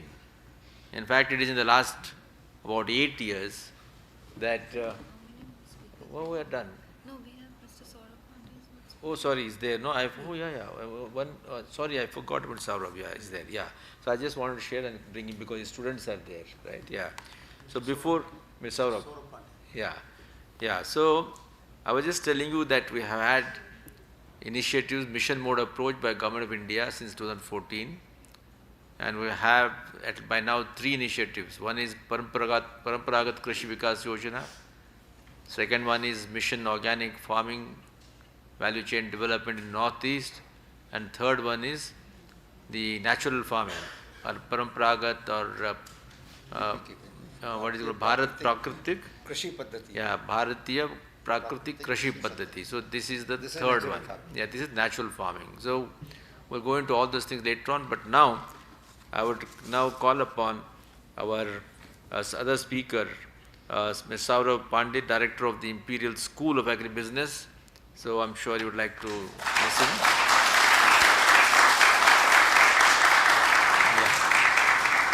Ms. Saurabh, this is yours.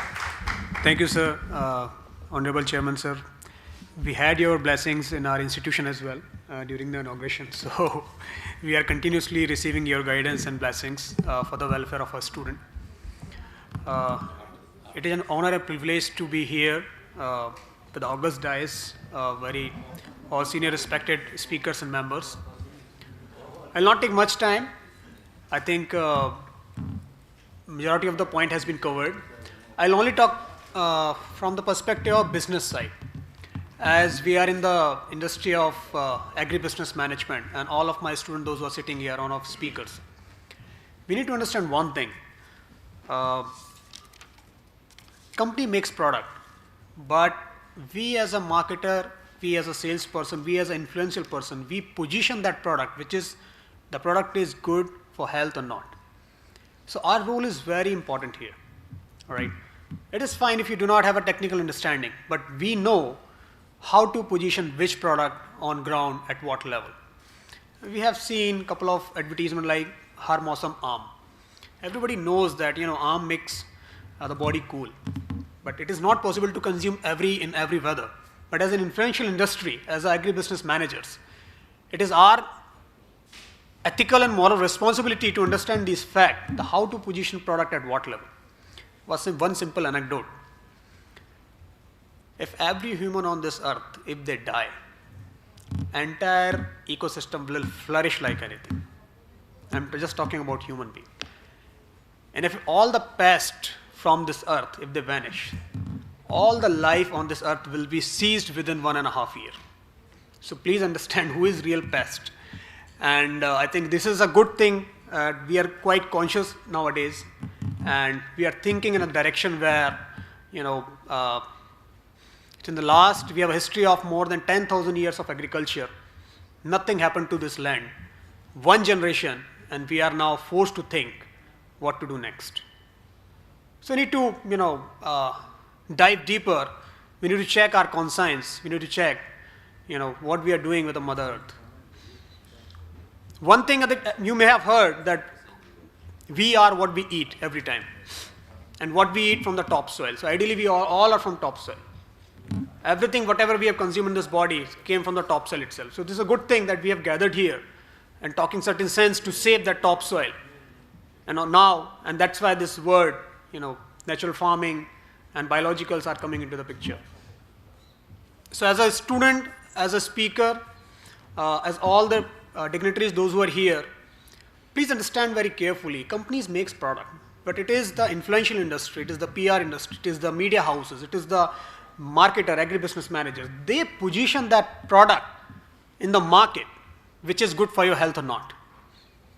So two things, it will work in a two-way direction. On the one side, our researchers are already working and they are making a wonderful products.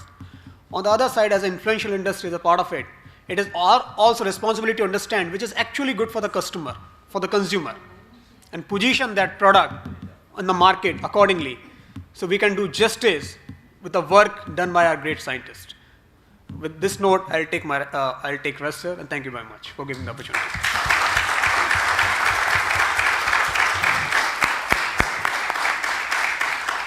Thank you very much, Ms. Saurabh. You have highlighted the very important aspect that we need to sell the product. Otherwise, it will be barren. We are not just producing for the sake of it. We need to keep the farmer incentivized continuously by ensuring that his agri-produce is monetized. Without that, the whole cycle gets broken. And all of you sitting here, the students in particular, you are going to be the ambassadors. You are going to connect the farm gate to the demand center, the market center. So you have a very important role to play, and you will be able to brand it, sell it effectively, provide you to understand what this organic produce is, what this natural produce is. That's what your respective director has told you. I'm sure you listen to him more than what you listen to us. Guru is a guru ultimately. So thank you very much. So what, friends, now we will move on to the next speaker. I'm happy that Madam Poonam Mala Kundaya, the Special Chief Secretary, Government of Andhra Pradesh, has been able to join. So the tech team may kindly connect Madam Poonam, and she can share her viewpoints. Do we have any other after this? No, sir. Not okay. Yeah, we are closing. I know we have to obey you now. Yes. Yes.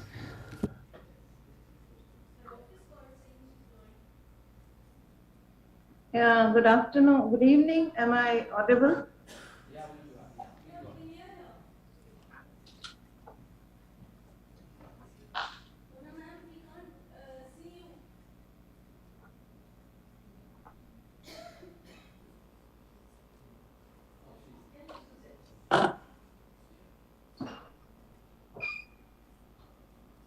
Good evening, am I audible?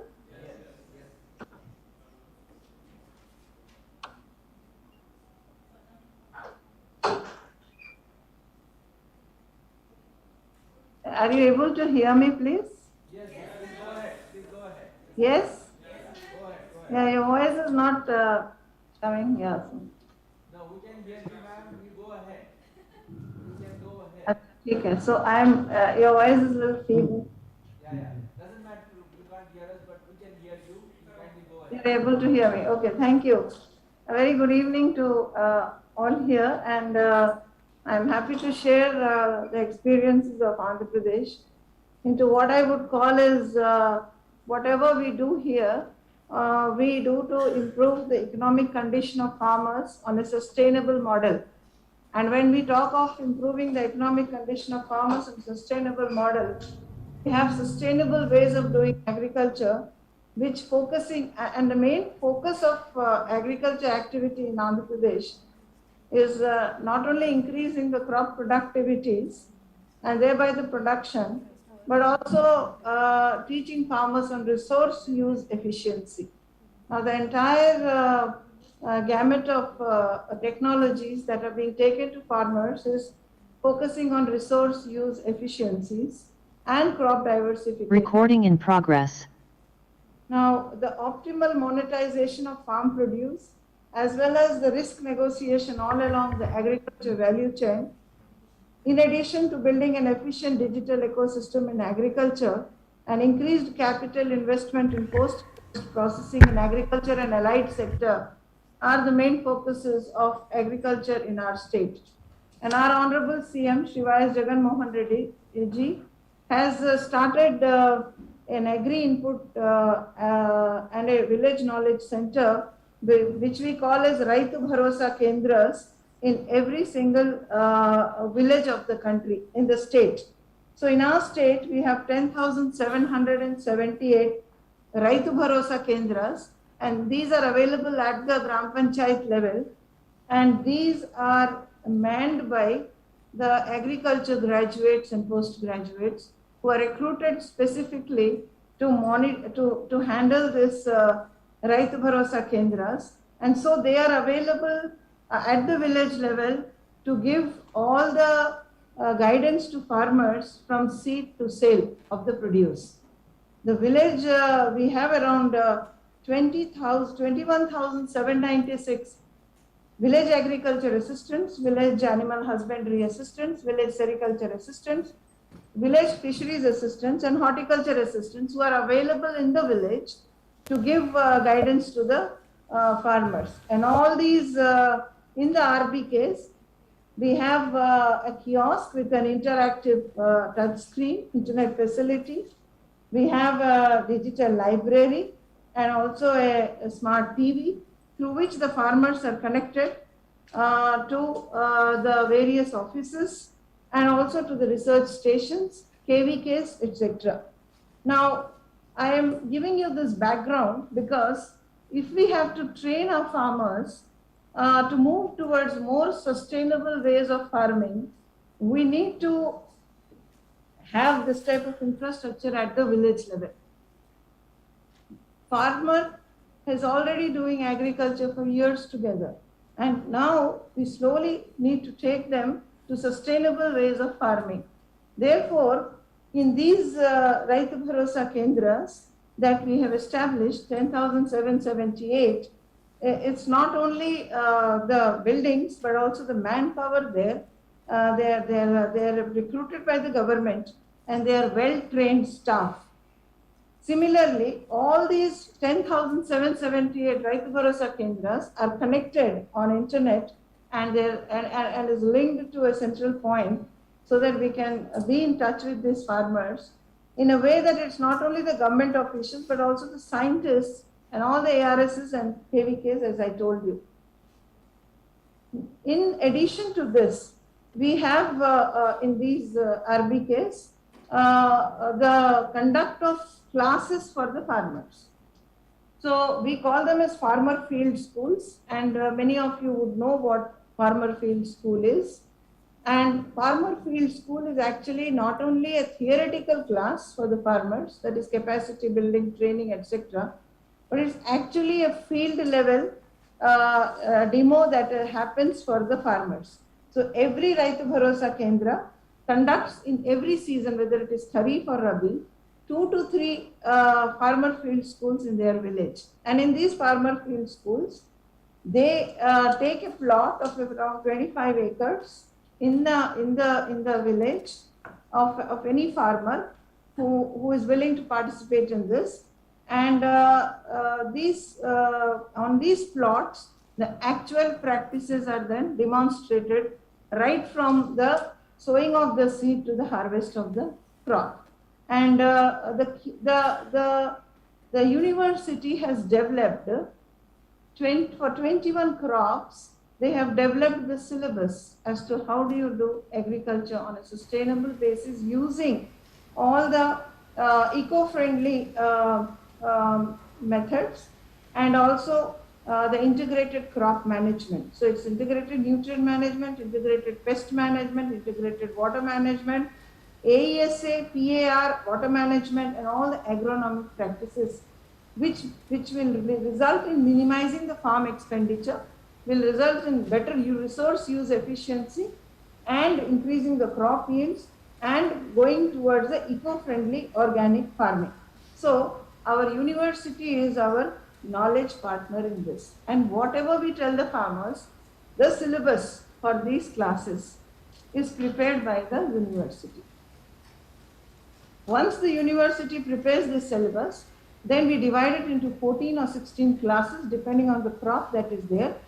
And the key activities that are told to the farmers in the field, that is the farmer field school, which is held once in a week and happens from the day of sowing till the day of harvesting, is a soil sample collection and its analysis, based on which there is the application of which particular nutrient is deficient and how do we supplement that nutrient in a eco-friendly manner by use of biofertilizers or by use of intercrops or by use of sometimes even fertilizers. So there is a optimum use of all these. Then there is a pre-evaluation test to know the knowledge of the farmers before the class starts, and a baseline survey to explore the production gaps and evolve the suitable strategies. And most important, there is an agro-ecosystem analysis, which is the heart of this program, and it makes comprehensive analysis of the field conditions from ecological perspective to reach to the point of decision making by the farmer. And then there are the PAR experiments that are conducted in each of these places where defoliation, detillering, predation experiments, etc. are done to train farmers as to how do we move forward in growing the crop in an eco-friendly manner. And the method demonstrations like seed treatment, seed germination, NSK preparation, etc. are also done. And special topics that are taken up is INM, IPM, IWM, water management to leverage the technologies for productivity enhancement without exploiting the soil and without unnecessary usage of chemical inputs.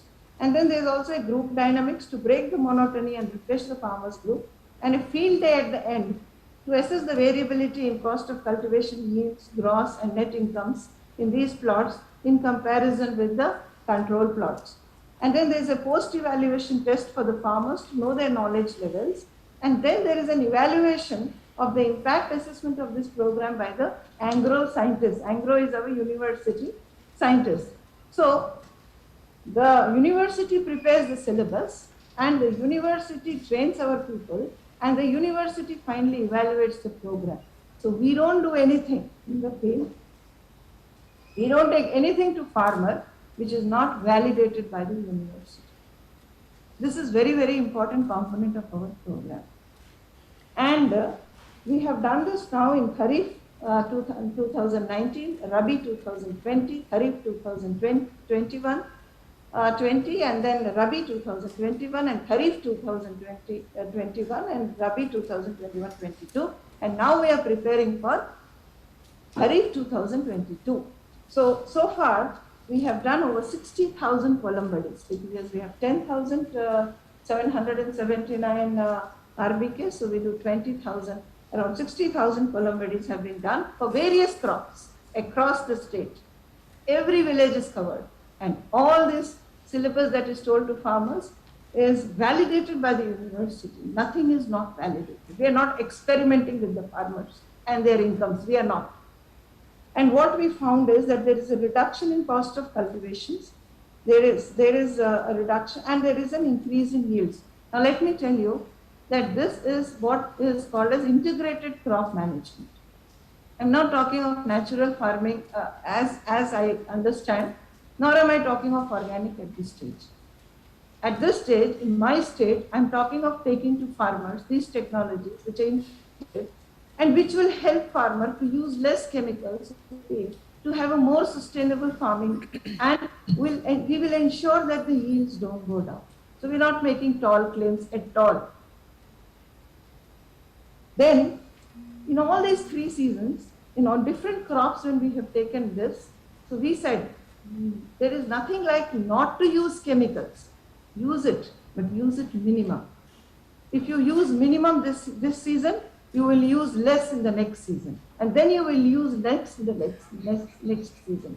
But if you simply, in the first season, say don't use, then we are going to have problems of productivity, and we are going to do something which is, sometimes I call that as unscientific also. So we have to take our universities, we have to take our scientists along. And that's what we are doing in Andhra Pradesh.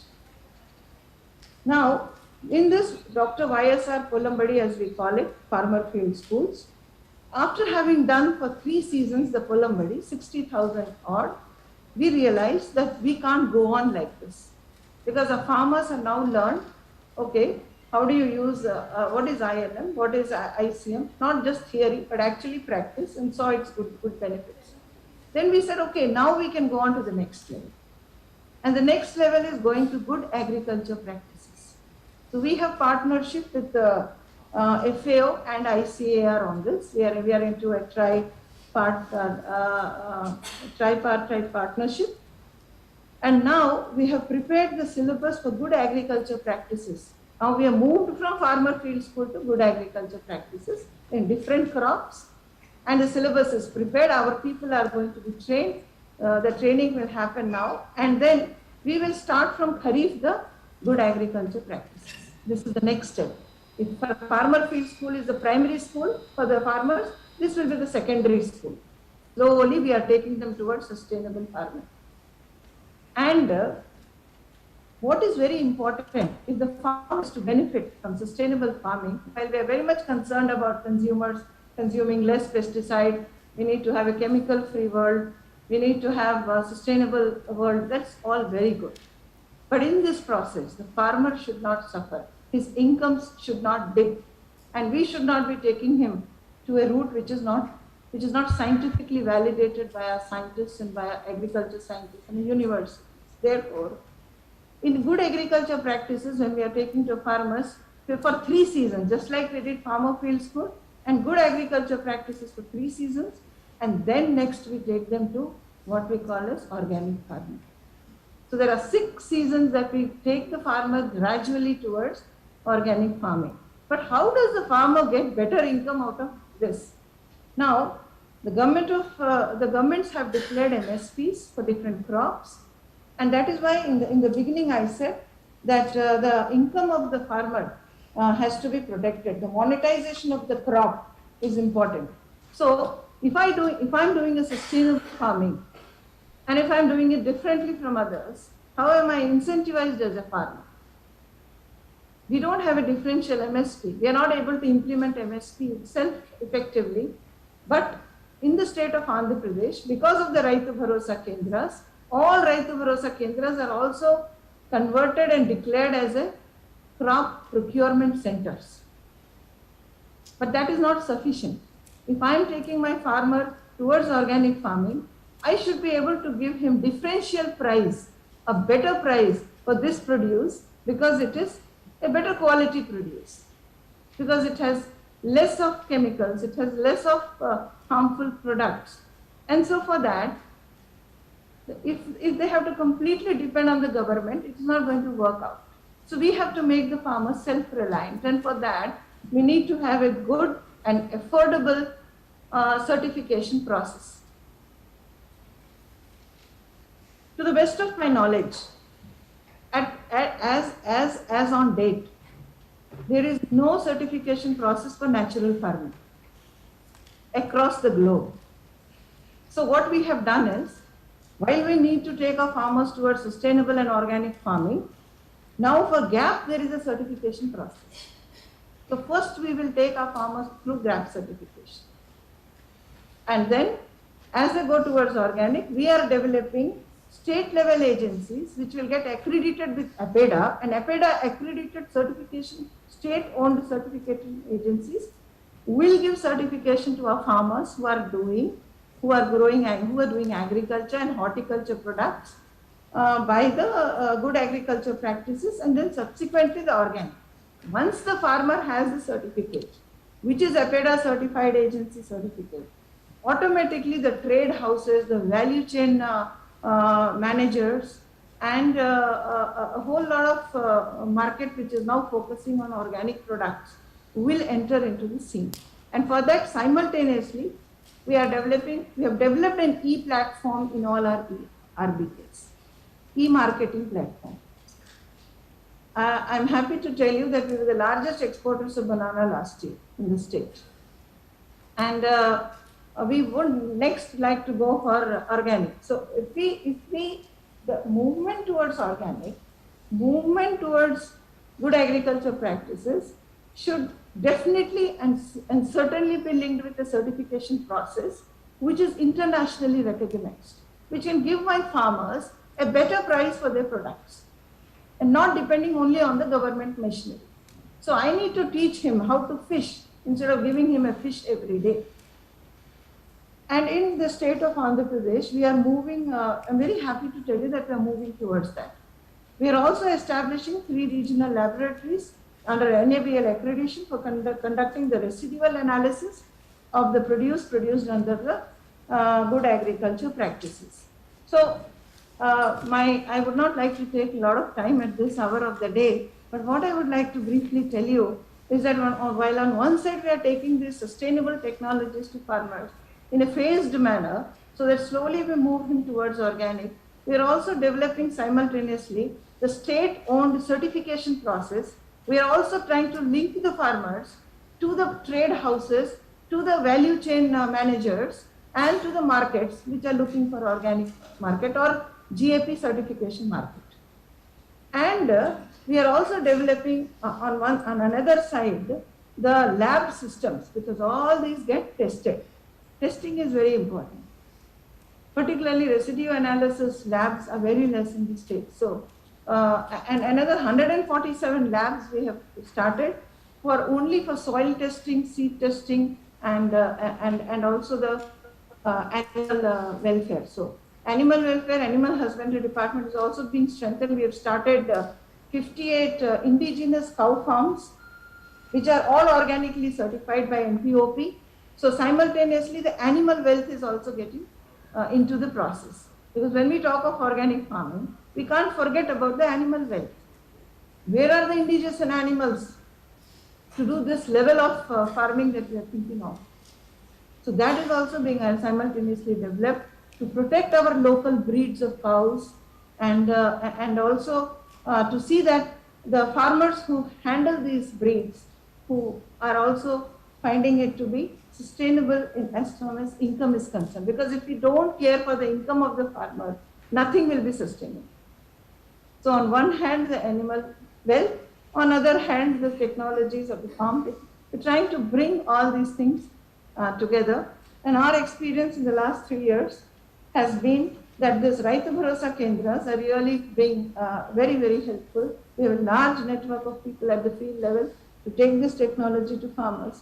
And also we have linked them very, very effectively to the Krishi Vigyan Kendras and PRSs, and we are very strongly linked with our university.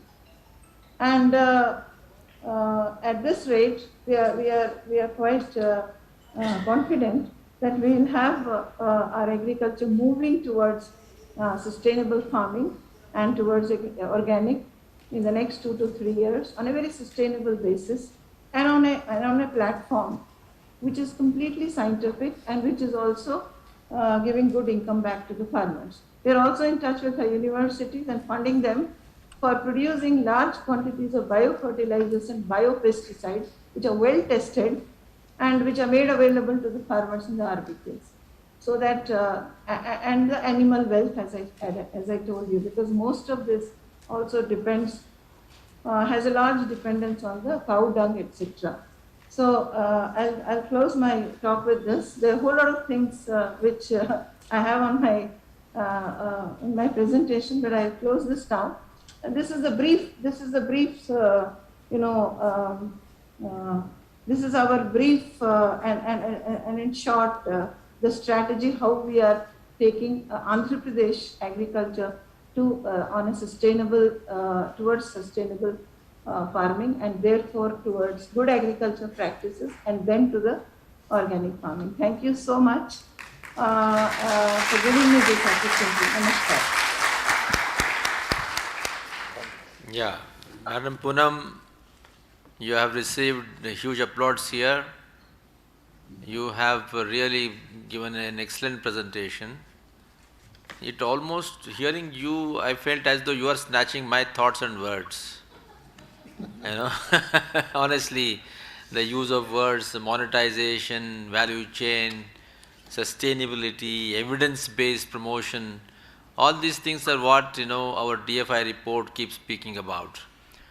And I must say that all that you said is absolutely true. I was at your Angaru very recently, and I've been in touch with Dr. Vishnuvardhan Reddy. He told me all about what you are doing, and particularly the right to Bharosa Kendras. They are, I think, in a way, examples that the whole country must emulate, because across the country today we see weakening of extension. But here is Andhra Pradesh, which has actually strengthened them, particularly by infusing young blood, educated, highly qualified agricultural science graduates, postgraduates. We must really congratulate you, madam. Excellent work. And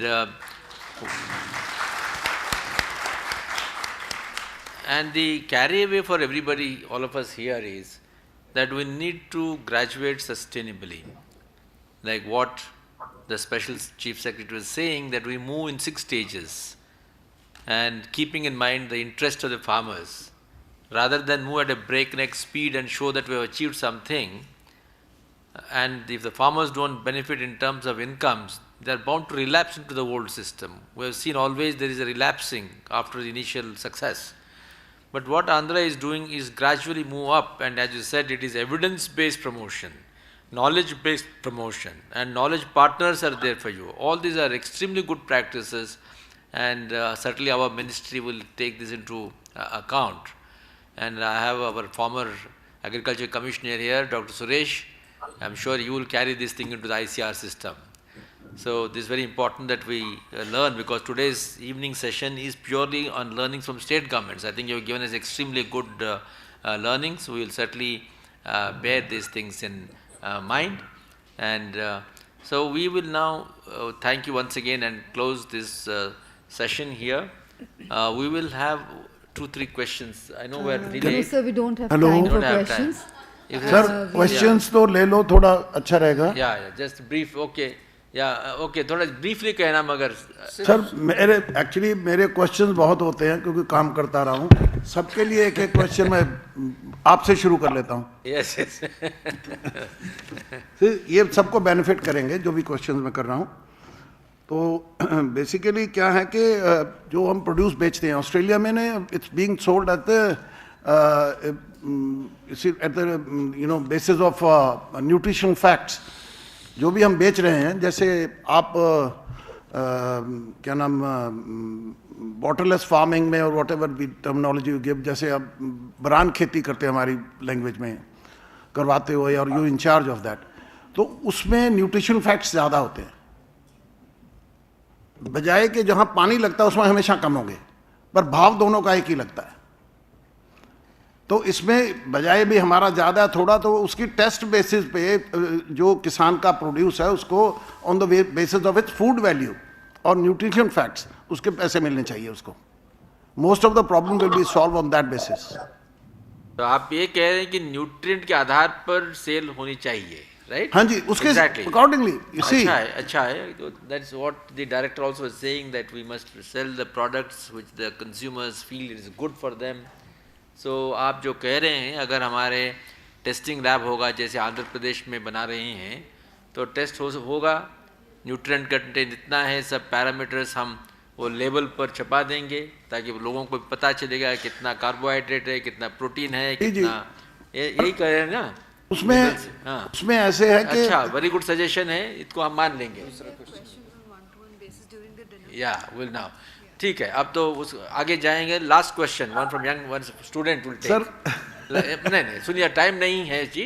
आपने अच्छा सुझाव है. हाँ. तो हमने मान लिया कि ये तो करना चाहिए ताकि जब वो प्रोडक्ट हम सेल करेंगे तो उसको एक चीज और ले लीजिए प्लीज. टाइम नहीं है सब, तो एक स्टूडेंट को एक मौका देंगे और क्लोज करेंगे. यस, या any student wants to ask. या ma'am. Yeah, you go ahead. This girl here, right. Good evening, sir. I'm Shabnam Bushra from Imperial School of Agribusiness. Sir, my question is related to the compensation. As we know, sir, I want to know, sir, are we doing something that is our government which can compensate the loss of produce that is about 35% in the organic and natural farming, so that farmer can be motivated highly towards the natural and organic farming at national level? Yeah, I think you asked a very relevant question. So we know now, sir, farmer will never leave those chemicals unless his... Yeah. Understood. See, this, what you're talking about compensation, you heard to Dr. Arjun, the Director General of Horticulture from Haryana, that state is looking at parametric based compensation to the farmers, okay, so that they continue to be incentivized even if there is going to be a crop loss. Now, this particular compensation or ecological compensation for eco-service compensation is being thought slowly by different states. Punjab has also tried to do this thing. The idea is, if we want to incentivize farmers to move towards what is called agroecologically sound production system, then based on intercrop comparisons, if there is an income loss or a yield loss, can they be paid for? That will be the new policy issue. I hope that in due course of time we shall have it. But just to correct, there is no data to show that there will be a yield gap by 30-35% if we practice organic. As we heard from Dr. Arjun again and from others also, there is a gap of around 20%. Yes, it can be there. So we'll close it here now. Thank you very much for the question. Only one point that all of us must remember, when you say that under the alternate agriculture system, the yield loss may be only 10-20% or it is comparable, what is the benchmark?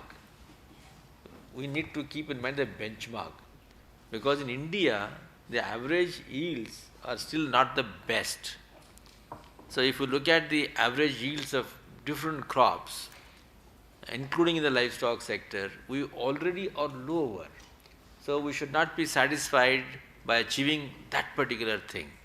In fact, our strategy and vision forward is to increase the productivity that is being now realized. Okay, therefore, even our natural farming, organic farming, or any other alternate farming system must help us to move towards higher productivity and not numbers by comparing ourselves with what we have today, and then we feel that is fine. Okay, this is just a point, so that our Honorable Vice Chancellor is here, there are other scientists here, Dr. Suresh, who can take this thought forward. Only then can we sustain this. So thank you very much. We'll close it here. I thank all my panelists, including Dr. Poonam and all of you. Thank you. Thank you. Thank you very much indeed. And may I now invite Ms. Nida to do the honors of presenting a token of gratitude to our chair, Dr. Ashok Dalwai, CEO, National Rain-Fed Area Authority.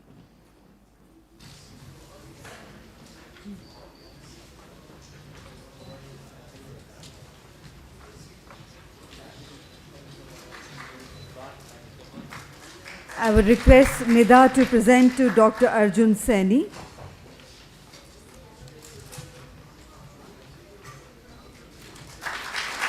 And to Dr. PVSM Gauri.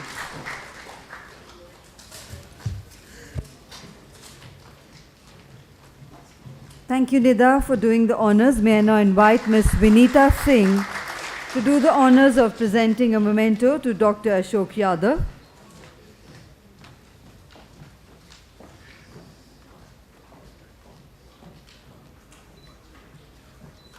To Dr. Arvind Kumar. Please present to Dr. Arvind Kumar. And to Mr. Saurabh Pandey.